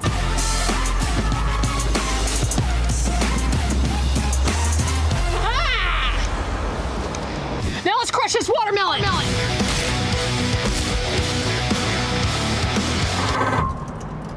That's how esports should be done. So this nerd.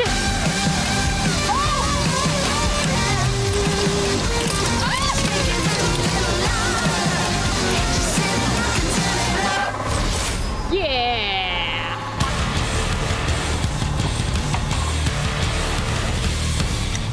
For T1. Okay, France was stronger than I thought. Don't need soap when you're in esports. Squeaky clean. Can of beans. Ah! Ah!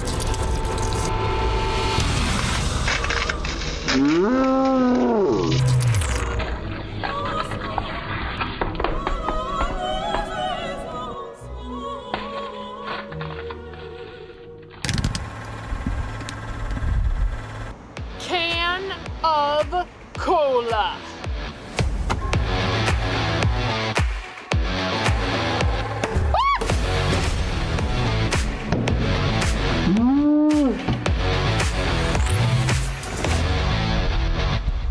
Esports!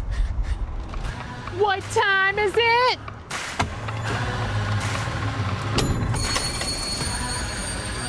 Time to go. I love seeing that. I love seeing them just crashing other stuff, you know? What's one thing, Lace, what's one thing that if you had the power to crush it, you would end up crushing? Besides Max Man's hopes for Team Flash. Damn it. No. Why? No, I think, you know what? 7. You. Oh! Wait, what? I've got to take the shade off of Max at some point, and I need someone to pick on, and I just was kind of looking in your direction, and yeah. How would you do that, though? What's like... We don't need to go into details. No, Max, no. what would you be crushing? 7 also.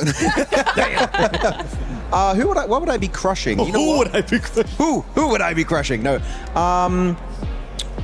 Ooh, can we do Niptra first? I don't know. No, don't do me. On the spot. Come on. Come on. I would be crushing the key of Ida because they're making me very angry. I would take it like this, and it would not. The tournament would not even end, and I would just take it and crush it and turn it into a paste and squash it under my feet. So I don't know. I really don't like the hot drop, as you can tell. Probably, I don't like it. It's not fun.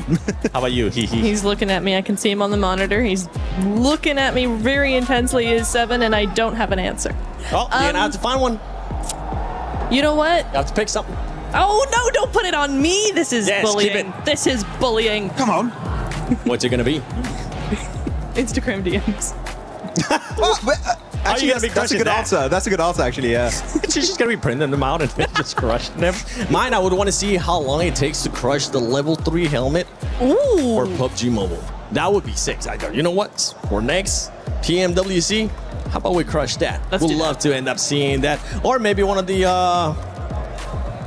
Squeaky chicken. The what? Squeaky chicken. Crush that and see what happens. Jeez, come down there in Farmville. As we're going to be going into Miramar, one thing that we've been noticing, oh my gosh, talking about Miramar, perfect time to us. We're seeing some of the bloopers that we have had so far. A PMWC, Aurora with this one. That one hurt to see.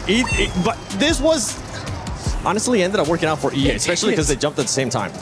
Yeah, it did. That was the only redeeming quality, but otherwise it was a sticky situation that they had to get themselves out of.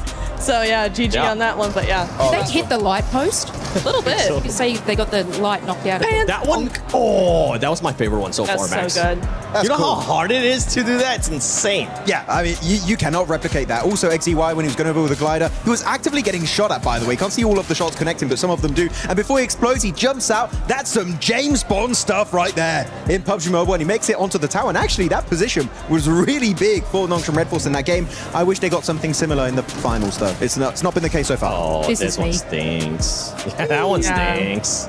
Just because they're not here anymore. You can even see it with Blank when he brought up Alpha 7. It was like, ooh. Oh, never The reigning mind. champ is the PFGC, not in the finals of PMWC. Ah, that's like, ooh, maybe not. Hora, we love self-nading in this household. It's just so much fun, and it's dumb. But here we go. You do have it occasionally. Here we go, Aleka. I mean, and it's, any team can do it. We had A7, we've had Hora, 721 GS now. Sometimes you're just such a powerful player that you need to be humble and eliminate yourself from the competition.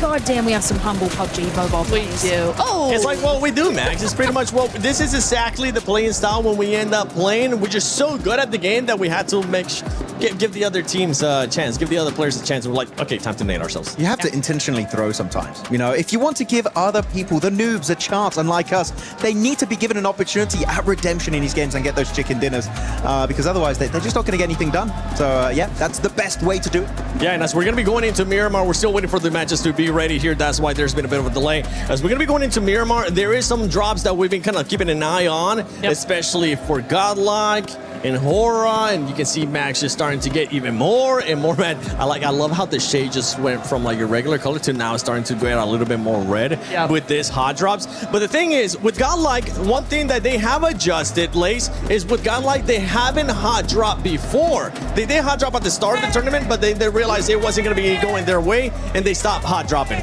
I mean, they make these decisions based off of, I guess, all their play styles from previous matches. I like the fact that they're trying to make different decisions to see what can benefit them. Obviously, they need to capitalize on more eliminations, so seeing hot drops come out of them is better, but also they do have the power and the great positioning to go into these final circles. So when we bring into Smash Rule, and if obviously they can catch up that leaderboard in eliminations, this is a team that can finalize it and break it out by getting that win at the end of the day. So even though Their eliminations are slow now. Say we come into tomorrow, they can capitalize on these eliminations. Moving on up the leaderboard, they are a team that will be able to hit the smash roll because they can capitalize on the wins. What are you guys doing? I believe so. I think they could put themselves into that position, and we're just showing our sport here. We're looking at some of the teams that we ended up predicted, and for everybody currently watching at home, for everybody here in the arena as well, don't forget that you can go into the EWC Play app and put in your predictions. Turn in with just scan that, scan that real quick right here. Just go ahead and scan it and see what teams you're going to be selecting. I ended up selecting Aurora being in the top 3. This is the first time that in a long time that I haven't picked them to win. That's fair. I think that is fair. I wish they would win, but they're not. The way it's going, at least it doesn't look insanely likely unless they have a massive comeback in the next couple of days. But 4 Thrives, also a team that needs to step up because, look, I've been supporting you for ages and ages. And you won PMGO, and I want you to have a back-to-back. I know you can do it. Do it. Yeah, ages. So many ages. Oh wait, this is 4 Thrives. I thought I was Hora. I can't touch that. Okay, I thought I was Hora. I'm not. Okay, I'm sorry. Okay, I thought. Bad. No. I love that Tura just kicks it too. She doesn't even try to pick it up. Okay, yeah, I can't touch any 4 Thrives merchandise. Okay, I need to. By the way, huge shout out to Jackie because while we're waiting for the game to start here, Jackie has been running around getting some interviews, and I think he was able to get another interview with maybe a fan this time. We're still roaming around talking to the fans. We're going to see what sort of teams people are enjoying over here and who they think's going to win. Excuse me, buddy. Who do you think's going to win the event? Ulf, I think he's win. Yeah? Yes. Let's go. Big up for Ulf. Let's go, Ulf. Ulf. What about you, brother? Ulf. All right, hell yeah. So we got some old fans in the house. Thank you, boys. Let's roam in a bit. Hey guys, 4 Thrives! Hey, okay, there we go. Got some 4 Thrives fans in the house. Who's your favorite player on 4 Thrives? Of course, all, but I will go with Huzafa and Falak. Okay. Yeah. But There's been a lot of fans for Falak. What do you think it is? Is it how he plays the game or just his personality? What do you like about him? how is it played? He's an aggressive player, so and personality as well. Yeah, so yeah. What about all 4 Thrives here in terms of thinking they're going to win it? You a big fan of 4 Thrives? Yeah, we are especially came from Pakistan to support them. We are here for our team and we love them all. They represent our country and represent us, so we are here to support them. Have you guys been getting loud throughout the event as well, giving them your energy? I imagine that. I've been hearing a lot of 4 Thrives cheers. That coming from you guys? Yeah, that's definitely us. We are here to support our team, to cheer them. Good luck with the event. Fingers crossed for 4 Thrives. They've been looking great. I'm going to roam on, see what else we got. Enjoy the show. What we got going on down here? Hello, brother. How you doing? Yeah? Who do you think's going to win the event? Okay, particularly I can't say anything for the first day because it's going to be a tough competition. It's the EWC man all over the world. Everyone is competitive in this game. So let's wait till tomorrow so then I can say who can win. Okay. I know the game, I know how the game works. So let's just wait patiently. First day is a good day for everyone. Let's hope my team win. Hora. You want to see Hora win. If they're gonna, you'd love to see a big Hora victory. Yeah. I love to see that, but still, I say no disrespect to any team, but I want my team to win. That's the motive of champions. There you go. We're looking for a Hora win over this side. Let's go find out what's going on in the other sides of the arena. Avli, I need you to cover the STC arena today. Ooh, it's gonna be tough. Why? Because I have no interest in doing that. Come on, we need you over there. I'll tell you what, I'm gonna go to the beach just really quick, and if the games are still going on by the time I get back, I'll say a couple words. The beach is 5 hours from here.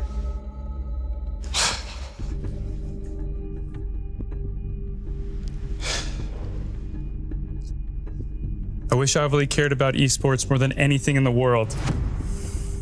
That's a candy bar. It's worth a shot. Avli, what are you doing? I'm here for EWC. I love esports. More than anything in the world? So you can cover STC Arena? I'm gonna cover it all. That's great. Well, let's get you over I now. want a key. No, you can't have a key. Keys are only for clubs. Yeah, okay. We'll figure out your key. Great, let's go! Okay.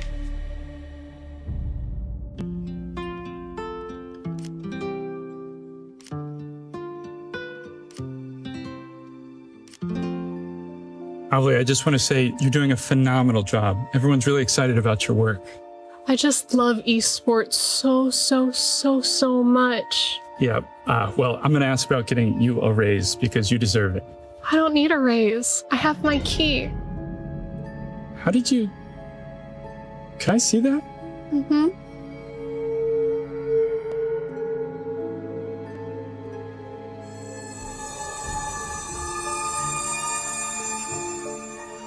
Avli. Did you take this from somebody? No. No. No, no, Okay. no, no, Okay. no, no, no, don't do that! We were having such a nice tournament! Why does it matter? We were having such a nice tournament! Okay, it's your key. It's your key.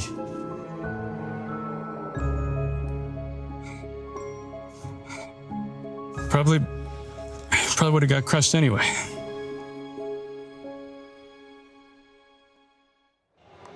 Yeah, I wouldn't want to run into that because that is scary. Talking about scary, we had some hot drops that we were talking about with Godlike versus Hora. This squads, I mean, the only thing that would suck for those squads is that they're currently on that second page, Max. That's why we're saying we don't want to see any hot drops from those two squads. Nobody wants to be Ida 2.0. Okay, sorry. You know It's what? fair. If It's you're an fair. Ida fan, I'm sorry. I'm gonna start. I'm just memeing at this point. No, but they didn't do the hot drop in their respective group, right? Which was Group A back then, if I'm not mistaken, or the other one, but one of the groups. And they didn't go for it. But the reason why they didn't go for the hot drops, really, the real reason is because the planes were very focused over to the eastern side and the southern side, meaning La Cobreria was not in reach. I want to see a plane, right, Niptura, where it goes and reaches La Cobreria, and we see as a fact that Hora and Godlike, and hopefully also Chama, that might drop there, will not commit to the fight because, yeah, right now they're not in a good position. They cannot afford to lose points, and I think they're not going to commit to it, but it could get bad. And for Godlike, I mean, you don't want to go up against a team that's currently being able to put up even more elims than you, that usually ends up being more aggressive, like you were talking about in the stance of Hora. Yeah, no. Again, yeah, if they were doing much better in the last 4 matches, if they had, if they were top 5, top 6, something like that, and they were feeling really good and looking very confident, maybe you could try to contest the drop, right? But the way it stands, honestly, for either of these teams, I don't think either of them should really try and contest this. It really is down to who had it first and up to the other team to kind of figure out where else they want to go, because I'm not confident that either of those teams would win against each other. I think it's a 50-50. Even if you lose a player, right, it just hurts your potential performances Especially onto on Miramar. So, I do think that Godlike, talking to S-Power, you and me, right, Seven, we had a bit of a chat with them. He's like, you know what, it's not worth it. They had that first hot drop onto, I believe it was Hustler Crew, onto Erangel in their group stage, and like, you know what, it's just not worth it. Let's give it up. And I think that was one of the best changes in this entire tournament, was from Godlike, and I want to see that bleed into Miramar going into today. Maturity, honestly, from the first time being at a global event, especially in finals, and well, during group stages, it ended up happening. But maturity out of that player for S-Power, saying we don't want to continue with the hot drops. We want to stop that. We see that it's going to end up hurting our performance. And Lace, I want you to put your mindset into a coach right now, into the biggest hype coach for some of their squads. Godlike and Hora, which team are you going to be picking, and what are you going to be telling them if they do decide to hot drop, or if they don't decide to hot drop? Just get it together, man. No. Look, Godlike, and because, and we were just saying S-Power, their adaptation to each and every game deserves to get a little bit further. And I just hope that you guys can find that great little key that you need to be able to push through into those final zones and capitalize on those eliminations. They have it in them. You've got it in you, and I believe that you will be able to do that. Obviously, we may need a little bit more time to sort of get that, but I just like the way that this team calculates and puts in a strategy. Might not work out for them, but then they'll try a new strategy that they'll be able to solidify a lot more in this competition. So look, I think they can do it. Yeah, especially for both teams being in the second page. You want to be able to build up the momentum. We've seen some teams being able to build up momentum and just carry it on throughout the matches. Only 3 days here at PMWC, at EWC 26, the finals. We've been sending it to Jackie over and over again. Then I want to see what Hot Jukes and Blank are up to. Thank goodness the group stage and the survival stage is done. Now we can finally kick back and save our voices for a little bit. Playing some pool was a good time. It's been an incredible event so far, honestly, in Paris. Very, very fun. I mean, we're here right now in the Players Lounge, which is honestly ginormous. I think the first place we saw when we came in. I'm trying to hit some trickies right now, but it ain't happening. Also, I just want to let everyone know that I play pool. But I don't really, I play snooker. So this is very different for me. It's not the same thing, not the same thing at all. Matter of fact, I've never even seen a snooker table in real life. This is the game to play. I thought it was only one singular game. Yeah, I'm gonna break the rules. Okay, what are you thinking? What are you thinking? I think I'm gonna break the rules in terms of where I'm button. He is looking to take the shot. Will he hit the stripe? Little bounce shot. There we go. Well, you know, we're getting things figured out here. Let's see if I can finally hit one of these things. Okay. So what have you thought about the tournament so far? I mean, for me, tournament's been great. I've really enjoyed it. It's been insane. There's been some crazy moments. That's a good shot. It's a good shot too. Fourth thrives look fantastic. I mean, Orangutan, Godlike coming in over towards that top 5 is just some crazy stuff. Couldn't believe it. I think everyone I've talked to whilst they've been here saying they're having a really good time. Again, everyone's really taken care of here as well. Plenty of stuff that we're taking advantage of as well. Honestly, that's the big thing. Like we're having actually kind of a pretty damn good time here. All right. Yeah, we got our 3 games in. I do watch the other ones, but afterwards I like to come chill here. It's a lovely spot. This place is stupid, to be honest. It's ridiculous. Dude, the by far some of the best food I've ever had at an event ever. And this place really does have it all, dude, right? I mean, like every game you can imagine, manicurists on stage, and dude, that lady's insane. Like I've seen some of the girls walking out of there, and now she's like booked out for 2 weeks, which is wild. But I might even get a haircut in a second. I love it. I love it here. We're so hyped about you taking the mic back off me as well. Yeah, I know. I'm about to get a manicure, dude. I'm getting ready. I'm getting ready for mine. Yeah.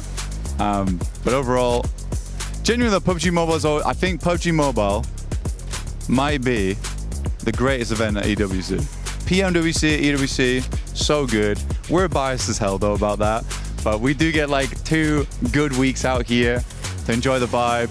You know, it's been in Riyadh quite a few other times, but even there it's been very, very fun coming to Paris. For me, Paris is good because it's a 1-hour flight as opposed to an 18. But I'll still take the 18 to go to Riyadh. Very, very good time. But it does mean I don't have to get a massage whilst I'm here. So my back is not ruined. Yeah, I'm in the same dang boat. I mean, when I heard that there was massage therapists actually available, I was like, please, where are you at? Because my flight was a whole lot longer than that. But yeah, man, so far this has just been a crazy journey. And the survival stage just finished.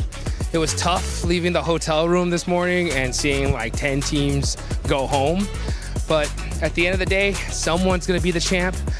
And another team is going to be the not champs. I don't even know what I'm saying at this point. I'm just watching. I saw him shoot 2 different color balls. He really does play snooker here, folks. And that was close. That was close. I like it. Look, I'm just hitting balls in holes right now, okay? I'm playing the equivalent of golf, just with a long stick. I hope that's fine what you did. I don't know the rules. Tell me the rules. Right? That's fine. I got you, bro.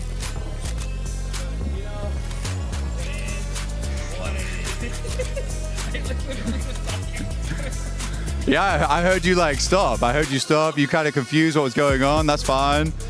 Yeah. So you're solids, I'm stripes. Is that how that works? Or the numbers? I just know. I just go for colors. That's where I'm from. It's just colors. It's so much easier. Black goes in last. Boom. It's easy. That's all I need. So I'm stripes. Okay. Okay, he's locked in now, okay? But what's one thing that you really need to make sure whenever you're playing any game is understanding the rules, right? But even if you don't understand the rules, sometimes you just send it, baby, right? You just put in the work and you might come out on top. Like, that's what I'm talking about. You see what I'm saying? This guy is, I like it though. You know what I'm saying? That's how you make the plays, baby. Let's get it. Yeah, sometimes you help other teams. That's kind of rough. Okay, I respect it. Sometimes you gotta make some difficult shots in your life. I trust you. It's a long reach. It was close though. It was that. I thought you were gonna really ruin that. I thought you ruined that. Here, like, tell me something. 4 thrives. Overrated or not? Hell no, dude. 4 thrives is insane. I mean, they are coming in champions of PMGO Season 1. I didn't think we were going to see a Pakistani team be our champs, not this soon. And this guy's giving me a chance. I really, really appreciate it. And hopefully, we'll see 4 thrives try to give some of these guys a chance, because in Group A, these guys look like they were unstoppable. They look really good. I mean, they were beat out points-wise by Vitality. But Vitality.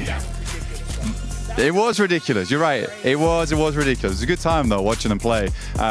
Big return to form for Indonesia. It's not been like this in such a long time. Oh, almost. But yeah, big return for Indonesia. It like feels like the spiritual successors right now to BTR back in the day, but there's no BTR pranks happening. No jokes, just gameplay. Just gameplay indeed, dude. The whole Vitality Day was absolutely insane. I just kept on talking to some of these dudes backstage, and I was like, guys, what do you think about Vitality's performance? And all I heard was, what the, and it was like filled in by any word you could possibly imagine. That's what I'm talking about. That was good. That was good. I like it. Purposeful shots here. Let's see how this one goes for Blank. Side pocket. Oh, just barely off the edge. But you know what, dude? That's the one thing I love about PUBG Mobile. Sometimes you get put in some beautiful situations, but the best teams always find themselves a way out. I mean, AJL is a good example of that. They got themselves in a real good situation. I mean, top team Tiamba going for the crown, and honestly, they completely flubbed it. That was a lovely shot, by the way, dude. Well played. Winning up against Tiamba in that last game, survival stage. They're given all the chance in the world versus Nongshim Red Force, but Nongshim, I would say they're one of the teams looking to continue on. And I don't think AGL had it in them this year, but Tiamba just had a massive turnaround. But these things happen. Some mistakes happen. Oh, dude, I forgot that you were like right at the finish line. I've got like some more steps to go. You got it. But hey, you know what? That's what it's all about. You just take things one step at a time. No matter what kind of situation you put in, you've got to just figure things out and make it happen. Yeah. Take another one. Sometimes you got to take a mulligan. Little combination shot. I tried. I like it. I like it. I've made it easy for you, though. I've lined you up. You're lined up. You're ready to go. Look, I've created a runway for you. Look. So you come down here and go in this back pocket. Yeah. I've got the lights. I'm guiding you home, dude. I'm guiding you home. Oh! Okay, that was a real. The lights, they guided him home. It was good to see. Let's hope that some of these teams can get themselves guided home to a victory at the end of PMWC here at EWC. Thanks for watching. My name's Blank, and this right here is Hot Jukes. Catch you guys later. This is probably my best acting performance ever. Man, it's gonna be a crazy finals. I think so. Any favorites that you want to call out? I mean, we got 4 Thrives who from Pakistan. They won PMGO Season 1. They're a huge favorite. Team Vitality, dude, they had the craziest group stage performance I've ever seen. Godlike. Yeah, we got OG. OG. Yeah, they're insane. Dude, anybody could really do this, you know what I'm saying? Team Furia is a huge favorite of mine. They qualified in through survival stage, but it's one of those things where like, I feel like this year we're gonna see a team nobody expected win the whole thing. Okay. Which should be fun to see. All right, $5. Who is it? Who could it be, dude? It's gonna be so wild of a pick. Honestly, if 4 Thrives wins this, it'll be like the nuttiest thing ever. Yep. It would be crazy. What do they got to do to win? Get a little lucky, obviously. But what else? What can they do to set themselves up? That's the biggest thing, right? Like PUBG Mobile is a game. It's such a team game that even if you don't get those lucky circles, you got to put up consistent points no matter what. You know, I mean, and if you don't, get a little, just even the slightest bit lazy, you're going home. You know, like one of my personal favorite teams, because they were NA team, was the Wolves. They made just the tiniest little car mistake. They end up losing and went home by 1 point. Wow. And the margins here are insane. And if you look back at the videos, like there was one play where one of the players accidentally just drove into a wall, and they ended up getting pretty much flushed because of it. And you just think, like, if just any little tiny mistake was avoided, they could have got that extra point and went to the finals. But don't you have to risk it to get the biscuit? You gotta risk it, dude. Sometimes the wall looks too juicy. There's those coin flip decisions, dude, right? And you can go left, and if it works out, you're a genius, you know? And if it doesn't, you're like an idiot. So, like, I think it's just avoiding as many of those coin flips as possible. But if you do have to make those coin flips, you gotta have enough trust in your team to, like, for them to just send it completely. Right. Yeah. They're doing great. Oh. I can hear it. The casting has been so tough. So hard. Okay, try that out. Oh, man. This is officially my favorite part of Paris. A little bit to the right. 7, we're live. That's the left. God damn it. Not again. Thanks, Max. That was actually a pretty good massage. That was nice. Hot Jukes enjoying massages out there, being able to play pool, being able to do a bunch of stuff as well. But for some of these other squads, I mean, Natura, I know you've been wanting to talk about S2G. Yeah. They were cruising very nicely on like one game with those hovercrafts, which I'm still very impressed with. I think the momentum, they saw their opportunity and they took it. They absolutely ran with those things.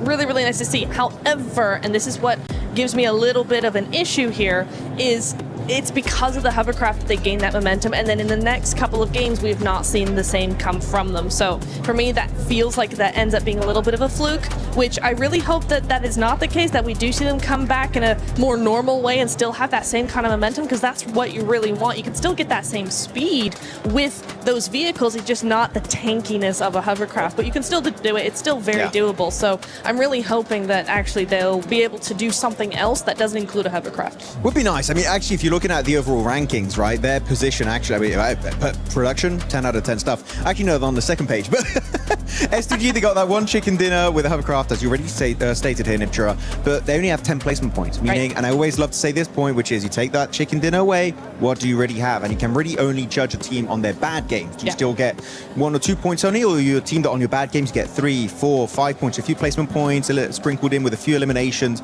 That is the mark of a great team that generally, right now, I would say that Team S Jamba, I mean, actually, look at their 37 points, right? You take away their placements, Niptura, they would still be in, what is that, 4th place? Yeah. Insane stuff from this team in day one. That's so good. S2G, you take away that win, they would have 0 placement points. So going along the lines of what you were talking about. Got a chance to talk about Notch and Red Force. Notch and Red Force, just black and white, honestly. I know we keep talking about this team, Max. Black and white in regards to what we saw during groups, during survival as well for this squad. We were talking about how they would end up getting so many placement points, but they just weren't being aggressive. This time they're like, okay, we hear you. How about we just flip it upside down and we end up being more aggressive and end up getting only 1 placement point after 4 matches. This is not the Nongshim Red Force that were crowned your PMMI 2026 champions. I'm just going to be brutally honest right now. They look like a shadow of their past selves. We know they can do so much more, and I mentioned it earlier, right, is that especially they got caught on their rotation on that previous game, which was a while ago now, by actually the side of 4 Thrives outside Potato Hill, and they just didn't have a plan B. They just didn't know how to catch up. And actually, a team that, in my opinion, Niptra, is a great team when it comes to getting a second, like, plan B, plan C, the entire alphabet, right?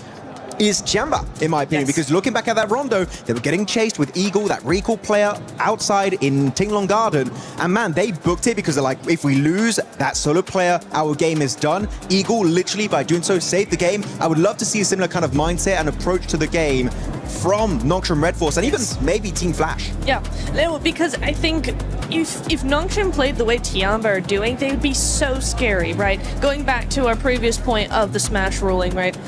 I watched the last game of PMMI where Nongshim Red Force won by Smash, right? I watched that game on my couch in my living room and I was still scared.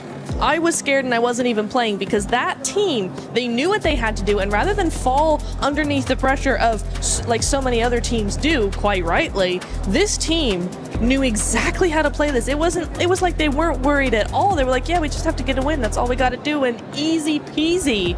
So for me, if this team can just move forward, step up, get that momentum going over the next day, basically, then what we could see is a team in the Smash point, and then good luck to everybody else, because that team is insane. Talking about other teams, Lays, you want to say something? I just want to say I agree, because like the fact that they could have those placement points early on, and the fact that there was one scenario where they absolutely just steamrolled Furia. If they just can add that together, yeah, I just had to add on that that I agree that they would be scary as heck. A team that could be scary as heck as well are the reigning champions of PMGO, and it's none other than 4Thrives. 4Thrives, I mean, currently being able to outperform what Nongshim Red Force is doing.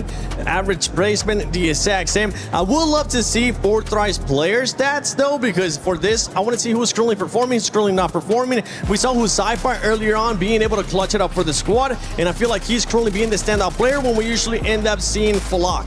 Yeah, I mean, there was even a scenario where they were sort of bunkering in a building and it just looks like their communication is not as tight as we're used to seeing. So yeah, if we bring up like player stats behind it, it looks like they're sort of just feeding and funneling into these, I guess, fights one by one, which is obviously catching them out. And generally, they will have sort of like a nice little split hold strategic way of actually pushing a team into the position that they want them to be able to take them out. So I think it was this spot actually here where, you know, they were sort of bursting and it just was a little bit miscalculated.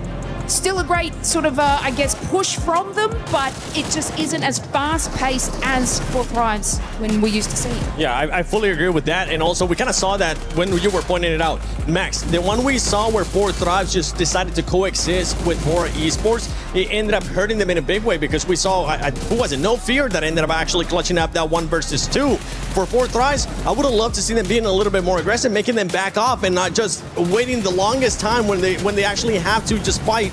Usually we tend to see 4Thrives being a little bit more aggressive as we're looking at the player stats, and it's actually Falak that's still putting up the numbers. Yeah, I mean, he had some crazy good grenades, but actually, I wouldn't fully agree about them being more aggressive. I feel like they're aggressive enough, especially in the early game, right? They love to do it. They were going for it in Pachinki. They even were chasing down Nongshim Red Force at some point, clearing out the entirety of Team Flash. I feel like the issue is sometimes they linger too long on their splits, like that, a 2-2 split inside Fairy Pit, which I liked it. But then you saw Sleepy from Hora, and Sleepy is a very sleepy, sneaky man, okay? He spots you with a mini 14 or even like ARs that pretty much are just, you know, long-range AR snipers.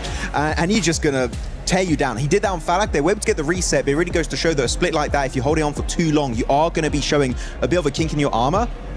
I'm not really too scared for 4Thrives. I feel like they're a team that don't really have a big ego. They're willing to change and iterate when they need to do so. So I feel like it's fine, but it's definitely been a rougher opening day than maybe a lot of people were expecting. No, I do agree that they're not in the woods yet, right? No, it's fine. They're not in the woods. They're okay for now, but yeah, it's just that I know the other teams are going to start really playing a lot harder and a lot faster in the second day, and so for them in particular, they really need a good first day, and so far we just haven't had that from them. I kind of agree with both of you, right? Where you're like, they need to be more aggressive. Max says they don't. I think they need to be more aggressive in their momentum, right? Not in getting the elims, not in getting the fights, right? But they need to be snappy. We're not seeing this team be snappy in their rotations. They're not being snappy in their pushes. Their splits are very slow. Yes. They need to slay those rotations. No, I'm sorry. They do. I agree. They do. They actually do. They really do. They need to be really like Enigma Galaxy that we've seen. Like, who else have we seen? EA have been very quick. If a player gets knocked, they are all over it immediately. They're very, very good. Al-Ula as well, quick, being very speedy with those pushes out for info to make sure that nobody comes in behind them. Stuff like that I want to see from Fourth Dives. We saw it in the group stage. It worked very well for them. And just now they're starting to be very indecisive, and I kind of feel like they don't know what's going wrong. Just their pacing's off. Their pacing is off. You're indecisive. Trust your gut. Go with it as a group, not one-on-one. Just go with it. Just do it. Just do it. Just survive once again. But for this team, it's spot on. You were talking about the 2-2 splits. I felt like that 2-2 split took a little bit too long. They should have bring it up together, and that's why I wasn't really happy with how long they decided to coexist with Aura. And talking about that too, they've been aggressive when they need to, but I want to see the 4 thrives that we ended up seeing at PMGO. For everybody that's been watching EWC, you know that the club championship is currently at stake. So why not listen to our amazing reporter that's been keeping track of everything going on with the club championship, Glitter Explosion. STC Arena to check in with Ginny about what's going on over here, what's going on with CC and the fans, really. It's a really good time right now. This is our second game where we have the French crowd absolutely cheering out of their minds. Starting off today, Gentlemaids had their game, which was in that lower bracket, and they needed to win in order to be CC eligible, which now they are because they ended up in the top 8. Okay. Same thing for KC. They were second on the second game that we had here in the SCC Arena way back when EWC has just started. So they need another top 8 finish. If they win this game, they'll make it happen. But same old, Vitality Falcons already qualified. Of course. And Twisted Minds playing later today. All right, so then that means we've got way more competition still coming up around the corner, and it could be massive for our leaderboard at the end of it all. Of course, we'll check back in as we have more information. Hello everyone, Jackie Powers and Blank here. We're amongst it right now, Blank, and we're going to be recapping some of what we've seen today. Obviously, day 1 of finals for PMWC. We've had 3 games played, all with a very different sort of aura to them, mate. Yeah, absolutely. I think it's been a good day today. Tiamba's done very, very well so far. Ulf been able to get that win over on match 4, I believe it was, which was very cool to see, because I really like Ulf as a team. Fortunately, it has been a bit of a rocky start for them. Their star player, Eren, hasn't really been stepping up to the plate as much as I might have liked him to. But Scarface, though, he was doing great. Yeah, Scarface came out swinging. Obviously, talking to some of the fans as well earlier today. Oh, really? A lot of love, mate. You can see everyone's very excited. They're actually quite a big representation of the old fandom here. Yeah. So that's been kind of cool, getting a different vibe on it. I don't know, it feels like, you've got a lot of Godlike fans, very loud, very energetic for them. Oh, yeah. But the old fans are there. It just feels like they've been a bit more reserved. They're kind of waiting. They were saying, we know they're going to do well. We'll just wait until they pop off. We're ramping. Exactly. Yeah, we're just ramping it. I do think the loudest fans today, though, of all of them, have been Enigma Galaxy fans. True. They have come out in force. I was surprised by that, but it's good to see them here.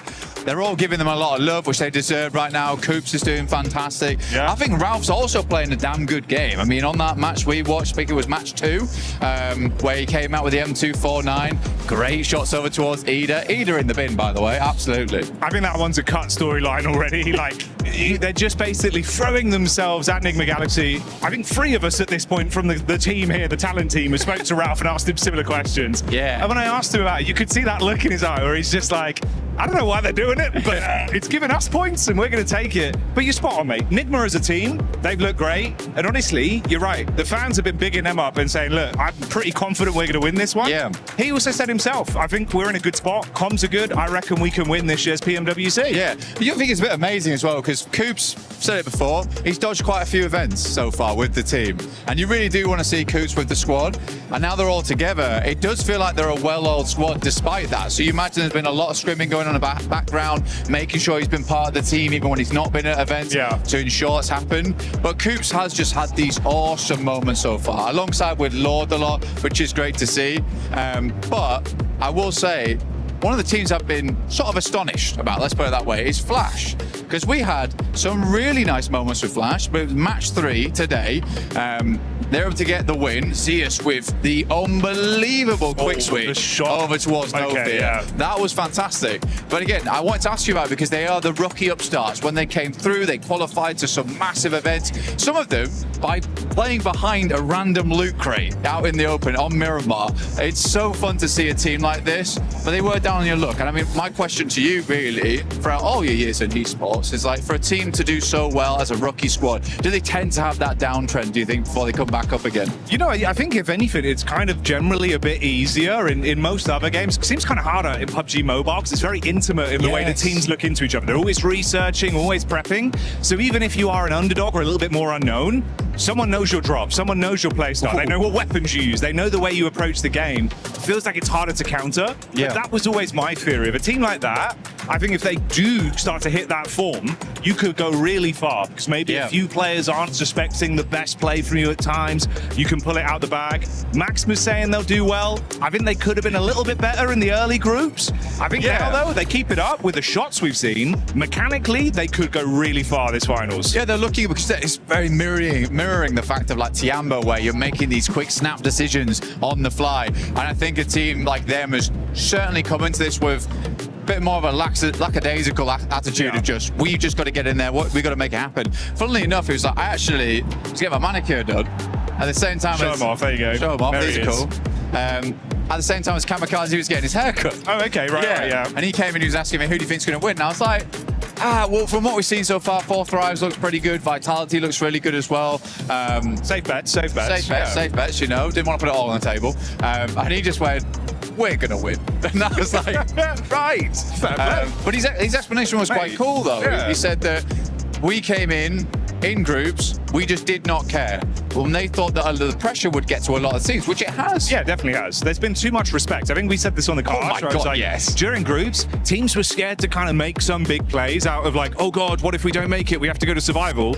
End of the day, mate, survival's the safety net. Yeah. If you're struggling, you kind of weirdly want to be there because then you can reset and come out better when we're in finals. And I think they're a team that proved, you know what, we'll just play our own game, give it. The fans are loving it. They looked kind of sick with how they've been playing today as well. And Kamikaze's like absolutely ridiculous with the plays he makes, but he can back it up. So fair play. He can, yeah. I mean, then he was just in full Zen mode, getting his quick fade put in, which was cool to see. But again, I think for Kamikaze, doing really good on the team. He played a long while back, actually, on a fair few squads. He'd always been like subbing in and out for S2G, and it's finally they believe in him now to really make those moments happen. And he is, because he was sort of the new kid on the block, because you had your Solaces, you had your Silas, Sol K, Ketch back in the day, Calci, Hamty G, and then he would be like filling in here and there. But I think this must be a great moment for him, having such a fantastic time on the main stage. But yeah, I think S2G's doing well. Ulf, on the other hand, there's still a little bit more to go. They're ramping. They are ramping. They are ramping. But it is funny to me because there is some big Turkish rivalry between those teams. It's not brotherly love between those two squads. No, like organization-wise, you can see everyone's firmly in their own corner of we want this team to win. Yeah. It's kind of fun. It makes it a bit more exciting where it's like, no, I love my team, my players. I think that's cool. I did also like to throw it in there. We had the pop-off moment with Ralph earlier. Oh, bro. The fans loved it. You could see we loved it. It was like, dude, this is what I want to see. There's a lot of personality in PUBG Mobile. And I think PMWC seems like one of the better events for it, where people get into that mindset of like, we are superstars. Yeah. And they absolutely are. Best of the best in the game, biggest stages, most lights on them, and they're living up to it. $3 million prize pool. You got to bring your best. So we'll find out how it goes here in the finals.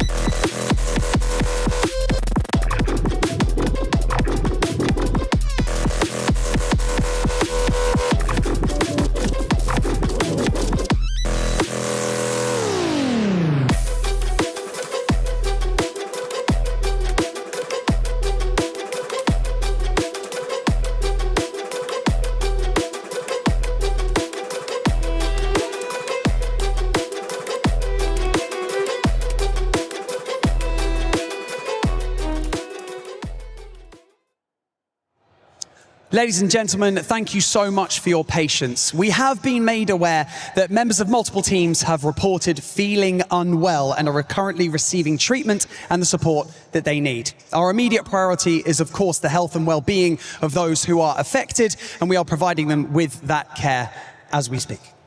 In the interest of all players having a fair opportunity to compete, 2 of the matches that are remaining today will be postponed until tomorrow. We will, of course, continue to assess the situation and support the teams that are involved. We are currently working to fully understand all of the circumstances and will provide updates once that additional information is provided. Once again, thank you so much for your patience. And day 1 obviously could have ended with a bang, but we will have those 2 matches to close out tomorrow. So make sure you stick around. And day 2 of PMWC is going to blow up. It's going to be an absolute banger. And we cannot wait to see you back here supporting your favorite teams. So until then, see you then.